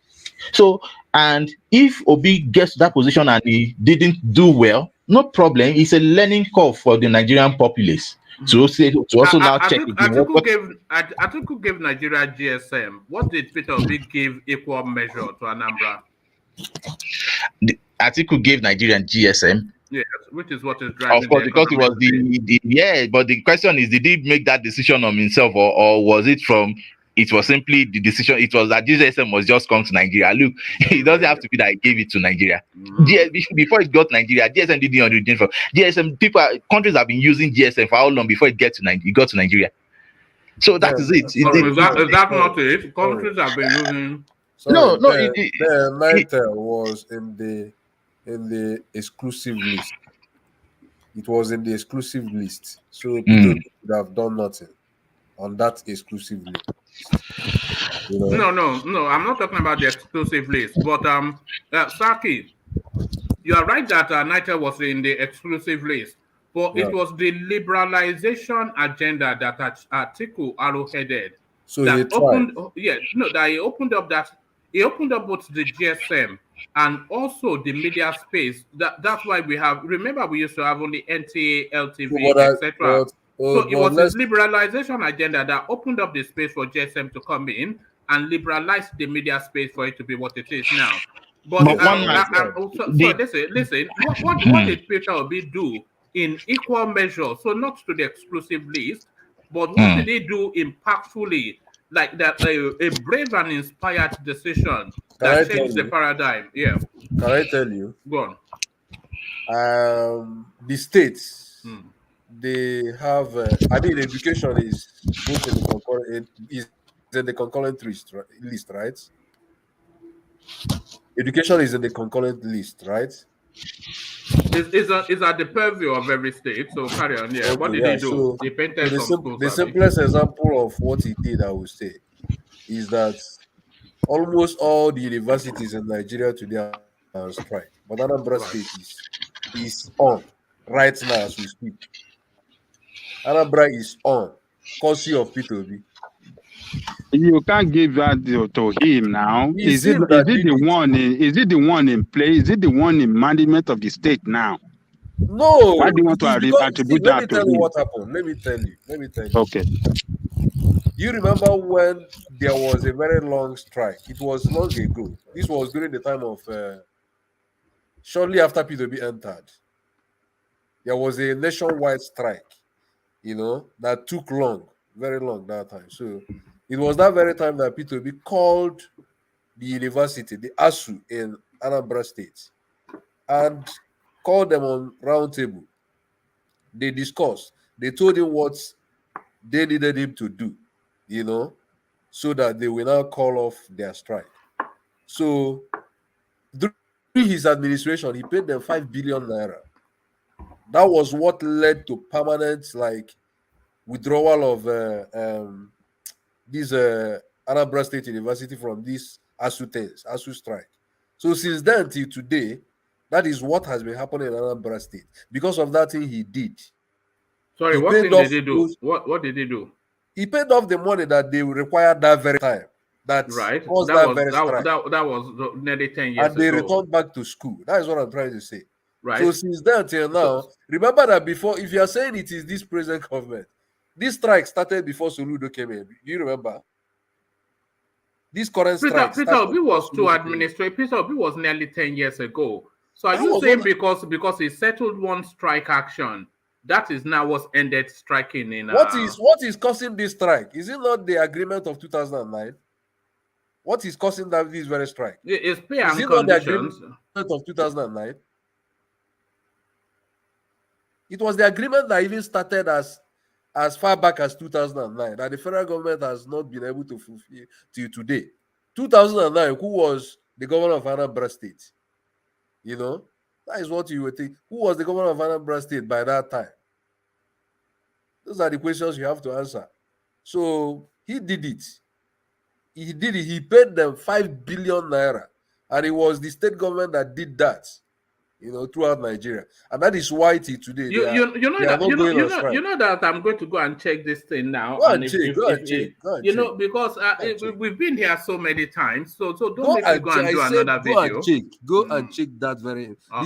information I'm telling you. all right. Go and check. I'm very sure of what I'm saying. And it was even the person that it was under his administration that Anambra State got another campus, the current campus, their permanent site now. Their permanent site is at Iwariam, but the one that was established by this guy, Mbadnuju, somebody I can remember his name, Chiwoke Mbadnuju, was in Uli from his own hometown. So I'm telling you the truth. He was the one that did it. This was an agreement the federal government reached with us in 2009, and they have not been able to solve it till today. And the only university that has done, I don't know whether any other has, but I'm very sure of Anambra State that did it under P2B, and it is still running till today. So it is an achievement. No matter how we want to see that, It's an achievement. And let me tell you, during the time of Peter, there was something he started doing. If you have first class and you are Anambra indigene, if you have first class from any university, but you are Anambra indigene, for having first class, he give you 1 million naira. You know, just to encourage like those talents. I think that is commonplace amongst the states. Oh, But he did it. He has been It's not common, woman. It is not common. No, it's common. I'm I telling think you, they my do it cousin. in Lagos. They do it in Oyo State. They I don't do know, it I a don't lot know. in the But he north. did it. He did No, it. He was the it is first not governor common, in woman. Anambra that did it in Anambra. So it's an achievement. He tried. It is not common. What about the doctors being on strike for 13 months? What about that? I don't know about the doctors. You won't know that one, of course. I I didn't don't expect know. you I to don't know that know. one. Anyway, How one will you man. know that I'm one? telling you what I know. You won't know that one now. How will you know that one? One man. I don't The know. I thing don't is know this: about doctor, but I'm if telling you what I we know. can give credence to if we can give this if we can give credence to what Atiku did, because apparently I don't know if Atiku is even claiming that he was one who did it. I believe as at that time it was simply the Obasanjo administration. So one way or the other, even the president must have had an hand in it. If otherwise, that the accolades we give him in terms of that economy as at that time, we will not. So one thing is that if we could do that to Atiku, why can't we do that to Peter Obi as well? Because Atiku afterwards, I could say the telecommunication industry, even though it's an industry that has its own peculiarities, you know, it's simple to manage. If we can just give out the license, this is air. They are just selling air. So there's it's about that there's profit and there's the market there in Nigeria. So it is expected that it should prosper. You get the point. So the thing is that if Atiku can still and can enjoy that grace that he did this, he did that. Also, Peter Obi, some people are claiming that he has done something in the state, and we can't compare the state with the federal might, of course. Well, but question is, what has Atiku done in his state? That is the thing. If you want to even go by that level, maybe talk of the American university that he created. You know that the education that they are trying to credit Peter Obi for in Anambra State. Do you know that it was actually Atiku that resolved the education crisis in Anambra State? Do you know that? Yes, I heard him say that story, that he saw that the schools were dilapidated and he had to speak with the president. That they were closed for 2 years, and then he removed the governor and rebalanced the education in Anambra State. Which governor did he? It wasn't Peter Obi at the time. What happened? No. One man. The schools were shut for 2 years under, pardon me, is it Umbano Duju or something like that? Let me tell you what happened. One man, can you just give me 2 minutes to explain what happened in Anambra State? Because during the time of Mbadluju, I was in that state. Right. During the time of Ngige, I was in that state. During the time of P2B, I was also in that state. Something happened during the time of Mbadluju. During the time of Mbadluju was like lavishing Anambra money. He was using it to settle Oba family. That was when the shackles of godfatherism was so high in Anambra State. People could not break that godfatherism, you know. So Mbadluju he committed a lot of atrocities in Anambra State. And you can remember, if you remember the Bakassi boys, I don't know whether you can remember something that happened in the East when insecurity was so high. Mbadluju called up Bakassi boys that we are killing people. Those Bakassi boys, if they will bring knife and they will touch, if the knife turns red, they will strip you naked and they will butcher you like they will kill you like animals. They will butcher you in public and burn you to ashes. You know? So after those things that happened, Mbadluju left the by this time I was telling you there was no roads, schools were not doing anything in Anambra. Anambra was like a state of lawlessness, nothing. You know, it was like animal kingdom. Let me put it that way. So when Mbadluju left the government, they did the election, and P2B contested, Ngige contested. Then PDP was the incumbents those times. So they used the power of incumbents and incumbency and installed Ngige. Then Ngige, before Ngige came, Ngige had an agreement with the Oba family. So I'm trying to tell you what happened. And they had an agreement with Oba family. And that very agreement was like Oba family, they were like the kingmakers, they were like godfathers in Anambra, you know. So Ngige agreed to the terms and conditions, maybe what they agreed. I can't remember, but the agreement was like the money that is coming to Anambra State, Ngige, the Oba family will have share. So when Ngige came in power as Anambra governor, you know, I will give that credit to him. He was the person that ended this issue of godfatherism in Anambra State. He came in, and when he saw that the money these people he agreed to be given out to these people, you know, it was much. So he couldn't do that. If he continued doing that, he would never achieve anything in Anambra State. So when that happened, Ngige could no longer meet to that very agreement. You know, they started fighting Ngige in Anambra State. They made Anambra ungovernable for him, to the extent that Ngige was kidnapped as a sitting governor. He was like he kidnapped. If you look at that very story, it wasn't kidnapped. It was his deputy when they burnt down the state house. So I remember so that space. All these things happened. No, Ngige was. I'm telling you, go and browse. And let me also add this, because he wasn't kidnapped. I think his deputy was kidnapped, and the state house the state house was burnt as well, if I recall. But just browse. All right. You'll be surprised how much I know. You will be surprised. Just try and browse this, and I'm telling you. All then at the end of the day, what happened? You know, Anambra people started like, it was like an eye opener. Anambra people was like, so it is possible for somebody to fight these godfathers in Anambra State, you know.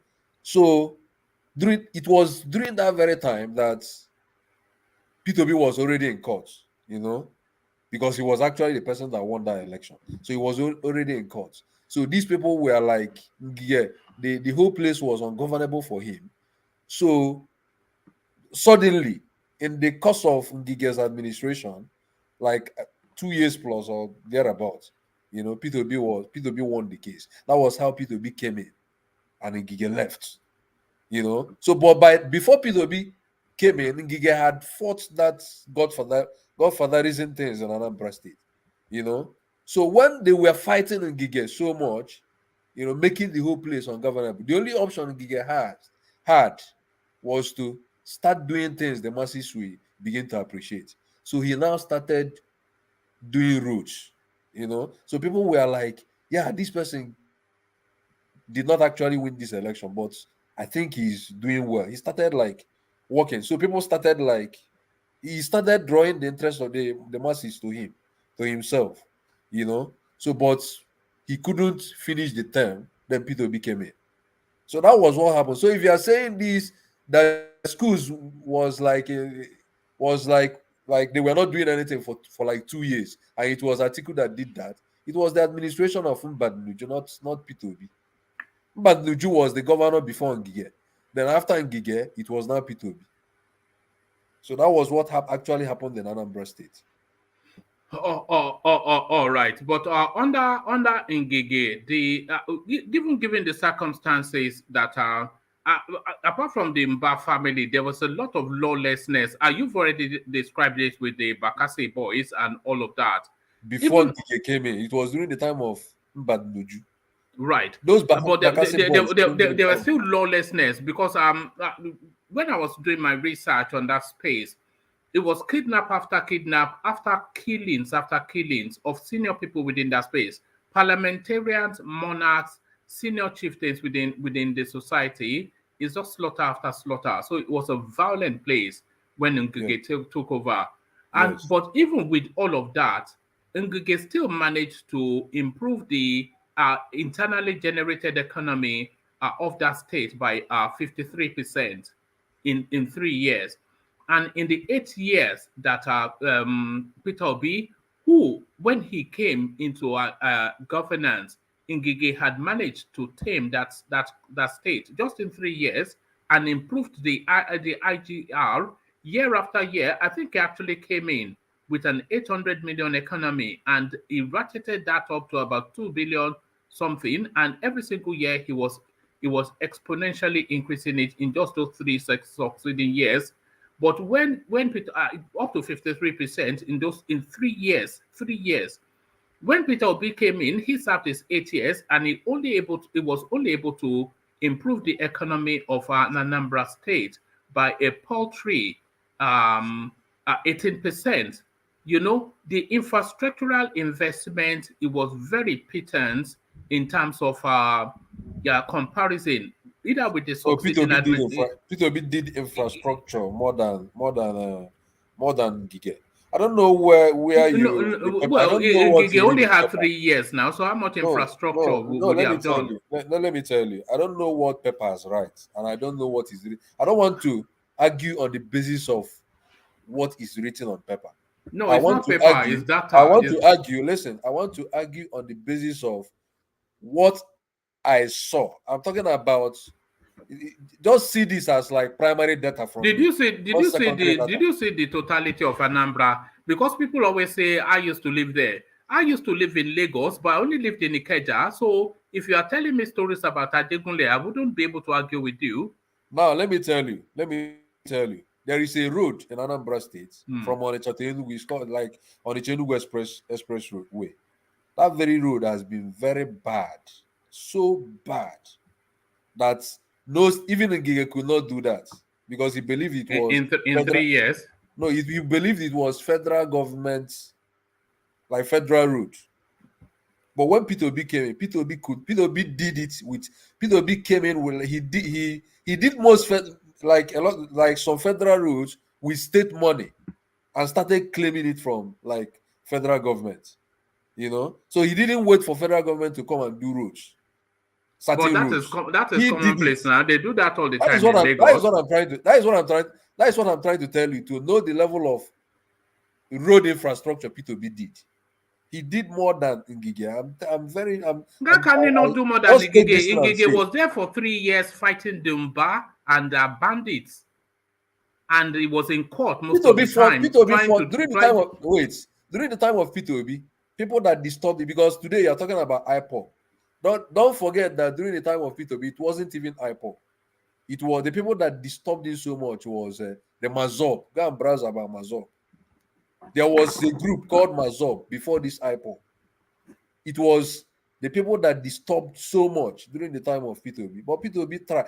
There was a lot of kidnapping during the time of P2B. He tried so much. You know, he quelled them. He was today now. Do you know that the IPOBians, they issued something? I don't know whether you have read it, where they were talking about how P2B should explain to Nigerians how the IPOBians that died in a river during his time, you know, how he was responsible in doing that. The IPOBians are talking against him today. I'm telling you. So go and read this. And I'm telling you, P2B, like he had a lot of fights with those Mazob people during that time. Before, when did IPOB came? IPOB was of recent. It was during the time of the last days of Jonathan or last days of P2B. Then, you know, when P2B came in, Anambra was on fire with Mazob people, with kidnapper. There were a lot of kidnapping activities in Anambra State, especially Nnewi. They were kidnapping all these top people in the Nnewi area. You know, so but he dealt with them. He decisively dealt with them. I know what I'm saying because I was there. I don't want to talk about what is written on paper. Anybody can write anything, but I'm telling you what I saw. I don't know what you saw, but I know data. I'm telling you what I saw. The data. This university thing I told you. Have you seen it from any paper? Well, no, people are telling you in the comment section that it's not unique or peculiar. You know, so I'm not going to. No, I'm talking about the university. This ASU something. He ended in Anambra State. It didn't end anything, my brother. Strike. Don't worry about all that. So the ASU strike he ended. Just give me till tomorrow. I'll go and debunk it. You know, it's just embellishment. You know, give me till tomorrow, and then I'll probably debunk that. But no problem. If I'm bothered, just go and browse this. I'm telling you. All right. Now, I'm going to send you this. Hopefully, it will come across. So don't worry about reading in papers. These these are financial reports from Peter Obi's tenure. Hopefully this comes across. This is just from 1 year. This is from 2009. So you see that. But there is a very little question I wanted to ask you. Right. If you look at Nigerian growth rates, like annual growth rates, you know, in Nigeria from the time of Obasanjo till today, would you say it is like regressing or like progressing? How do you mean? I don't have the data. Do you have the data? Do you have the data? No, I'm asking if you look at it. No. Do you have the data? You have researched now, so you have done this research. So that is what I'm asking. Which research? What are your findings? Which research? The Research annual into growth what? rates, like the annual growth rates. You know, the GDP growth. My brother, one man's research is into Peter Obi's issues, nothing more than that. No, I'm coming from somewhere. And I'm going somewhere. All right. Do you have the data? So what are you asking of me? I don't make up figures. So if you have data, so you can present them, and I will look into it. Let's forget it. All right. So I don't know where you were going to with that, but thank you. Back to you. Back to you, Emilokon. Yes, man. Yeah. I'm sure you can't remember where you were, but let me take you to a new space. Wike, so the Eagles clash, of course, Wike article. So Wike now making his demand to re-engage with the PDP space, and the price that is asking for is the head of the chairman of the party on a platter. So he wants Ayu removed as the condition of him re-engaging with the party. Atiku has said no. So which way now, Wike? What is his politics now? How is his ego satiated, Emilokon? Well, I would say that Wike brought this upon himself. That is just it. So I think Kama is just trying to catch up with him. So because you can't use your left hand to describe the road that leads to your father's house, and you expect people not to pack bushes and even disregard that route, because one way or the other you've already disregarded the route yourself. So the thing is that he didn't play the politics well. There is, so if you don't play the right way, if you don't play the fair way, then if you are outplayed, that it's part of the game, because you initiated it that way. So I would say that Kama is really, really catching up with him, and he needs to just be humble, in my opinion, and negotiate his way properly.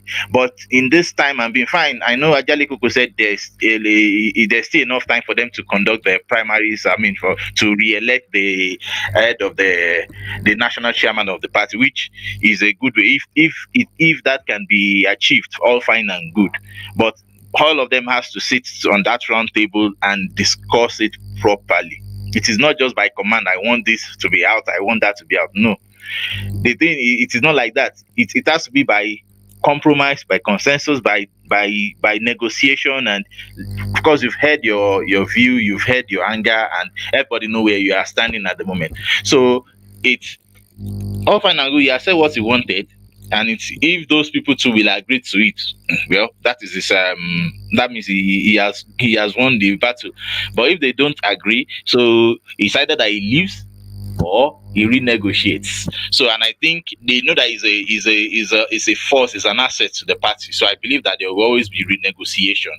But I don't think they will want to accede to the fact that the national chairman should be changed even now. Of course, I know that because the candidacy is from the north, it is not expected that the national chairman should be from the north, and that should be the policies that they should have played completely head on before the primaries. But since they didn't play that politics well, and they allowed it to be an open field for anybody to win, obviously Atiku will win in that game, because it is a game of numbers and money. So it is something that has come naturally and will stay like that, except there is a renegotiation, and it can't force that renegotiation on them. No. because the structure is already there. So he can't force that renegotiation on them. Rather, he should sit humbly and renegotiate his way through, not by saying this person must change or you have to change this person. No, things are not done that way. And that is one of the reasons why they call him to be an uncivilized governor. He's not civil in his approach. He's so brute and crude. No, you have to really plan your trips properly in order to make the change you want.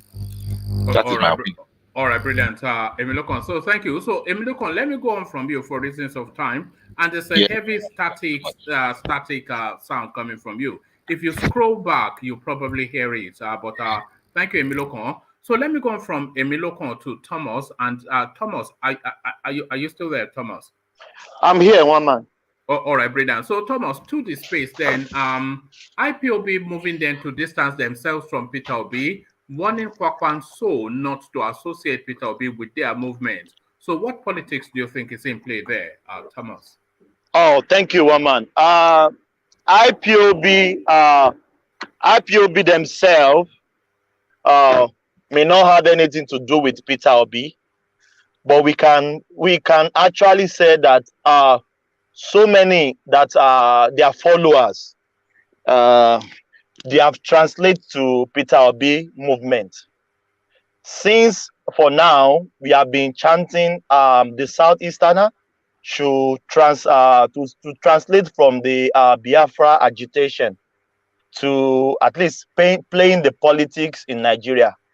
And the IPOB space, and they saw that this is an opportunity for them to translate from the secession to the ballot, and they jump into the race. So the IPOB officials, Ima Powerful, may not buy the ideology of Peter Obi, but we can say most of the platform that are following IPOB, most of them have translated to they have translated to what they call it, to Peter Obi movement. So we can't be correct. We can't be deceiving ourselves. They have translated to Peter Obi movement, and this is what we want as Nigerians. That let's go to the ballot and see who can win the election. Let's leave the secession. But we can say, in my opinion, maybe the IPOB themselves, the main people driving the camp, the main people driving the campaign. I cannot see Nnamdi Kanu following Peter Obi in any way, because Peter Obi, Nnamdi Kanu is a die fan of Biafran secession. But people following them, the Igbos, the Easterners following them, even non-Easterners from the Southwest, from the South, they jump into the train of Peter Obi. So distancing themselves or telling Kwakwanso to distance themselves from Peter Obi, they may distance themselves, but their followers, that people that follow them, most of the people that follow them, they have already joined into the train of Peter Obi. So we can't deceive ourselves, one man, about that. So distancing themselves, they can distance themselves, fine. But we know that most of the followers of IPOB have joined the train of Peter Obi. That is just my opinion. I may be wrong, one man. All right, brilliant. And to the Wike space, demanding the head of the chairman of the party. So what are you making of that? Is it a price that the party should pay, or should they just cut him loose? Man, they should pay the price. Even in my opinion, I think even Ayu should be stepping down by now. Even immediately Atiku became their flag bearer, he should be stepping down. Same as APC, they turned their chairmanship to the Northerner, and they give the presidency to the Southerner. So even immediately Atiku became their flag bearer, their candidate. In morally, in a good sense, Iyochia Ayu should be stepping down. You should be fighting a Southerner to come into the play, because everything can be Northerner. Now we can say PDP is now Northerner Party. Labour Party is now Easterner Party. We can say APC now is now Northerner Party 50% and Southerner, Southeast and Southwest Party 50%. So they can't do like that. And you rightly said earlier on, maybe their secretary is even from the Northerner. And the Southerner, the Southeast, has really paid the price. Even when everybody don't like PDP, the Southeasterner, they keep on voting for PDP. Keep on voting for PDP. Even we Southwesterner, we don't vote for PDP. You can't even mention a Southwesterner name in the PDP that is really strong. The Easterner has paid the price for PDP. So they should be vying for another Southerner to be their chairman now. Even Iyochia Ayu should be stepping down now. Atiku is saying after the election, why not now? Why not that for fairness and equity and for accountability? He should be stepping down now for another Southerner to complement their party. Even as we are talking now, Atiku is the leader of the party. The chairman is even second to Atiku now, until maybe Atiku became the president come 2023 or not. Atiku is their leader now. So they should be giving it to another Southerner so that at least they can feel among they dupe them of the ticket presidency, they dupe them of the what they call it, of the vice president. So what left for them? So they should be stepping down now for another Southerner to be the chairman of the party, at least so that they can work for them in the next coming election as well. All right, brilliant. Thank you. So, Thomas, let me go on to Saki. So, Saki, let me take you to the space. Tinubu in France, but one of the functionaries of the PDP, he's come out to the space to say that Tinubu is in France to take care of his health. So he highlights again the health situation of Tinubu, which then brings up that question again of Tinubu. What sort of a presidency would we likely get under Tinubu, who every time that we see him or hear of him in public is always narratives about both his physical and mental well-being? Should Tinubu just pack it up, and should Nigerians, for reasons of self-preservation, turn against him at the polls, not fit mentally or physically? This is what our Waziri says. Do you agree with that, Saki? Saki, are you there? All right, after all that build up. So we don't appear to have Saki. So we seek to start to round off here to land on Ajanle Koko. So let's just let Saki go. So we seek to start to round off here to land on Ajanle Koko. We take from Solomon through Thomas to Obina and then to land on Ajanle Koko. So Solomon, that time of the day again, are you there or have you gone to bed as well? I'm here. All right, brilliant. So we're taking closing remarks, Solomon. Yeah. Let's just, by all means, let's try and do the right thing in this Nigerian politics. And I still stand on the South. We still coming together, standing together, and supporting each other. Because these people, if you watch in the North, where did they travel to? They only travel to mostly to is it Mecca for their prayer, for their Hajj and all that. So they don't travel much. But we have people in the South who have traveled to Europe and the rest of the continents, and they've experienced life. They are experiencing life, and they are seeing the development, and they want to bring back this development back to Nigeria. But because the power is not in the hand of their people, their elites in their region, so they can't do anything about it. So we in the South, we need to stand together and start supporting each other politically, so that we can get power and enforce the reasonable measures, the reasonable things that we need to do. We do the reasonable things we need to do, so that there will be development in the South and in the country. at large. Thank you very much, everyone. Good night, Oh. everybody. Yeah. Oh, all right, brilliant. Well, cool. So thank you, and thank you for staying the course. I know it's very late in the morning where you are. So thank you, Yeah. Solomon. Always Yeah, a delight in your company. So from Solomon, we go to Thomas. Thomas, closing remarks. Thomas. My goodness me. Thomas, are you there? All right. So we don't appear to have Thomas. So from Thomas, we go on to Obina. So Obina, are you there? Yes. You stayed the course today. I'm impressed with you, Obina. Usually, if we don't run by now, we are already snoring this time of the night. But yes, it's 4 hours and a bit, and time to say good night. But Yes. not before hearing from you, Obina. Final thoughts. Yes. My final thought is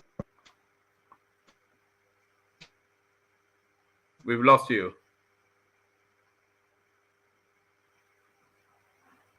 It's one of those days, isn't it? Obila, we can't hear a word. I'm sure you're talking.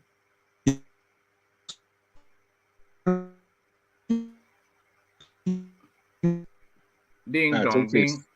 I think Yes. his internet is yes, it's dipped having out. some problem. Yeah. All right, Obina. So that's it. And it's dropped off. So that's about sums it up. But the mighty one, of course, Ajan Lekoko, the person you really want to hear from. Oh, I think Obina is back. So let's go back to Obina. Okay. Yeah. So Obina, yes, you were saying. No, we can't hear a word. Yeah. All right, Obina. So His internet is struggling. Pretty much more of what you said before. So Ajale Koko, the final word. All right, thank you, Maman. I want to thank everybody that came on the platform today for your contribution. Your contribution was quite meaningful, and I hope you will come back tomorrow to do it again. If you have been with this platform from the beginning to this time and you have not clicked on the like button, or maybe you're listening to us wherever you are, please click on the like button, share and subscribe as well. Today's session is a good session, and everybody did good. But Nigeria is in a crisis right now. It is where we all have a responsibility as educated Nigerians to do our research on all these candidates and put aside our tribal sentiment, our religious sentiment, and vote for the right candidate. Politicians have disappointed us. They have failed us. They have run the country into a state of crisis. I think Nigerians, it is better for us not to vote for politicians, any one of them. They have failed us. Look for something new. Somebody that is new that I'm proposing to everybody around the world is Omoyele Sowore. If we can be courageous and support him. We are not supporting Omoyele Sowore particularly, but we are supporting ourselves. He's the man that has been fighting for the right of Nigerians. Is the man that has been very stable. He shows that is reliable. He's a man of vision to set up his own political party, a party that is the vehicle for all Nigerians, particularly the youth, to jump into and ride it to the freedom land, to the land of freedom. We have to be courageous. We cannot continue to be manipulated by politicians. So let's do away with them. That is the man I'm proposing to you. I hope you will all accept him. Let's do it one time, once and for all. Let's take our country back from them. And we cannot continue like this. That is what Shore is putting before you. Take your country back. We cannot continue like this. Other than that, let me thank everybody on the commentary section that been with us from beginning to this time. From our brother Alessandra Gomez, Chairman, Board of Trustee, Woman went to more. I say thank you to you. Alessandra Akashi, the Secretary, I say thank you to you. I see Kulata back there. I don't know why he didn't jump on the stage today. Thank you to you. Oga, the Master, thank you all. Ortiz, our man, the man, I say thank you to you. And every other persons in the commentary center section, you have all done well. Keep on doing what you know to do best. You are the strength of the platform. Come back tomorrow. As we are going to join One Man again, I hope One Man will come back tomorrow with big news for us again. One Man, the Eagle, is the driver, is doing a good job. We have to give it to him, bringing us together all the time. So One Man, thank you one more time. Tomorrow, another day, bring it to us and we shall join you and we'll continue the struggle. See you tomorrow, One Man. Thank you, the Eagle. Oh, all right, thank you, Ajan Lekoko. So thank you, Ajan Lekoko. So that was Ajan Lekoko. It's almost a sacrilege for anybody to speak after Ajan Lekoko, but Obina has made his way back to the platform. He's been with us all the way through, so it's only fitting that he has his final say. So Obina, let's give it another go. Yeah. Yes, can you hear me now? Perfectly. Carry on. Oh, awesome. Before. Okay, thank you very much, Jalikoko, and thank you, Woman, for this platform. I appreciate everyone who has stood out and made the various contributions. I'll just advise that we should, while we campaign, we should not force our candidates on anybody. Everybody has the right to choose who they want and make their opinion. Even as Peter B has said, we should allow everybody have their views, even if it's an opposing view. At the end of the day, it's what at the end of the day, we will decide who we want. So let's support our various candidates and be and apply decorum while doing that. At the end of the day, they're all candidates are Nigerians, but we all know what Nigeria needs at this time. While we go about that, we all know who can help us get out of our present predicament. So while we have that in mind, let's be guided and go to the polls. It's not a do or die affair. It's not war. We would let's do and come out of the current situation and get Nigeria back to where what it's supposed to be or what we're supposed to represent. So once again, thank you for the opportunity, and looking forward to joining you in our last session. Thank you. Brilliant. Thank you, Obina. I can literally hear the sleep in your voice. My goodness me. I think as soon as you put down this thing, the next sound you'll be making is the sound of snoring, which I hopefully will be joining you in another 20 minutes or so. So thank you, Obina. It proved a brave performance today. So that was Obina, of course. You all know Obina, a real gentleman. So a real gentleman. And I really delight in people like Obina, people like Obina, Ajanle Koko, of course, we all delight in Ajanle Koko, but I delight in people like Obina, people like Meadowman, people that are steady. That I like steady people.